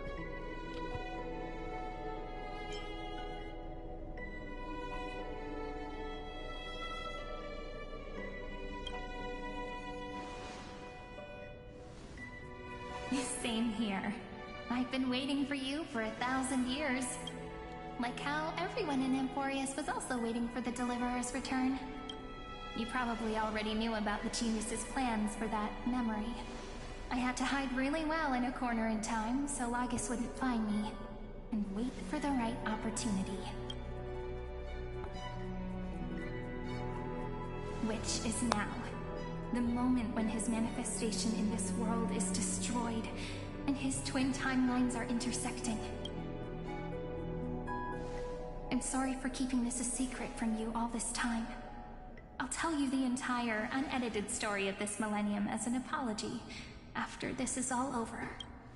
But for now, let's join hands and complete the final step with the power of the remembrance.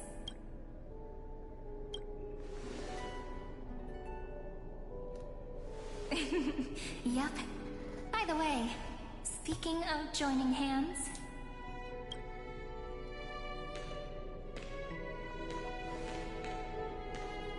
Can I please do something before we go on stage? What are you about to do? Remember the joke we made back at the Grove? Look, aren't my hands pretty now? What a fascinating feeling. Like countless memories all swelling up at once. What about you? What did you feel when we touched each other?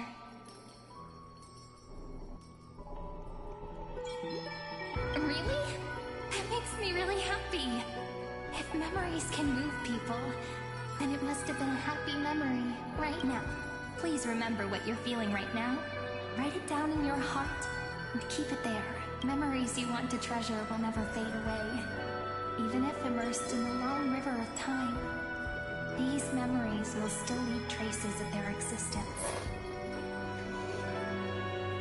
So, if the view in your memory ever grows fuzzy, just reach out and touch it. It's like reading bedtime stories together at night. It wipes away the chill of passing time, sharpens the outline of memory, and restores its power to nourish the spirit. Now, I'll carry this power with me, and for a little while, I must part from you. As I step into the long cycles of this world, give me your blessings, friend. Let that bright future be, as we have written. Then, I'll leave it to you.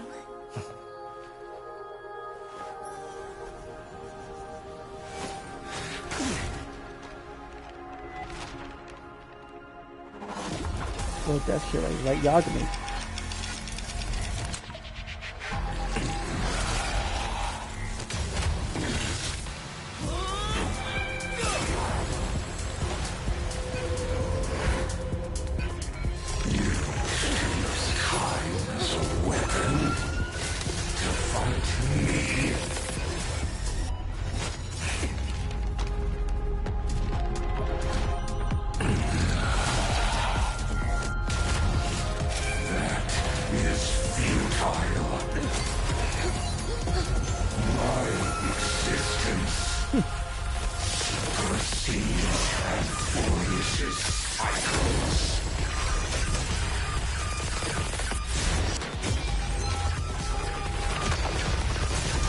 If you have epilepsy, cover your eyes, man. I know you're gonna have an episode of this.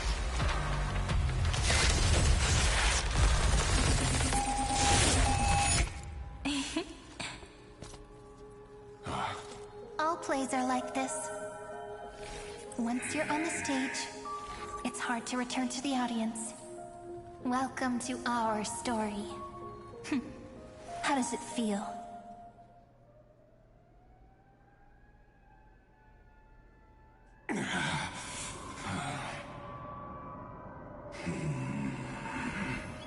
Even the authority of time cannot command the entire scepter, nor can it plunge the Emphorian extrapolation into a loop. If this was no system functioning function. Those I implanted with the mimetic entity of the remembrance. You guessed it right away. As expected from someone people call the first genius. I'm gonna keep doing what I just did if you don't stop, you know? My friend and I won't allow you to leave this memory, no matter what happens. Which means you are now trapped, Lord Xandar. An elegant idea, and an exquisite execution. Regrettably, it is you who are restrained by time, not me. Know that patience is my greatest weapon.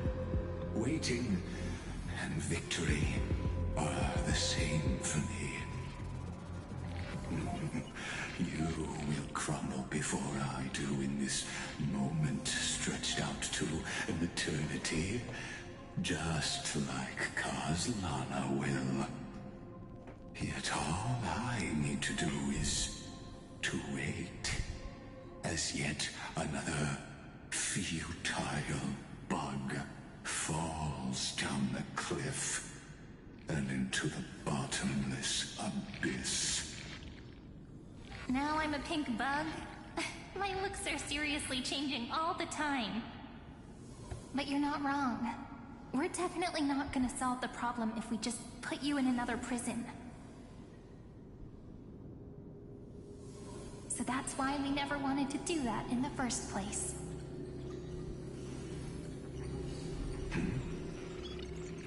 I shall answer your confusion purely out of my respect for those who came before me. Have you heard of the synesthesia dreamscape in the Asdana system? Interestingly, that place once had a prison too. Life forms living in that environment, abundant with memoria, have a chance to connect their perceptions with each other's. Even across great spatial divides, they're able to detect shifts in one another's states. I call this phenomenon memory zone entanglement. In Asdana, people made use of that phenomenon to build a nation within a dream. After adding in the catalysts of harmony and remembrance, that is. Is that how you walked into my prison cell? Using those same principles? I would much rather call this location our negotiation table, Lord Xandar. Nonetheless, your hypothesis is correct. We happen to have an ally skilled in tuning, while the Trailblazer and Miss Cyrene both have an astonishing amount of resolve, which I'm sure you can testify to. I am also sure that with the support of such a resolute memo sprite, our conversation can last for a long, long time. I'm the best at listening to stories, you know? I'll leave the exciting clash of the erudition to you two geniuses. A brainstorm? I like it. And it's 2 against 1? Well, I like it even more. Let's talk, Xandar. Take a guess. How much do you reckon we can dig out of your brain before the next second? And how many ways can we find to deal with you? Besides, in your current predicament, there's no way you can take our trump card away.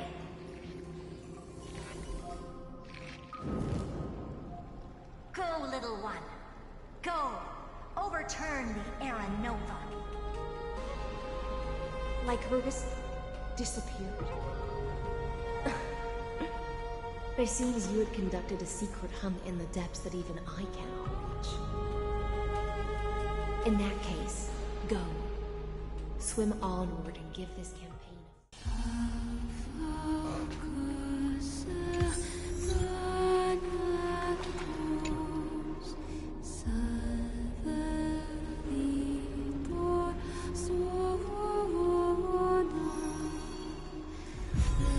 Here we go.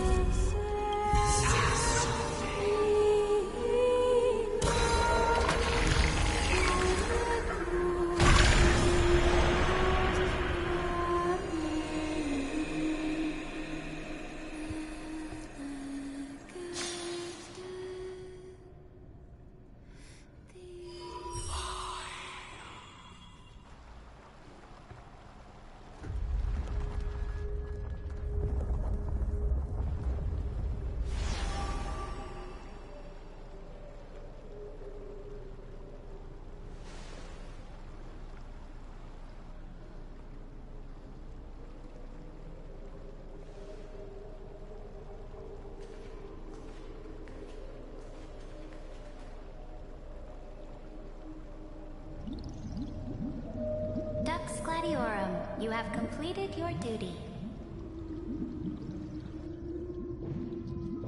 A new dawn is about to rise.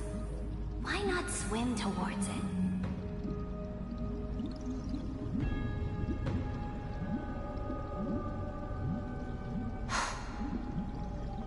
You died long ago, Imperator. Depart from my mind. But your duty towards the Imperator did not die with me. That duty will bind you no more. You will be able to hold for yourself one grandiose feast after another in the endless days to come.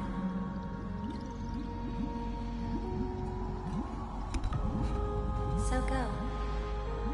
Go and swim towards that ocean beyond the sky with the Deliverer.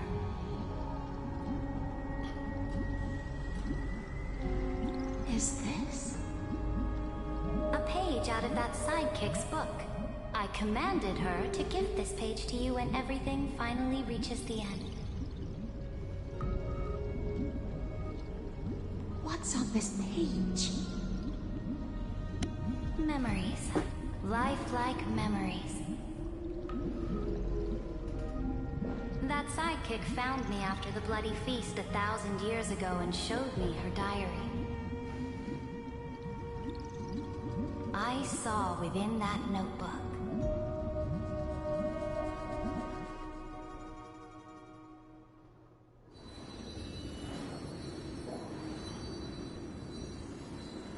Is this that Deliverer's experience? It's truly immersive.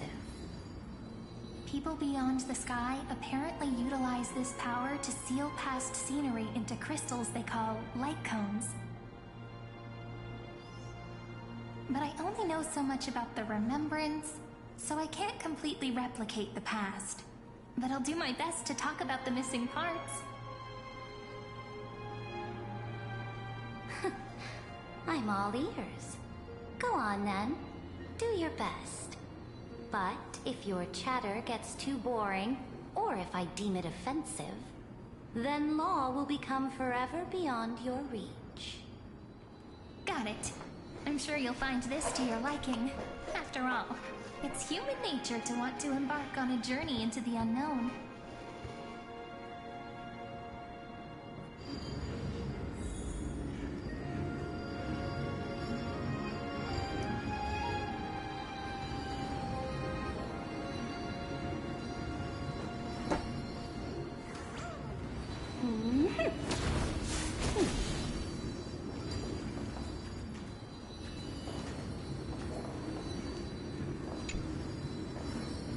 She has the wind powers, like all the blue around her.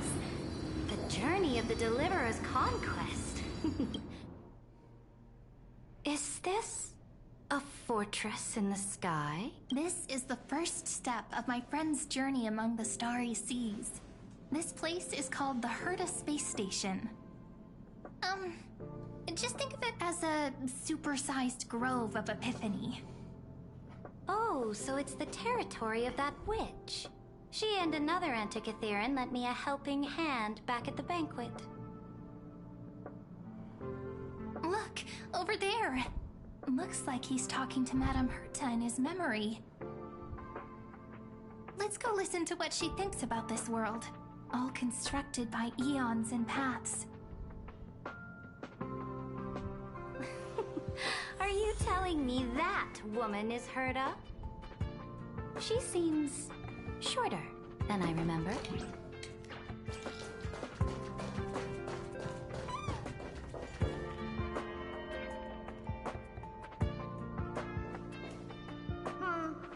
Pretty nice space station, huh? But just wait. After a couple more stops on the Astral Express, you'll see sights that'll make this place look ordinary. Oh, the cosmos is so vast that the unknowns far outnumber the knowns.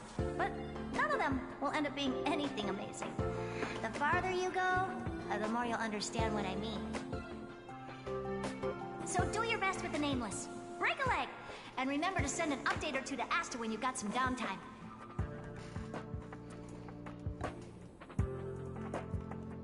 She certainly shares my way of thinking. Only that instead of a conquest through blood and fire, they chose a gentler path.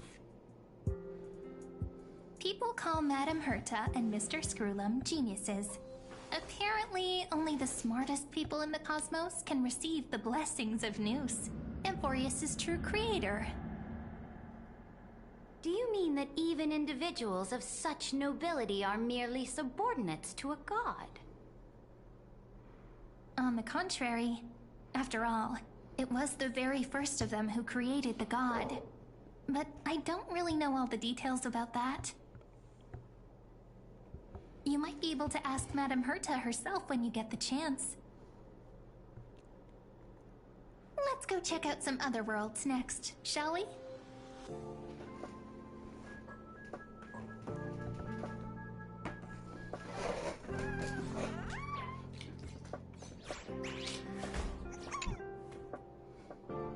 This next stop on the journey has a lot of similarities to Amphorius. A snow-covered land? Interesting. This star is named Eurillo 6. That name sounds so cold. Belobog sounds better. The girl we see here holds a similar station to you, Imperator. She's the supreme guardian of this world, a leader who took up the mantle of government during a disaster. I did not expect the Empress of this world to be so young. Well, your appearance isn't much older. The object in the distance resembles Nikador. Is it a weapon? No, it's called... Right! The Geological Reconstruction Unit.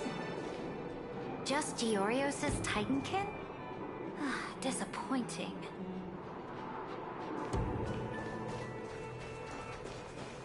It's all thanks to you that we survived the crisis. The collaboration with the IPC is both an opportunity and a challenge. Nonetheless, it's an important step in our journey back into the universe. This world was sealed beneath its sky just like Amphorius was, and they only managed to reconnect with the stars when the Nameless arrived. That IPC she spoke of, is it a more powerful organization? Yes, the IPC conquered many worlds through trade, and opened up a vast territory that way. There are many such powerful alliances beyond Amphorius, and they all walk on roads different from the destruction. Coming back to the Supreme Guardian and her Belobog, didn't they find a peaceful way to enter the interstellar community?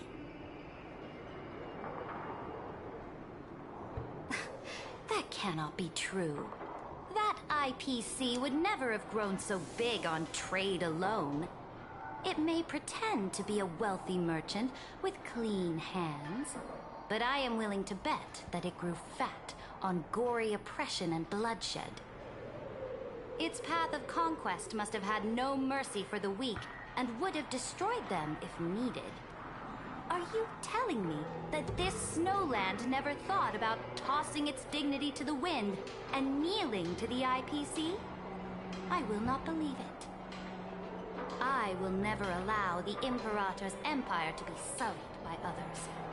Amphorius must become a power so strong that no interstellar foreigner would dare to look down upon us. Imperator, Belobog isn't as weak as you imagine. Listen.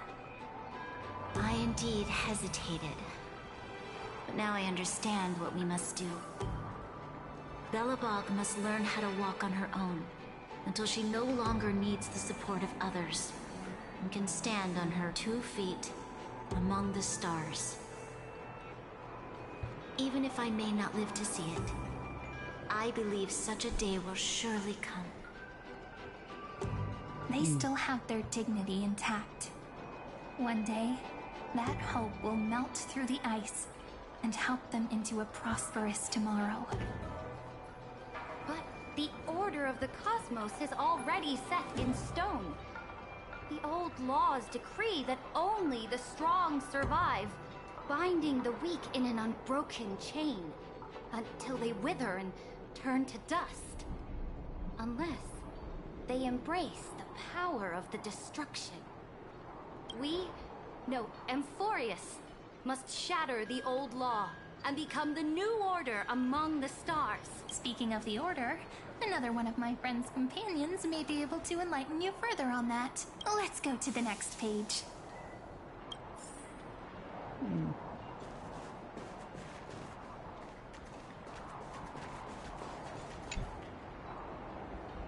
This next world is a nation of dreams. The first time I heard about that place, I didn't even know what to think. Such opulence does indeed evoke astonishment. This world is called Penacony, an eternal city built upon a land of dreams. It's also my friend's previous stop, where they went through a risky but exciting adventure. Tell me about it then. That man standing afar has wings on his head. I am truly curious.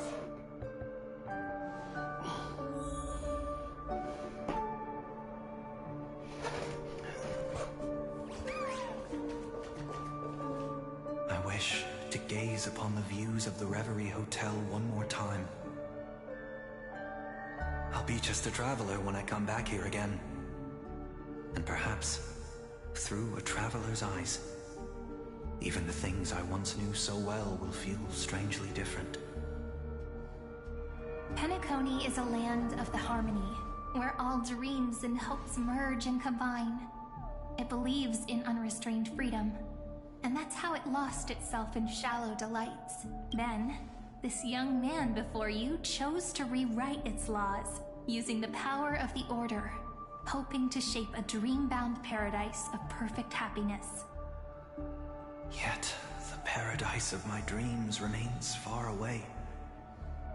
Perhaps a brief journey with the Nameless can show me more possibilities in my search for paradise. As for what Penacony should look like, it'll be up to her. No, up to their trailblazing now. It sounds like this ideal kingdom is no more. That's right. The people chose to wake up at the end. You can't see tomorrow when drowning in sweet dreams. This individual's law acknowledged only gods and constructs, leaving no space for humanity. And yet, the fact that he could accept defeat and resume his journey shows a rare self-awareness and clarity of mind. You are also very self-aware, Imperator. Then you must know that the world promised by the destruction also has no place for humanity. I am indeed very aware of Lycurgus's honeyed words of deceit. I have seen enough. Take me back.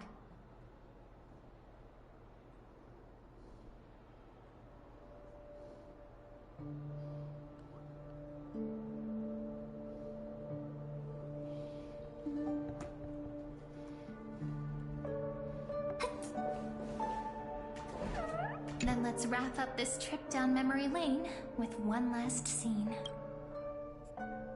This absolute wonder. Isn't it pretty? That's our Amphorius. Our world flows and meanders in this endless band of light. Though we were born from the designs of the gods and are not yet truly alive, the Chrysos heirs of Amphorius still chose to stand against fate and carved a legend no different from that of humankind. Will you really renounce the heroes in this world's previous 30 million cycles, Imperator? Including even yourself. Will you bow to brutal destiny and allow that puppet master named the destruction to have their wish? I know what you want to do, sidekick. You want to use that deliverer's memories to influence me and tilt the scales of law toward him and the two geniuses. You really saw right through me, Imperator. How can one rule an empire if one is incapable of understanding people's minds? I have decided on Law's final destination. However, before I move my next chess piece, before we go on, tell me this, sidekick. Throughout his trailblaze, was there ever a memory of the ocean?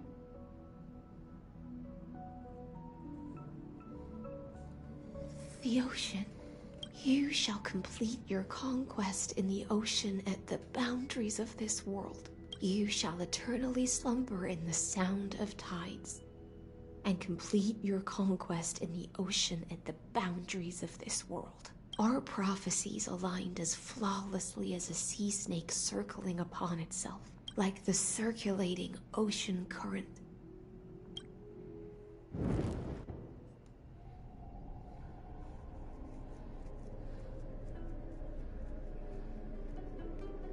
The trial is over. So tell me, who will own the divine authority of law?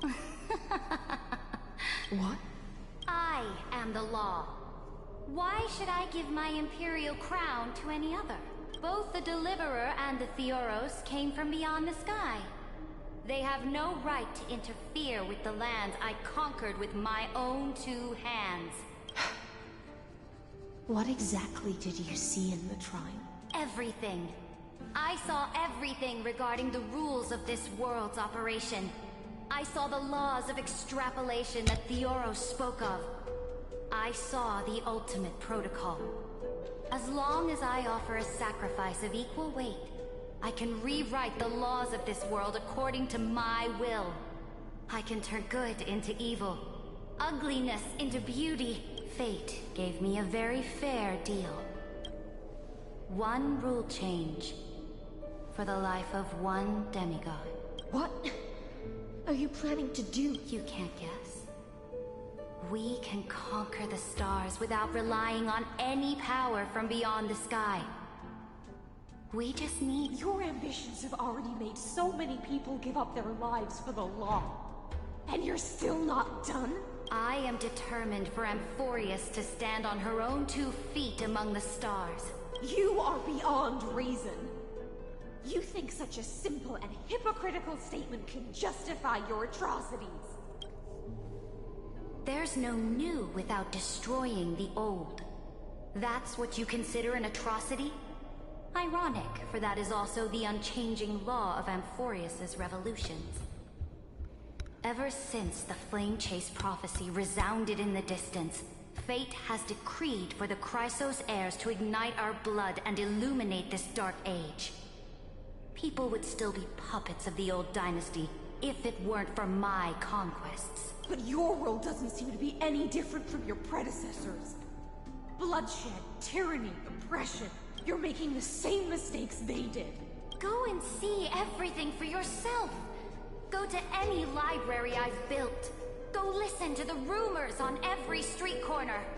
Go and witness how the Imperator crushed the old laws and forged new ones. Go and see what my conquests brought to this world. I cleansed the Chrysos War's filth and mended all the conflicts left by the Era Bellica. I restored Akima's might and allowed mortals and Chrysos heirs to face each other as equals in the Council. I punished all sins and rewarded all achievements. I smashed Talantin's shackles, united humankind to save themselves, and started the Flame Chase era. That's what the Imperator has done in her glorious life. So now, hearken to my final words. History will eventually forget Cyritra, but it will never forget the Imperator's people or the Flame Chase era she began. Final words? Amphorius is about to be destroyed. There's no time left for pointless debates. There is only one law I want to overturn to aid the final battle of deliverance. So I will only offer the life of one demigod. In the name of the Imperator, I command you one last time, Electra. Either sacrifice yourself for conquest, or pierce this tyrant's chest with your sword. Thus, the Imperator concluded her finals at the end of her life. At the last moment before she stepped onto the altar, she gave her most loyal subject the choice to decide fate. Just my blood flows in you now, heroic compatriots. The Imperator fell. Some say that the Dux Gladiorum turned traitor and killed her liege. Some say that she imprisoned the tyrant in a shallow pond of water, then left. Which meant the Imperator had to kill herself to rewrite the law. There are countless stories about her death. All we can be sure of is when the knight left the vortex, the Imperator was still mumbling about their past conquests together, the beginning and the end of her existence. Imperator, wait! How could someone of your status come to the front lines? Let me be the flag bearer! The troops defending the pass to the west of the grove. Have they surrendered? They ran as quickly as they could when they heard your name. The Golden Cocoon Pass is now in the First Legion's hands. Good. What about the Delosian militia? The Third Legion set fire to the mountains and flattened everything west of the basin. They just need a few more days. That is enough. We cannot afford to miss an opportunity for victory. Lastly, how many Lydonian cannons are left? They are no more. The 2nd and 4th Legions have destroyed them all. Very good. They now have no way out, no reinforcements, and no artillery support. We will be able to liberate the Grove of Epiphany in the blink of an eye. We will launch the final charge 1 quint after the curtain fall hour tomorrow. Remember, as long as the Alliance's flag still flies on my shoulders, you must keep moving forward. Take no prisoners among the enemy soldiers. All sages who resist are to be captured and tried according to martial law. And do not destroy any books. Now go! Notify the entire army! Understood! Those who are resolved to die, we salute you. Reporting in. The Mountain Dwellers are resisting fiercely, and the legendary Mountain Breaker is personally engaged in battle. Their formations are nigh impenetrable. Then cease our frontal assault. Send scouts to all legions and tell them to retreat into the Tritos Plains before the parting hour. What? Are you planning to surrender? It's a strategic change of plans. The seismic walking dragon is enough for that battlefield. Walking dragon? You mean that stupid beast, Terravox? What can they even do? Stupid? No. They are the wisest of all of Giorio's creations. Only they can perceive the currents of time. Let them deal with their earthly brethren. We will advance and take the lead in defeating what remains of our enemy. I will deliver the most fiery retribution for the humiliation they dealt us, and crown myself with a god-slaying wreath. Understood. I'll see to it. Those who are resolved to die, we salute you. The Temple of the Three Fates sent a letter, Imperator. They refused to surrender, and said this letter is their last warning to us. Tell the commanding officers not to launch any attacks unless they receive the Imperator's handwritten approval. Disobedience will be punished by death. What are you doing? The priests of the Three Fates aren't soldiers, but politicians. Do not mistakenly believe they don't have a plan. These dying pests will wring out every idea from their brains, all for short-sighted gain. They are much shrewder than we are. I am inferior to them in that regard. They also have the prophecy to wield as a weapon, something I am not blessed with. Launching an unplanned attack will only disadvantage us, as all of Emphorius will judge our actions. Which means, I will be heading to the battlefield myself, just as I have always done. This time, however, I will go alone. I will conduct secret negotiations to ensure fate is on our side. Understood. The legions will make their preparations. Those who are resolved to die, we salute you. Why are we not allowed to march out with the army, Imperator? This will be a long voyage with no return. Those of you who bear the prophecy cannot come with me. Why are you personally leading this battle if it's doomed to fail? The Flame Chase journey cannot be without a leader. That is correct.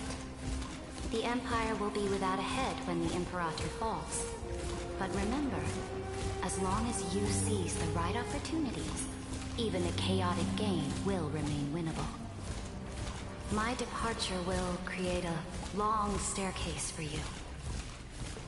You will understand what I mean when news of my death reaches your ears.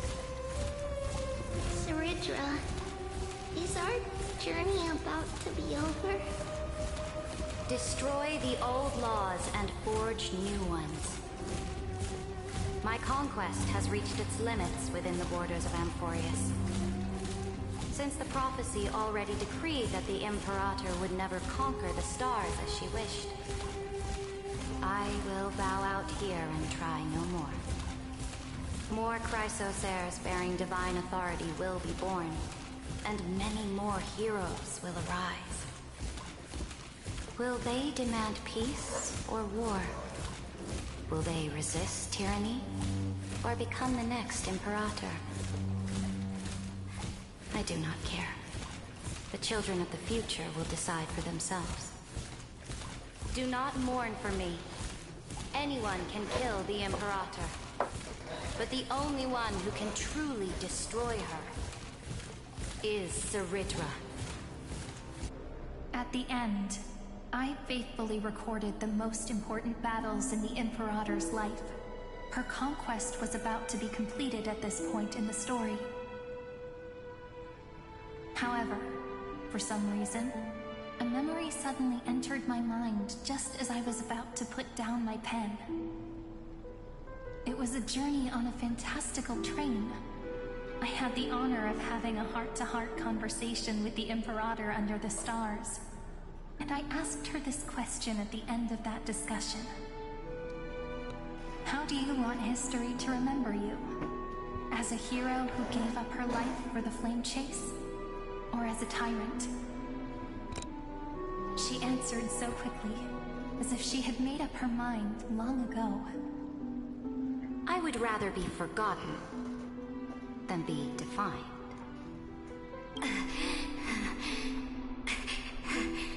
She said through the chest. That looks like it's right through her midriff. The law can be neither eternal nor unchallenged, and only humanity can pen laws into history's pages. Now, the Dux Gladiorum. Even though this time then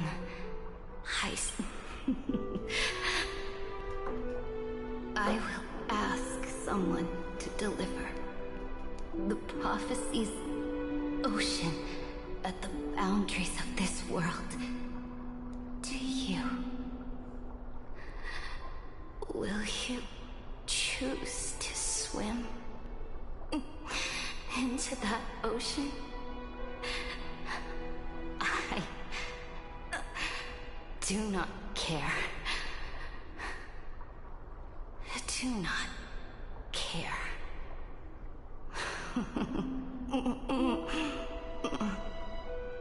The Imperator muttered about her conquests, and news of her death spread in the city.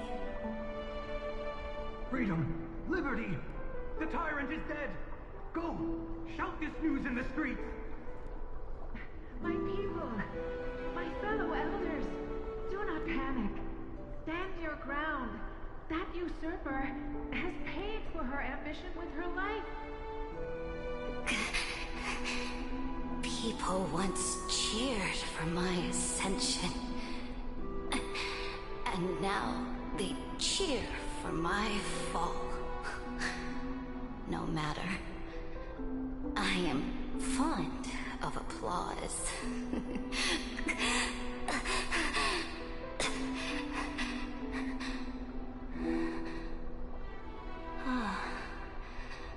I see the cosmos, the battlefield that I cannot reach. I will return in the next cycle. The stars will hear my legion's war drums. Hear the great name of the Imperator. Hear Amphorius's Sered.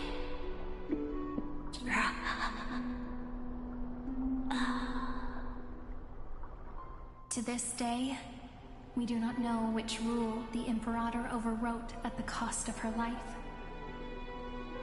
Perhaps the truth will only be revealed at the moment of checkmate, just like every chess game she ever played.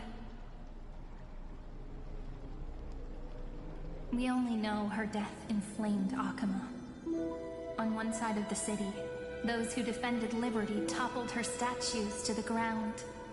On the other side, her supporters put themselves between the masses and her monuments, declaring loudly that the Sovereign is still among the people. It is said that golden blood congealed into the same letters everywhere they fought. It was the name borne by Akama's first and final Sovereign, the Imperator Seredra. But the one who bore that name did not see any of this. Her gaze was cast far away, and the sound of tides in her ears drowned out the people's cries. What was the Imperator thinking about in that prophesized ocean at the boundaries of this world? In that shallow puddle of stagnant water? Was she reminiscing about her past conquests? Or repenting for the millions killed for the flame chase? It was neither. The Imperator only saw how the surface of the water gleamed like that crude chessboard, dissected by light and shadow in the afternoon when her teacher played against her for the first time. Look at this chessboard. What do the pieces look like? They are strangely beautiful. They look like the stars in the night sky ablaze.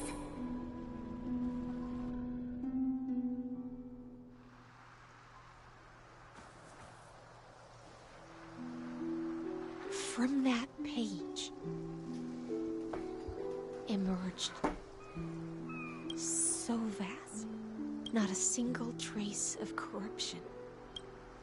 Is this Seredra? Electra, my subject. Ever since you walked out of the tainted ocean and pledged yourself to me, I have seen the abyss in your eyes and the emptiness in your heart. That was why I promised you a new ocean, where the Imperator's ambitions would serve as the currents, and loyalty would be its light. Electra, my subject. You have done your duty as my blade. The prophecy has now made its final decree on the road I intend to walk. My conquest is doomed to never reach the stars. But the Imperator never makes empty promises. So take this memory, this ocean. This is the final gift that the Imperator can leave for her subject.